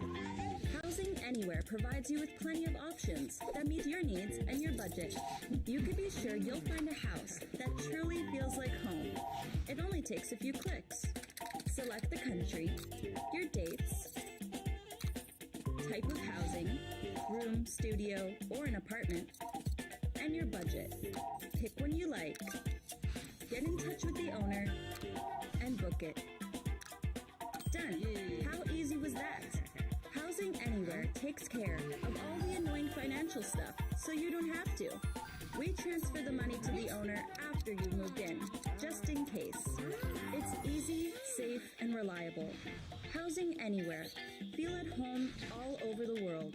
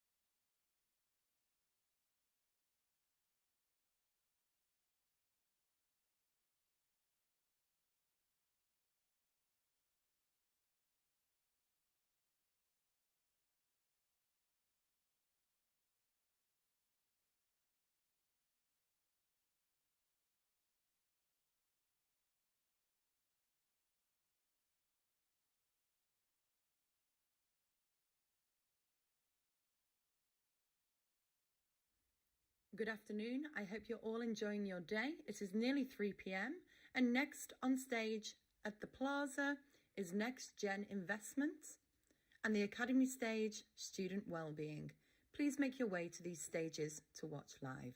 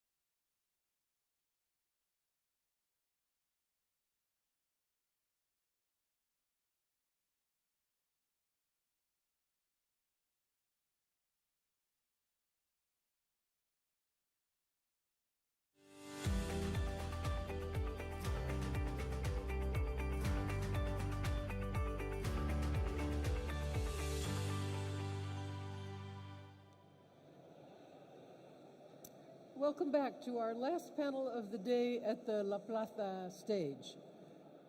And I wouldn't say we've saved the best for last, but we are going to talk about something pretty important. We're going to talk about money. The theme of this panel is next-gen investments. There's all sorts of ideas. We heard also from Charlie McGregor about the importance of providing new places to build student housing, future campuses, cities that enhance student living, and all of those desires take money and space. We're going to talk about those in a panel with people who are investing in the future of the next gen. And I would like to hand it over to Frank Uffen of the Class Foundation, who will introduce the panel and lead the discussion.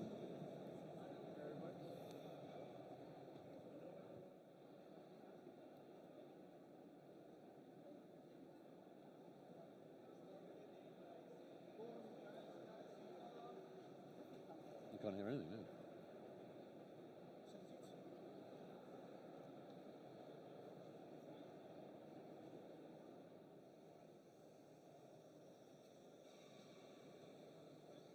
Yeah, does it work now? Yeah, okay, thank you very much. All right, I'm happy to be back at the end of the day. I know it's been a long one for everyone, but I guess we're going back to where we started and discuss maybe some of the white elephants, or maybe they're little giraffes at the end of the day after all the conversations we had. We're going to have a great panel. I want to invite them right away. We're going to do this panel around certain subjects that are really important for investment right now. Javier Munoz, who is my co-moderator, will also share some data that JOL has collected. So we'll start with that, and then we'll have the panel conversation. So allow me to introduce the panelists. Can you all come to the stage with me right now?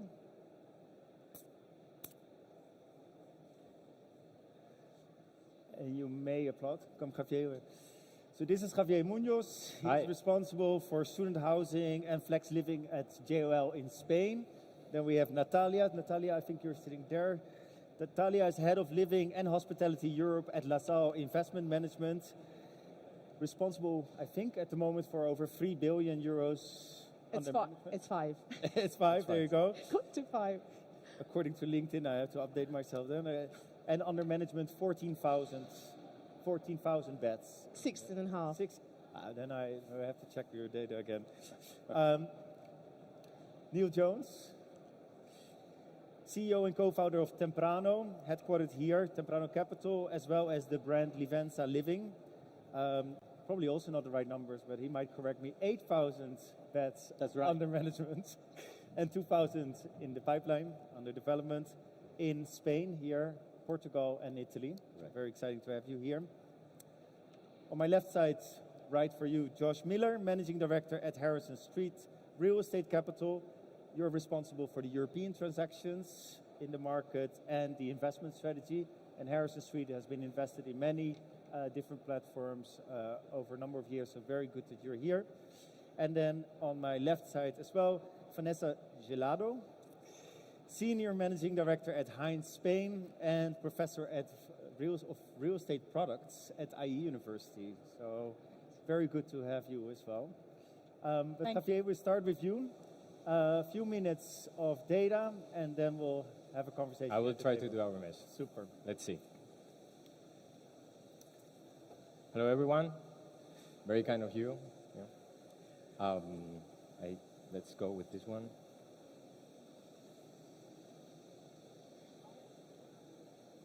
Well, in the meantime, thank you so much for having me today here.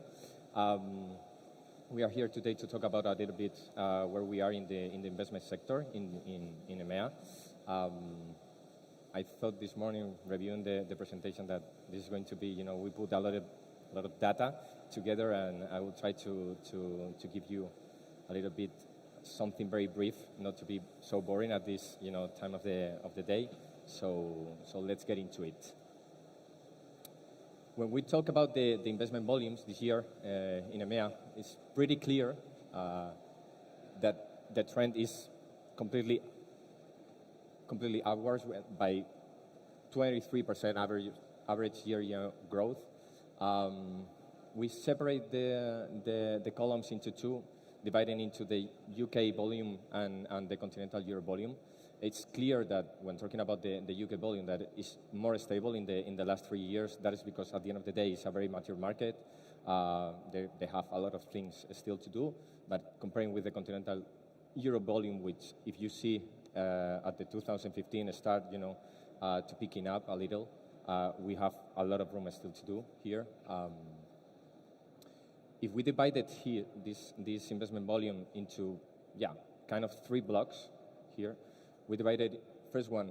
We cannot see here very well the strap line. Sorry for that. On the left side, we have the investment by country. It's pretty clear we have two countries at the top with an exponential growth. That is because at the end of the day, in Denmark, 50% of the volume came from the Basecamp deal, and in Spain, it's pretty clear that all came from or the majority came from the Resa portfolio. If we divided that into cross-border investment, it's pretty clear that we have still Europeans buying in Europe, and only 50% of the money comes from the Americas, and the rest is from the rest of the world. I can see a couple of examples. On the right side, you have on the bottom the largest EMEA deals, Basecamp portfolio, Student Roost, and Resa portfolio. The 3 of them are still pending to be closed by the end of the year, but yeah, sure, we can take into account and put everything together. Here is we are trying to a little bit to show you how this investment volume came into the market. Mostly, if you see on the left side, you can see that the investment volume in the JVs has doubled when comparing with pre-pandemic times. In the middle, you have an example of what these JV agreements are. For example, we have that with GIC and Greystar, Blackstone with Escape, Canadian Pension Plan with Roundhill and Nido. Just an example. And on the right side is the footprint that where these JVs have been settled. Pretty clear that the number is I don't know, it is what it is, right? It's all in the UK, to be honest.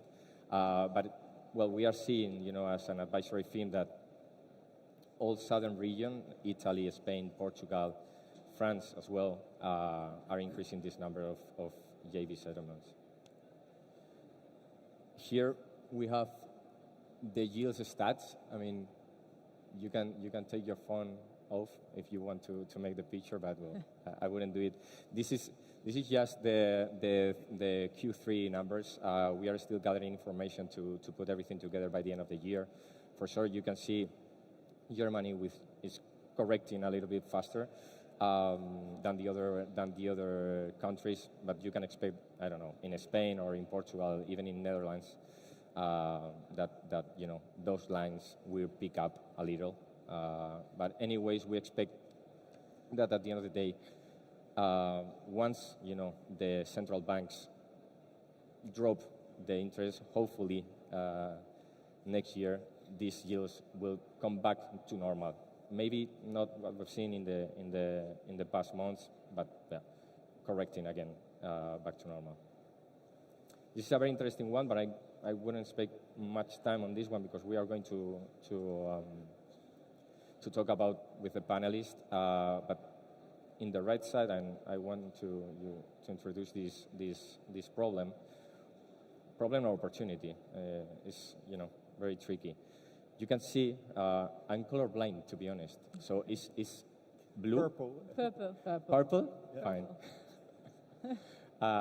On purple columns, you see the PRS cost to the tenants, and on the left side you have the gray one in light gray, the PBSA cost to the tenant. You can see that all across Europe you have a difference between them, and it's very clear that the PBSA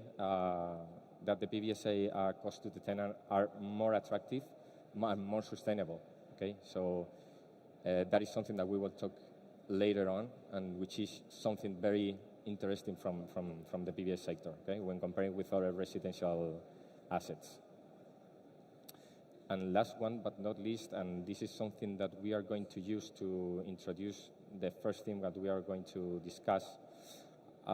We are facing, I would say, challenges as a sector, and not only these guys sitting here, but all of us. But we have a lot of opportunities still. If you look at the right side, we have 3.4 million PBSA shortfall, and we foresee that this number is going to increase. We don't know exactly the percentage, but we know, and we are gathering information again on this one. But this number is going to increase all across Europe, and if you sum up this one with the last one, we foresee again 3 million young people, individuals, more between today and 2027. 3 million people. That is, a lot of beds that we need in the country, okay? In Europe, sorry. So with this, we are going to pass through the panelists, which is the interesting part of today. Not me talking about boring things. So, thank you all for coming. I'm going to take a seat and feel comfortable here. You can also stand there if you prefer. No, I'm fine. Maybe, in 10 minutes or something, I will walk around, maybe take a coffee or something. The last panel, make it It's the last part. exciting. The last part. Yeah. It's a little bit intimidating, to be honest. Yeah. The lights and so on. Yeah, but it's not fine. the smallest meeting room. It's fine. I want to pick up a little bit on what we mentioned before about the rents, and something very interesting to discuss with you guys. And it's, how do you feel is the market nowadays, and how, from an investor and operator perspective, can we, approach the market in that regard, and at the same time remain affordable, and from an investment perspective profitable? I don't know who wants to break the ice. Natalia? Because I'm on the first one on the edge. No, yeah, you are in the right. God, I can talk forever. I'm not going to repeat what Charlie said earlier, I think, because that was a very good question, and he obviously said a lot of good things. Well, first of all, I think we have seen unprecedented rental growth across all of the living sectors, and I think it's definitely double digits across multifamily, unless, you're talking about regulated rent caps. And in student, we haven't seen anything like that. I think probably 3 to 5% still there. And of course, we're being cautious. First thing question I see ask us, how sustainable is rent? So when inflation comes off, who do we want to be known for? What do we want to do? That's like philanthropical part of the question, So do you want to be over-rented? We have to work with our operators to make sure they're aligned with the whole build cost, pressures on margins. We want to make sure that they're not really, that, they're working, they're sweating their assets, as well. But, it is, I think it's a combination of discussion, what is right, what's wrong. We look at affordability ratios, in multifamily, it's always 30-40%. Student as well, what's the household income if the parent is paying for the student, so it's a combination. But again, of course, what Charlie said, look, of course we don't want to be affordable, but we have to be seen, doing the right thing. And again, we are pension fund money most cases, unless I take the value add capital, but you have to be very cautious, I think. Interesting. Do you want to yeah, plug in? Sure. I'm happy to comment. I think, investors are always going to chase returns, and of course, the top line revenue is a big piece of those returns. In terms of affordability, and just sharing some of our... That's why we are starting here, on the top line. Top line. And in terms of affordability, I'm just sharing some of our experience at Temprano and Livenza. Municipalities, in granting licenses, in our experience, and we've got some real examples, increasingly are making the licenses conditional upon affordability of a certain number of beds in your residence. However, what's interesting and really a balancing factor is these municipalities are also prepared to give you something in return. They might give you something in return which relates to increased number of beds. You might be able to use a semi-basement for studios. They might give you a license for an extra floor. They might allow you to build a smaller car park, which is always a problem with the planning regs, so on and so forth. So there really is a balance, and what we found both in Spain, a real example, and in Italy, a real example, is the municipalities prepared to really have a negotiation on this, tick their box, and help you out at the same time. And very interesting, for sure. And George, have you seen something similar in other countries apart from Spain and Italy? Yeah, we have. I mean, I think kind of coming back to the original question as it relates to affordability. I mean, that's something that's always front and center for us. I think certainly in the PBSA space, and we invest in the built-to-rent space as well. I think one of the nuances with PBSA is that obviously you're turning over an entire building every year, right? So you have less ability to probably push rents to the nth degree than you might in the built-to-rent sector. And I think from that perspective, what we're generally trying to do is benchmark our rents relative to the shadow market. So we look at things like the HMO sector, of course, other traditional multifamily that's available in any of these markets. And we've had the most success across our portfolio where we're able to kind of benchmark our rents to be at a 10 to 20% discount relative to that shadow market. So that's generally the space in which we're trying to play. Mm-hmm. And do you have something to agree to add? Sorry.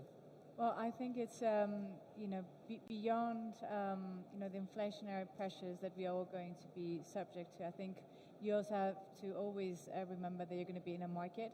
So of course, it's going to very much depend on what those schemes that are next to you, if you have them, what they are doing as well. And so it could be, that you might maybe want to offer increased rates, but if everybody around you is not, then it's going to be very difficult. Very micro, right? I mean, it really depends on the location and everything at the end of the day as well, right?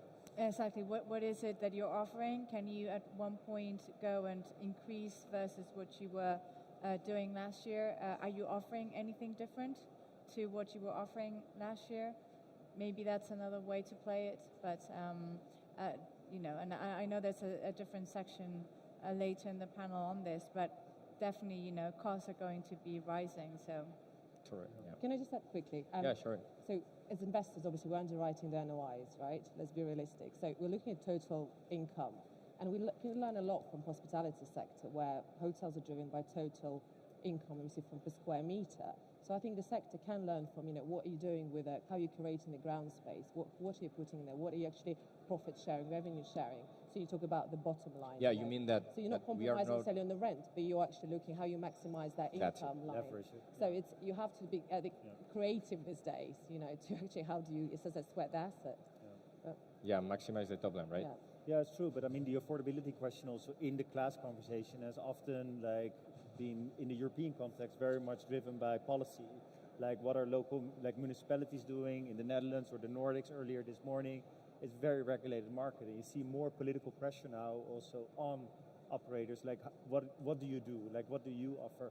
Do you have any examples in your portfolios where your operators have offered maybe to discount rents for a certain amount of rooms, or like things that we saw in Italy, that there's a trade-off between the actual volume that you can build in exchange for capped rents? Do you see that as a trend in Europe?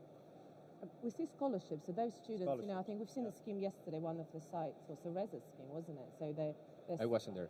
Was it so 50 beds, right? They're subsidized or scholarships. So I think that's obviously, unless it's nominated referrals agreements with various universities, you can do that. But again, it depends what's the fund's returns. What are you doing? Is it an impact angle? Is it, that sort of ESG, related, all that, everyone talks about. And I think it's just the broader, but we've seen those students on subsidies, definitely. But it has to be the right market, the right scheme, doing the good.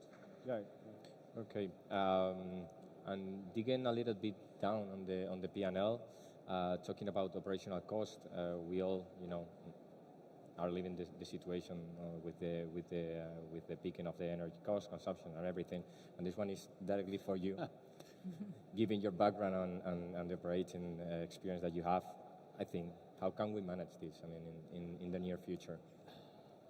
OpEx. It's interesting. If you look over the last couple of years through the pandemic, during the pandemic we were worried about top line. Yeah. And right now we're worried about OpEx. It's just challenging time. The reality is, our two biggest OpEx items are staff costs, our on-site staff, and utilities. In particular, right now, energy. There's really not a lot you can do about that right now if you haven't dealt with it already in the past. They're pretty fixed items. I mean, what we try and do simply is we try and leverage our scale through procurement to try and bring down our OPEX costs, whether it's to do with energy, whether it's to do with cleaning, security, etc., etc. So I think, if you've got a certain amount of scale across a geography and through procurement you can do that, then obviously that's something that you look to do.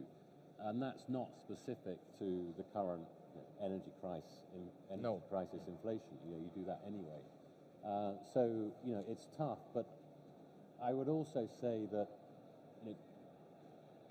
part of the risk that we take as investors, as owners of the assets, is that we're carrying the risk of the variation in the OPEX cost. Yeah.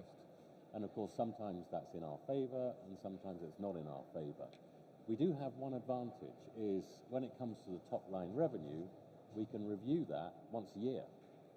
So in other sectors, that's not always possible. No, that's true. That's true. And Josh, can you elaborate a little bit? I mean, do you've seen in your portfolio, something about hybrid model here? Right. Is something that is happening at the end of the day? Right. I mean, I think it's instructive for us. We got our start in the student accommodation space, investing in the U.S. back in 2005, and we try and draw parallels to that market where we can. I think what you saw there as the market evolved is there originally rents started out as being all inclusive, and then over time they decoupled somewhat as it relates to the utilities aspect of cost. And there's two models really. The first being students are completely responsible for their utilities within their own unit, or the other is you have an all-inclusive rent, but they're given some level of utilities each month, and they pay an overage if they go above that. And I think we see that probably over the longer term that's likely to happen in Europe, some of the European markets as well. We're already seeing it probably in Germany and the Netherlands, to some extent. And I think there's an ESG component too. We're putting smart meters in all of our rooms so that students can monitor their own usage. We can manage things proactively so that people aren't leaving and going to class, leaving their heat blasting all day, or leaving their laptop plugged into mine Bitcoin 24 hours a day and use up amounts of power. So we're trying to be proactive about things and tackle it both from the economic and ESG perspective. Okay. And Vanessa, do you have something to add here?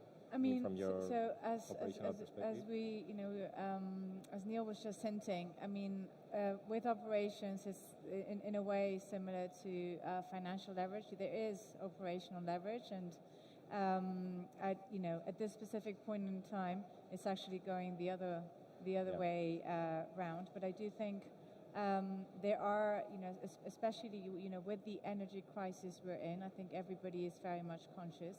I think, to your point about the hybrid model, it's true that in our experience, generally students, they prefer an all-in sort of rate, and they don't really like the low-cost airline approach, where you have one price and then everything is sort of on top, and because at the end of the day, they don't know, they can't do a budget, right? They don't really know what they're in for. So insofar as we can right now, our approach is that we're going to stick to all-inclusive. But of course, it all depends on where we get to, right? Because we'll have to see. And definitely, I think we very much need to, it's not maybe the word is, I don't know if it's persuading, but also sort of explaining to students or creating an environment where they are aligned to you, and that you don't need to consume energy just pointlessly, right? So somehow they need to understand that it's somebody gets hurt by the energy consumption, and initially it might not be them, but they need to be made aware of it. Yeah, sure. And another one, this is a tricky one, and it's talking about in the same direction, and with the development costs, what is happening. I mean, we all know what is happening again on this. But well, it would be very interesting to hear your thoughts here. What is going to happen? Is going to be a problem in the investment sector in the next year. We have been peaking the construction cost, I think, in last summer. Nowadays, all the people is talking about a drop in and like reaching a plateau here, right? but what is going to happen here, and it's going to be a challenge at the end of the day or an opportunity. Go ahead. Happy to comment. I think there are two issues here. One is the cost of materials related to construction, and then the second issue is the capacity of contractors. And that's causing a little bit of a perfect storm for us who are trying to get jobs done viably. Across your markets, like on all the markets? In all the markets where we're active, yes. Which is Spain, Portugal, and Italy, right? Well, yeah, although in Italy it's very early days. We're not actually at construction phases or out in the market contracting. But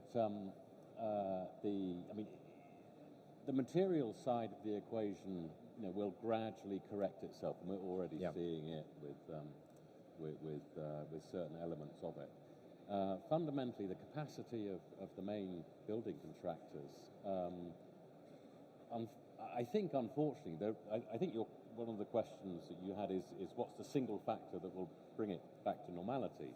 Well, actually, a recession is the single factor, where their order book will reduce, they'll have capacity, and what we're finding at the moment is they're almost able to price their jobs as they see fit, depending on how urgent it is for you to actually get in the ground and get the job done. So they're exploiting the situation. So it's not just the cost of materials, it's also the contractors exploiting the situation as they do. And it's a question of capacity. So do you think it's something that is going to stop the developments at the end of the day, or? It will certainly make at some point. Some of, I suggest all of our projects, unviable. So if you're at a point where you can stop. So, for example, before starting construction, we're all going to redo our numbers. So you need the recession, right? At the end of the day, somehow. I don't want to say that clear. You need all that repricing and distress. No, yeah, but at the end of the day, I don't know. If you want, to show your opinion or something. No, I think just absolutely. I think it depends on the capital, depends on the returns, depends on the life cycle. There's so many business plan points you need to take into account. But, of course, for some of our investors, we need to focus on the outperformance of existing assets if the development appraisal don't stack up. But then it's where does the stress will come from? Big question, repricing. I think we're going to try to focus more on those, structures, failed or broken structures, financial structures. We're going to see more loan maturity next year. There's a lot of open-ended funds at the moment coming with the liquidity issues. So we already start seeing some of the product in the market as a result of it. Then it's all like debt default. Let's not go into the whole lending, liquidity issues right out there. So I think we're going to see more coming from that angle. But again, I think a lot of private equity, a lot of focus at the moment is on existing stuff. And it's more like a wait-and-see approach. And, of course, I know some investors for us have taken that little sideline conversation. Let's revisit it. And we focus on really creative, doing maybe creative, exciting deals, one-offs, So the deals are still there, but maybe they're more, intrusive, more, maybe slower pace. But for the good deals, maybe more value-add angle, definitely there is a capital. Mm-hmm. But when you see the deals, when you look at the deals, and it was also for me a question for you, Vanessa, do you see now that, for example, larger scale projects have favorable conditions for operations or certain costs that you try to reduce? Because Heinz, you've shown one project here in Madrid yesterday on the side tours. Massive scale. We saw student experience, massive scale, like 600 units. Is that a way to get cost effective? I mean, certainly, I think economies of scale always help. The only thing is, from a contractor's point of view, and just here more specifically speaking about Spain, I think after the great financial crisis, the whole construction industry became way more disciplined. So whoever survived, and not so many survived, but whoever survived, they made a choice that they would grow maybe a bit, but not to, they've had a lot of development. There's been a lot of development going on since 2017, 17, 18, 19, 20. But a lot of the construction companies have taken a conscious decision not to increase their size beyond a certain point because they know this is cyclical. It's a cyclical industry and there will be ups, but there will be the downs. And then what they want to ensure is that they have a size which is more or less sustainable. They can make some adjustments, but they're not going to fall under, right? And so what we've seen is in terms of capacity, right now still, and there isn't much capacity in the industry for new jobs, for new projects, and in that case, they will take the advantage to keep pricing maybe where it is, and you're going to have, you not only require a recession, you need a duration in that recession for pricing maybe to really come down. And it's not only, by the way, it's not only in hard costs or soft costs, like land, the land pricing is also a big part of the equation, and land had been trending up quite significantly. And also that, that takes time then to also come down, so I think you're going to have to be patient if you can afford to. That's another question. Can you afford to carry the land, the cost of the land on your books without it yielding anything? I mean, it's going to depend on each investor, really. Yeah, and that leads us, and if I may, I would change a little bit the direction of the conversation to the pure investment, deployment of capital and everything. And to be very straightforward, where is going to be, the next investment opportunities? Jos? Yeah, well, look, I don't. You are the guy. I mean, I don't think I'm saying anything profound to say that it's obviously been quite choppy over the prior months. It's just been harder and harder to get deals across the finish line.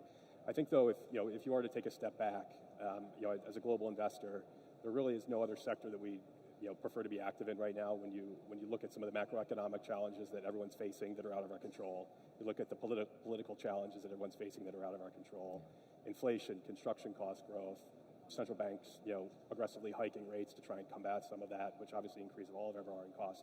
There's really nowhere else that we'd rather be, because when you look at this sector, it continues to be driven by underlying supply-demand imbalances and demographics, and it's not as tied to macroeconomic cycles as some of the other sectors.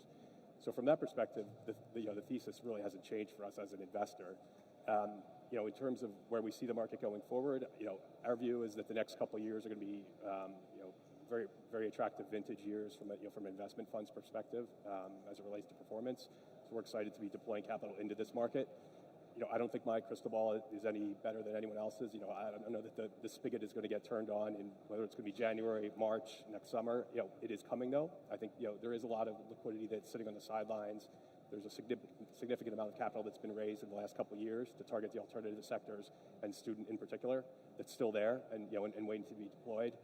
The next big hurdle I think is really just getting through this next period where we let borrowing costs settle down a little bit, and everyone kind of gets through the price discovery phase. We can kind of all get back to more of a normalized environment. And I think, we see the opportunity set more probably in the value add and opportunistic space going forward from a risk perspective. And yeah, I mean, I think that's generally where we're focused at the moment. Yeah, and Vanessa, given that you are, covering the whole Europe market, do you dare to, give a little bit your I think she meant sorry, Natalia. I was saying, do you dare to give your opinion on where is it going to be, an special market or country? Countries, yes. country. Yeah. East, west, north, south. Yeah. That would be interesting to hear. Well, I think we just get a bit. So as LaSalle, we've been quite exposed to the UK student housing sector for over 15 years. So we have various types of direct let norms, leases, structures. Again, depending on the capital, depending on the returns, is this matching liabilities? Is how much risk can you take?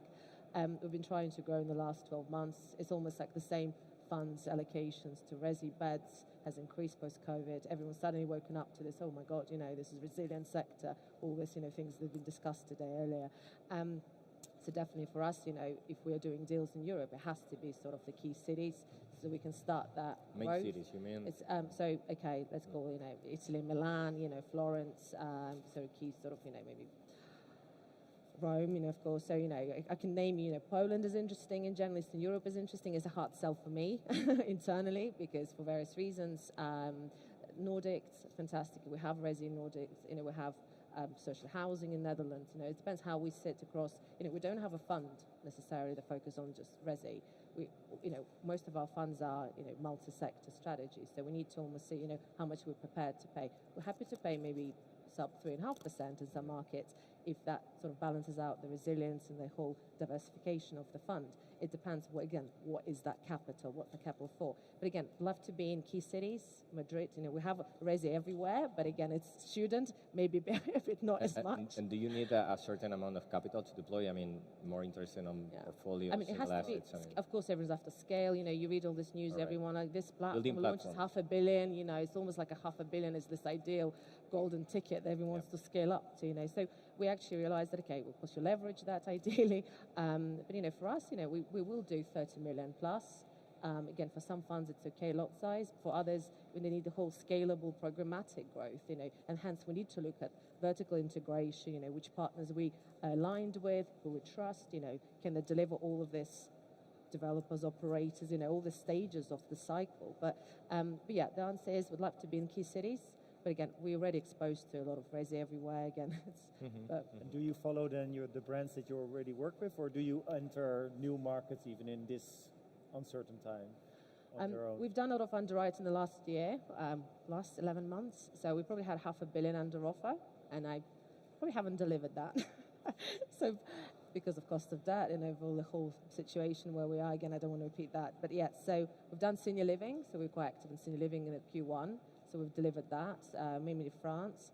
But then on the wider resi, we have conviction. Again, it's a bit for sell for different funds, but as a house we have conviction. I have to fight against other sectors like life sciences or self-storage. But again, we have conviction, therefore it's just picking up with a research and strategy team, where is that growth coming from?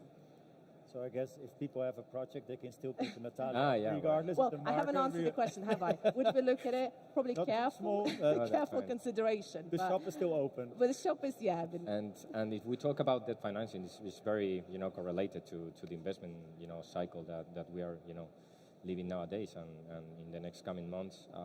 What are your thoughts? I mean, we all know that, the interest rates are peaking, but at some point, will drop again. That affects for sure everything, in the investment market.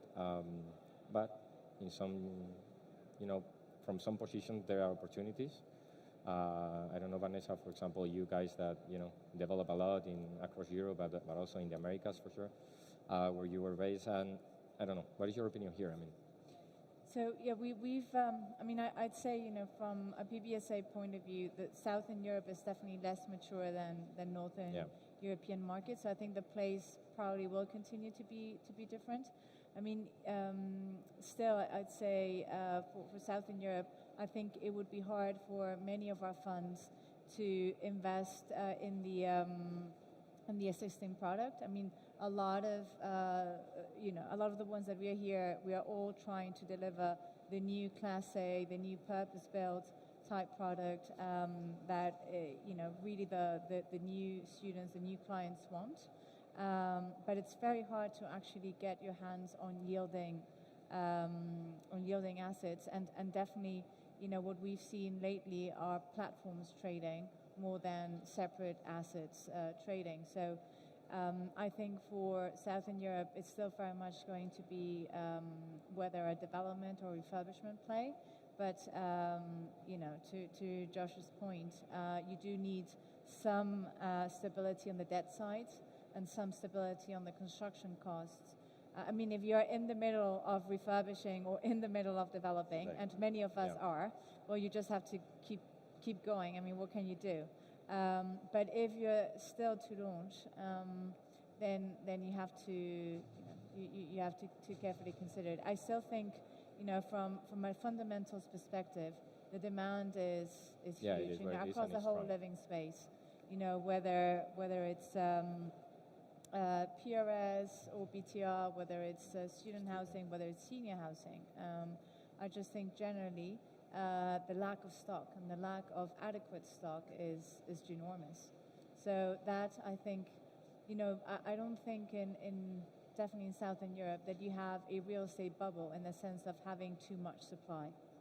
I don't think that's the case. No, it's not the case, right? No. I mean, I don't know where your opinion, but I think. And it's funny because 10 years ago when we started with this conference, the big opportunity in the Netherlands at that time was vacant offices.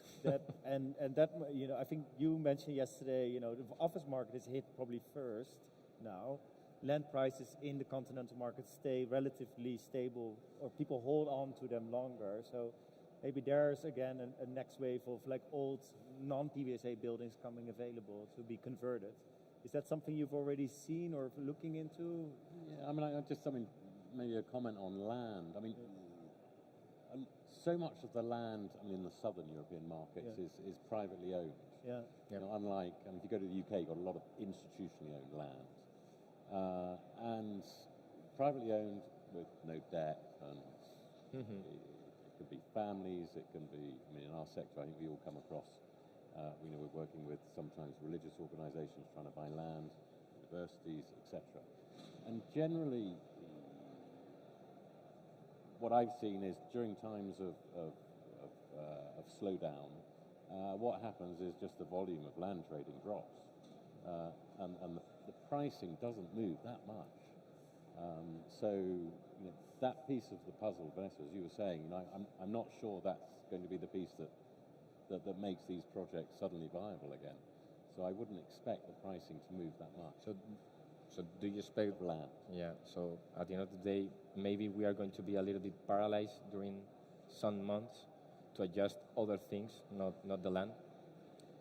Yeah. I mean, I think it's my worry, I suppose, is the developments are going to be much more difficult to do to make them viable. The land price, let's assume it stays there or thereabouts, the same. Obviously, we've talked about financing costs. Financing is still available, but the cost of financing has gone up a lot. Construction costs we've talked about. The top line revenue piece, that's the bit that's remains stable, and I think we're all quite confident about going forward. The equation looks attractive. The OPEX piece, we're all being hit by.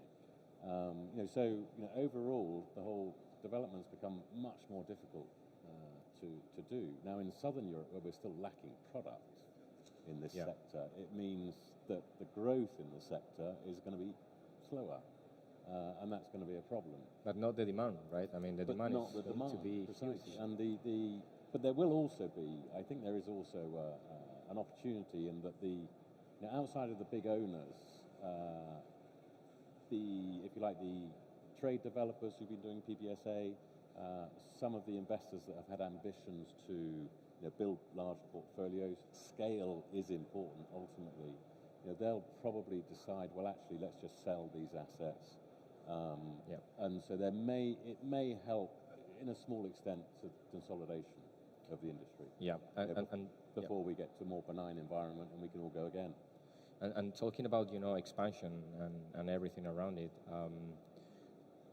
something that is very interesting for myself personally is what the brand residences and life cycle cover. The whole cycle of an individual is something that is, from my perspective, very interesting to grow a platform.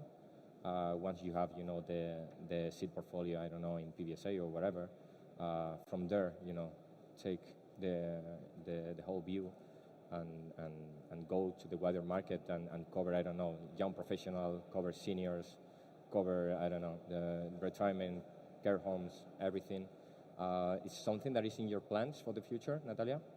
Well, I cover so many living sectors, and hospitality is definitely on my card. You're flex. I was about to talk about our urban accommodation, prop tech, hospitality solution, but again, maybe it's a different topic. But absolutely, for us, anything, now the sector is talking, about rental living, service living, hybrid, blended living. I'm confused about who is adopting what.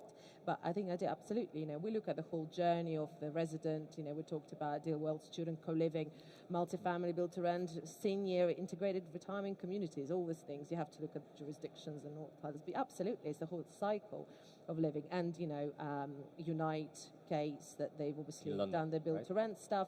I think it makes sense for some operators and developers, and because there's synergies from operational perspective. They control that resident. They almost grow with that resident, and retain that. I think it's interesting, and for me, absolutely, that hence as a team we look across all of this living concepts. But again, we've seen more in some countries. We see more of maybe UK and some operators in the continent doing more of student retirement. So more and more of this sort of model is emerging for sure. But for us, it's something that, of course, it's easier for us to understand and to grow with that partner. And but do you think the brand is a key factor, Vanessa? I mean, it's something that, growth from, or at the end of the day, is not that special or important? No, I do think, brand, but not just brand on its own, but the concept of platform. I do think it's not necessarily comes with, I don't know, just a specific brand, but also you have the OpCo consumer brand. From down. Exactly. Exactly. So it's not only the facade, but it's also the MEP and what goes on behind it, and which all the processes. How do you from HR policies to purchasing policies. Everything that really goes with the day-to-day operations. I think without I definitely know for Heinz in Europe. We are investing in PBSA because we developed the operator. So we have a 100% owned subsidiary, which is Aparto, which is our operator. And if not, I don't know that we would have been able to get comfortable with the real estate investment without having the operational piece to go with it.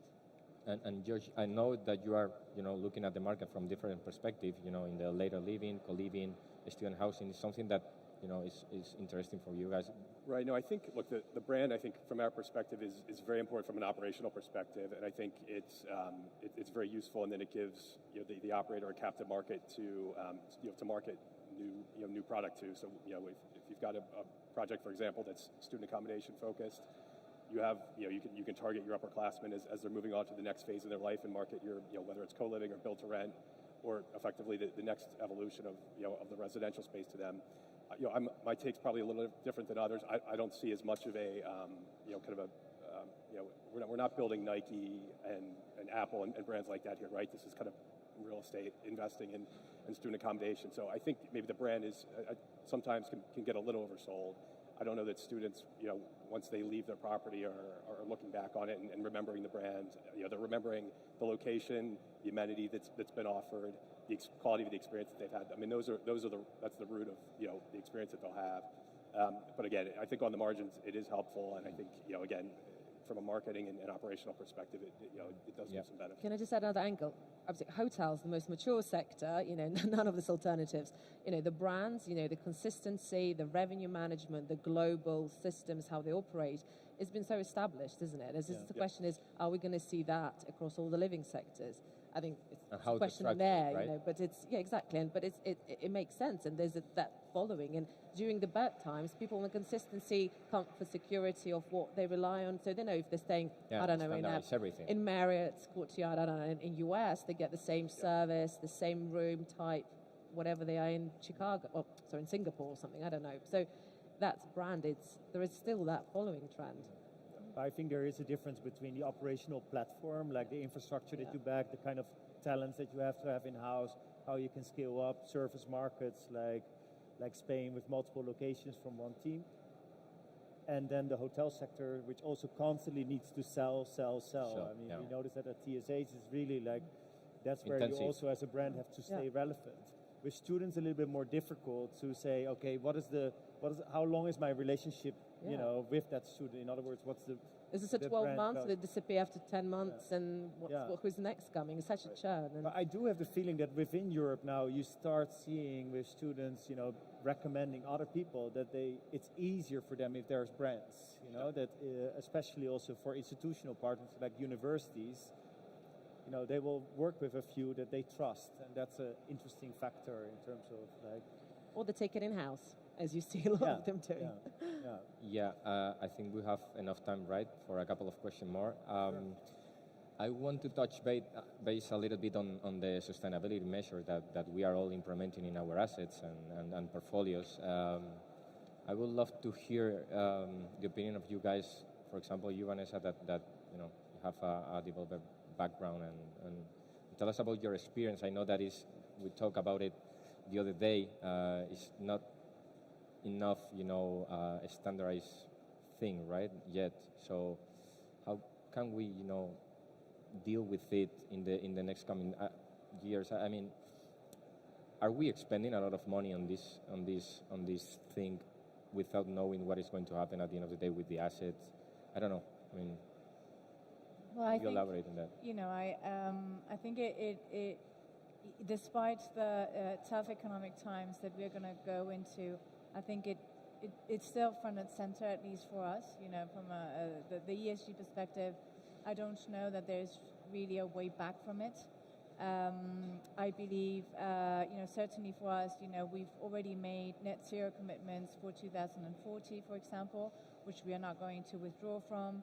And I think certainly, and especially on the sustainability side of things, at a time like this with the energy crisis that's going on, I think that certain investments, the payback is going to be way more obvious than it was maybe before, with the cost of energy where it is.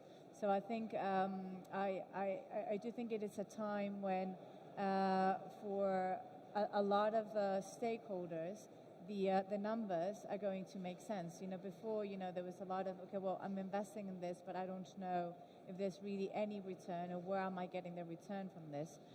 And I think now clearly, on OPEX, there is a clear return. And I think at one point, we can talk about green premiums or brown discounts, but it's definitely going to have a reflection in the on the capital markets or even on the financing side, where we're still already seeing a lot of green bonds and green sort of debt link over there. In terms of, I think where, so on the sustainability side, I think a lot of progress has been made. On the governance, you and I were talking the other day, I think there's still, first, there's a lot of data missing. If you're going to be able to make a diagnosis about your portfolio, you need a lot of data, and sometimes the data is still not available. So you need to install the meters, you need to really, first just collect it. Yep. Then you need to, process it, and then you need to understand, what strategies you're going to be following. And there is a lot of different certifications out there, and there's not so much consensus yet out there. And so the industry will have to find a way to getting to that consensus, and it's not going to be quick, but I think certainly we all have a responsibility in doing that. And from a social perspective, I think certainly, again, heading to the times where we are headed, I think it's, at the end of the day, we, our sites, our schemes, they're all embedded in communities and in cities, and somehow, there has to be a relationship of symbiosis, and there has to be something, that you provide something as well to the community. You're not just benefiting from it. So I think there will be more and more ways to do that in a healthy way. Yeah, sure. And Neil, something that you are experiencing too? Well, it's a huge topic, right? And it's quite a complex topic. Fundamentally, I feel that I would add, of course, it's made huge progress in its sort of general awareness, over the last 15 years. So everyone seems to be talking about it constantly. But I think you need really strong leadership from government, really strong leadership, and I think that's not strong enough, clearly. And also by the providers of capital, whether they are investors in your funds or whether they're your shareholders. They, I think, also need to be, one, they will again look at, are they getting a return on their investment? Yeah. Increasingly, I think it's, we can see that they can do, and it can be significant, whether it be through the OPEX management or through the exit, assuming they are liquidity, right? Liquidity and so on. So, all of that, of course, is important. But one of the things I'd like to see more of is that either the management of companies with shareholders or fund managers of funds with unit holders, more of their financial incentive is geared towards the ESG type. And are you persuading the students to use less energy, or we are not in that point yet? I mean, again, they got very high awareness, and I think the point was made on a panel earlier. Actually, a good point. They have very high awareness, but I'm not sure that they have very high understanding. Yeah. Because their behaviour is a little bit inconsistent. I think the point that was made earlier is, fast fashion is fueled by the young, and that's clearly not sustainable. That said, they're very conscious of some other areas. What is happening, right? Yeah, in energy or water consumption and so on. So it's about education and really understanding what it means to be green or to be conscious of those sorts of aspects. Okay. But I think we recently had a meeting with class partners in the Netherlands, and what was interesting that the partners said, in the presence of the Ministry of Housing, they said for the first time they don't feel the pressure on greening their portfolios from the government side, but actually from their institutional investors. And that was a big shift for them. So they said, you make the rules, but we have to move forward anyway.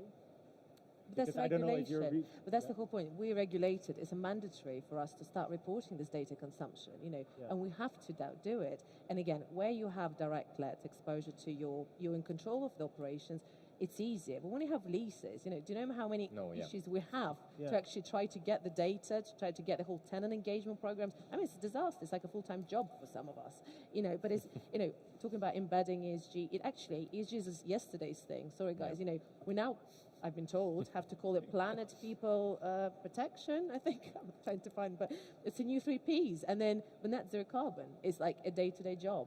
Part of asset management is net zero carbon. Again, roadmaps, I can't tell you how many frameworks, development checklists, onboarding checklists, acquisition checklists we have now to make sure it all fits the purpose. And again, it's finding the right skill set in the sector who can help you get there. We're still going through second year now, doing net zero carbon audits. We're not there yet. It's another year and a half for us to complete all of our assets, not just the living in beds and hotels, we have a lot of them, but all of the other sectors. I mean, it's a huge journey. But again, we have green loans as well now. We're now trying to incentivize our borrowers, to on exit, how we future-proof the resilience of all this initiatives. So yeah, we're now embedding it everywhere. But it's part of our day-to-day job. I'm looking at Josh, but we're so under pressure, I think, to deliver this.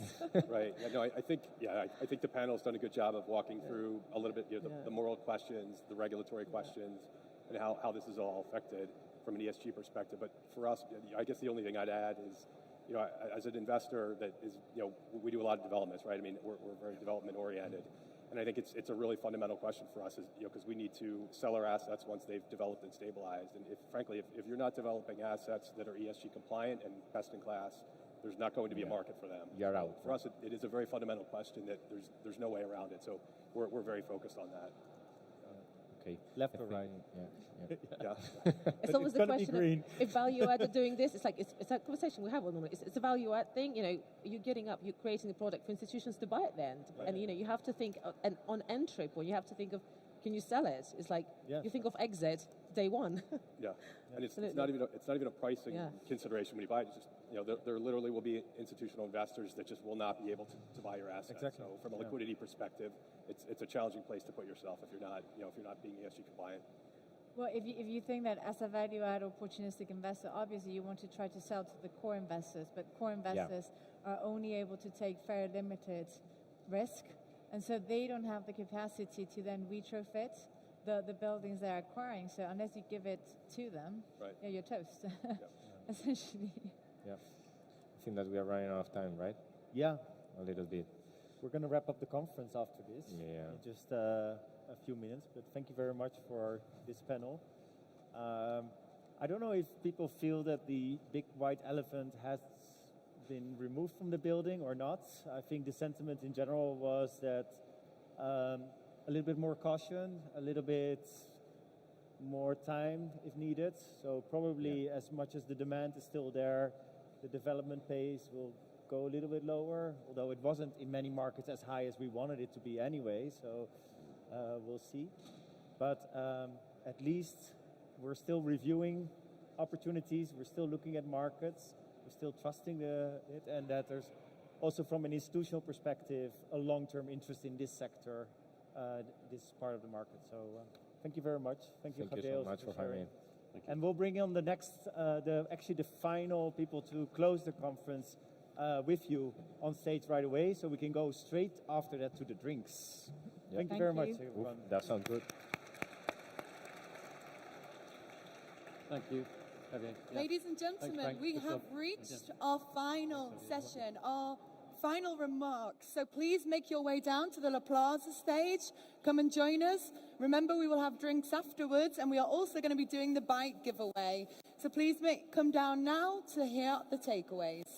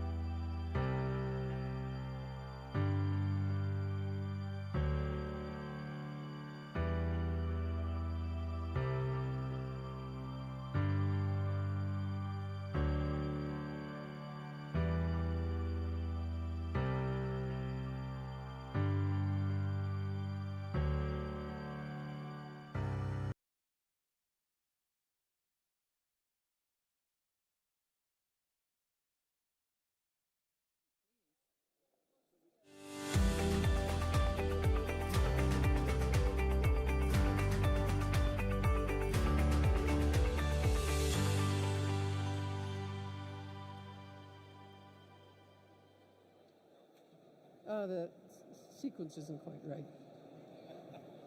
You're over there, Pavlina. It's okay. They knew who we are. All right. They know the. You all know who we are by now, don't you? By the way, guys, the sound will also come out on the whole in the whole room now, so you do not need your headphones. Yeah. I bring good news. Everyone has warm ears by now. Yeah. So we are here to wrap up this exciting day and to share with you some of the things that struck us in the course of our conversations and our panels.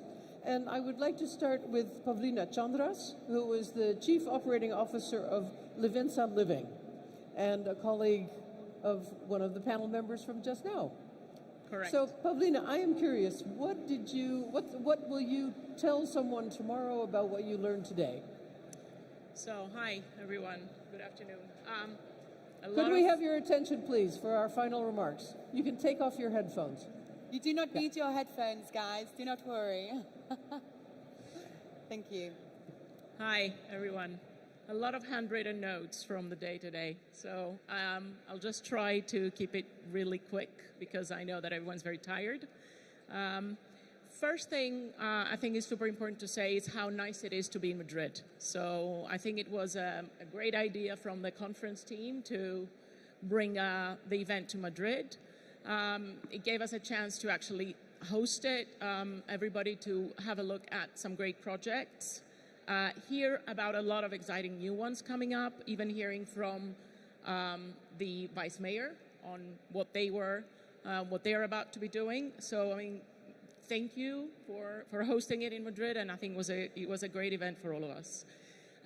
Number two, what I noted was how maybe I would say a trend in the discussions of today has been go local. So after the pandemic, after having been online for so long, it looks like we are all back to wanting to connect with each other physically.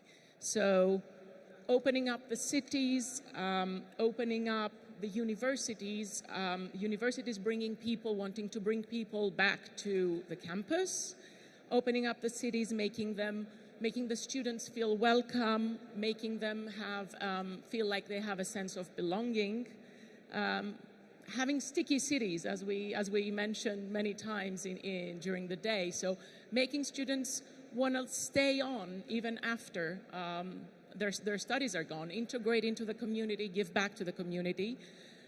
There have been a bit of negative remarks, so we understand not all cities are in that stage yet. But taking on the positive note, I think another trend has been to think that we as a sector could educate the cities actually to open up to new talent coming from students or wanting to facilitate new PBSA. I mean, just this last panel now, what was being mentioned was how difficult new development and new investment is going to be. So the cities actually putting on a helping hand and taking this forward, I think is super important. And then trend number 3 we spoke a lot about was ESG and sustainability. Trying, I think, to think about it in a way that is real, not just on paper, not just on the awards, but what it can mean for more than just a brand new building, maybe an old building, the S side, the community for the students, a lot on, again, our need to educate the students on the other side, so on what sustainability really means, on what they can do to help us and to help the future. Also some very interesting remarks on the circular economy from the architects and urban planners from the beginning of the day. So I think with these 3 points, I would sort of try to wrap up a very, very interesting day. Thank you very much. Thank you, Pavlina. Yeah. And Kellyanne, what struck you? You've been so deeply involved in making this conference happen. Yes. What are your takeaways from today? Well, One of them is the importance of having people in the room and the actual eagerness and excitement for people to be back in the room. I think that's probably one of the biggest buzz ones. is wonderful. Yeah, eh? absolutely. Yeah. And I think, as I mentioned earlier on, I'm so proud for the types of individuals even in this community, to have people to have open and honest conversations on stage. You know, we're quite a unique sector that we do strive and pride ourselves in that, and I think that's something that we should continue to do. There's definitely lots of takeaways and things we can learn from, and there's other ways that we can continue to grow and develop, and hopefully we can do that alongside people in this room and for many more years. And you said you saw a move away from the pure interest of real estate towards a more people-oriented business. Yeah, but there's always a bottom line on the spreadsheet, eh? Of course there is. Of course, we've still got to remember that many people in this room are you know, from the private sector. But I think the differences, and something that we need to keep coming back to, is about this accountability. It's about what role do we all play, holding each other accountable for not only our actions, but making sure that we are open to sharing and educating the people that maybe are responsible. So working with the cities, working with the universities makes our lives easier, but it also becomes a sharing of best practice and moving forward and developing. So I think if that's one thing that we should take away, is our role is important as individuals, but also as organizations, and we should continue. And working with policymakers to make them understand what you have to offer. Yes, and that's something that I think the class are very much going to work on going forward. Being able to curate positive solutions through putting forward recommendations for policymakers and cities as well. And I think actually that's something that's been missing, and it's something where actually I think we as a community can be really valuable. Yeah, you still have room to grow. Yes, absolutely. Yeah. So Frank, what struck you today? No, I think it's what was said is very true, and I've heard it in many conversations in different ways, but for me, what Jordi was saying yesterday from Housing Anywhere is like, as a sector, we have to keep in mind that why we are here on Earth, what gives us purpose, is still to make sure that there's availability of student accommodation, because it's still a big challenge, that we are accountable in that, the way we do it, and that there's affordability for those that also have smaller wallets. So I think that's still the big North Star which we should aim for. For me, one of the key takeaways was this word, you had sticky cities. For me, it was the third place. And the reason I think that is an interesting topic is because in many conversations, it was that there is an interaction, there's an overlap between, say, a building and the neighborhood, a university and an operator, an investor and a brand. And at the end of the day, also for the class to play a role in this third space between different stakeholders. Because without it, it's impossible. We saw Luca presenting, city images, and where the magic happens, where the stickiness comes from is when we meet each other, when the building is not isolated from the square, when the university is not isolated from the city. It's always in these in-between spaces where we meet. So for me, that's also something that it has a physical component, but it also, as an organization, bringing people together, can lead us in those sessions that we're going to plan for this year. Yeah. Excellent. Thank you, Frank. And this is now a moment to thank two of the important sponsors of the conference. We're going to invite on stage Rishi and Ron, our tech sponsors, who is going to give a little rundown of why they're here, why they sponsored, and why it's important for us to continue talking about hyperconnectivity from a tech stance. Hi guys, how are you doing? Hi guys. Yeah. Mic's up? Mic's up, Where's yeah. your mic? We share the mic. Okay. We will share the You mic. stand next to it. Oh, there we go. Look at this. Now you hear me. Okay. Who's kicking off? I'm kicking off, I think. Okay, let's go for it. Yeah, thanks for the introduction, Kelly. Great to be the tech sponsor, this year's tech sponsor, together in a collaboration with Rhino, Zig Real Estate, and Eagle Eye, and be part of this community, because it's a great community. There's a lot of knowledge to be shared, and that's great. We also are, besides being doing the sponsorship, we are a partner, and we love to be a partner. So, right. Thanks, Ron. So yeah, for us it's very interesting that we can talk to all the stakeholders in student housing.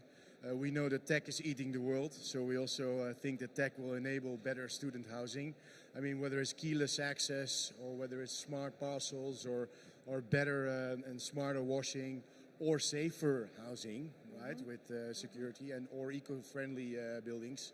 I think tech is enabling, and we're looking forward to the next class events. This is very valuable for us as tech companies to work together with the stakeholders. I think this is a great moment to thank all of our sponsors for helping make this happen. Housing Anywhere, our platinum sponsor, our tech sponsors, and all of our sponsors in the rest of the room. So thank you so much. Awesome. Thank you so much. Yeah, great. Yeah, we're going to do the bike giveaway. And yes. then Barcelona. And then what? Barcelona. Oh, yes. Oh, actually, we've got a very, very, very exciting announcement for you all. So one more thing. So before we do the bag giveaway, we're going to show you a few photos. Can you guess where we're going next year? So from the City Commissioner of our city of choice, we have a lovely video welcoming and endorsing us.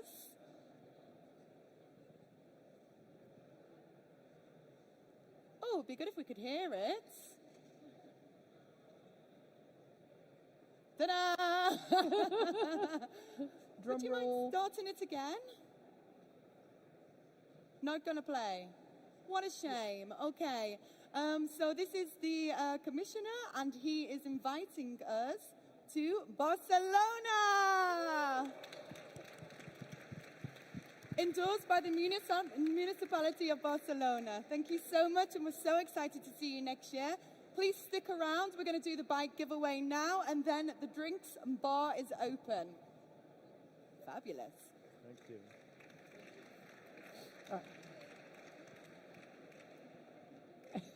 Oh, nice. Oh. Okay. Oh, I'm going to hold the bike as well. Ta-da! Okay, so this will not be the bike that you win. You get to pick the color, and you also get to put your own branding on it. So we are now going to spin the wheel, and hopefully that doesn't go as disastrous as the video playing. Yeah. So please, can we spin the wheel? Da, da, da, da, da. Oh, wow. Can you see your name in there? Can we have a drum roll? Woo!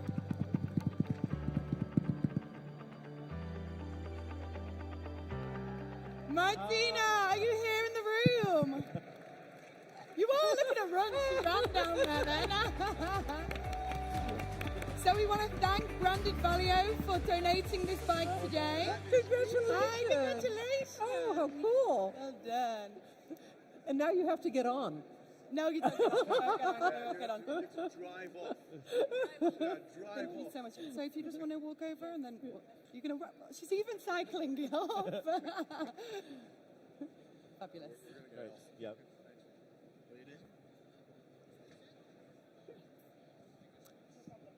So now I think we're done. Don't we say officially goodbye? Yes. Okay. So, thank you all for joining us. I thought it was an exhilarating day. She didn't get on to drive off. That's too bad. I want more prizes to go with that. Next year. So thank you all for joining us together with Kellyanne and Frank and Arunima and Omar and all the staff, all the AV, wonderful the technical catering. guys. Yeah, the people that design the stages and the spaces. Thank you, everybody, for being part of our amazing team and making something like this happen today. Yes. So. And now it's time for a drink. Thanks so for we'll see you at the bar, everybody, to continue networking. See you at the bar. Thank you so much. Bye. Thanks.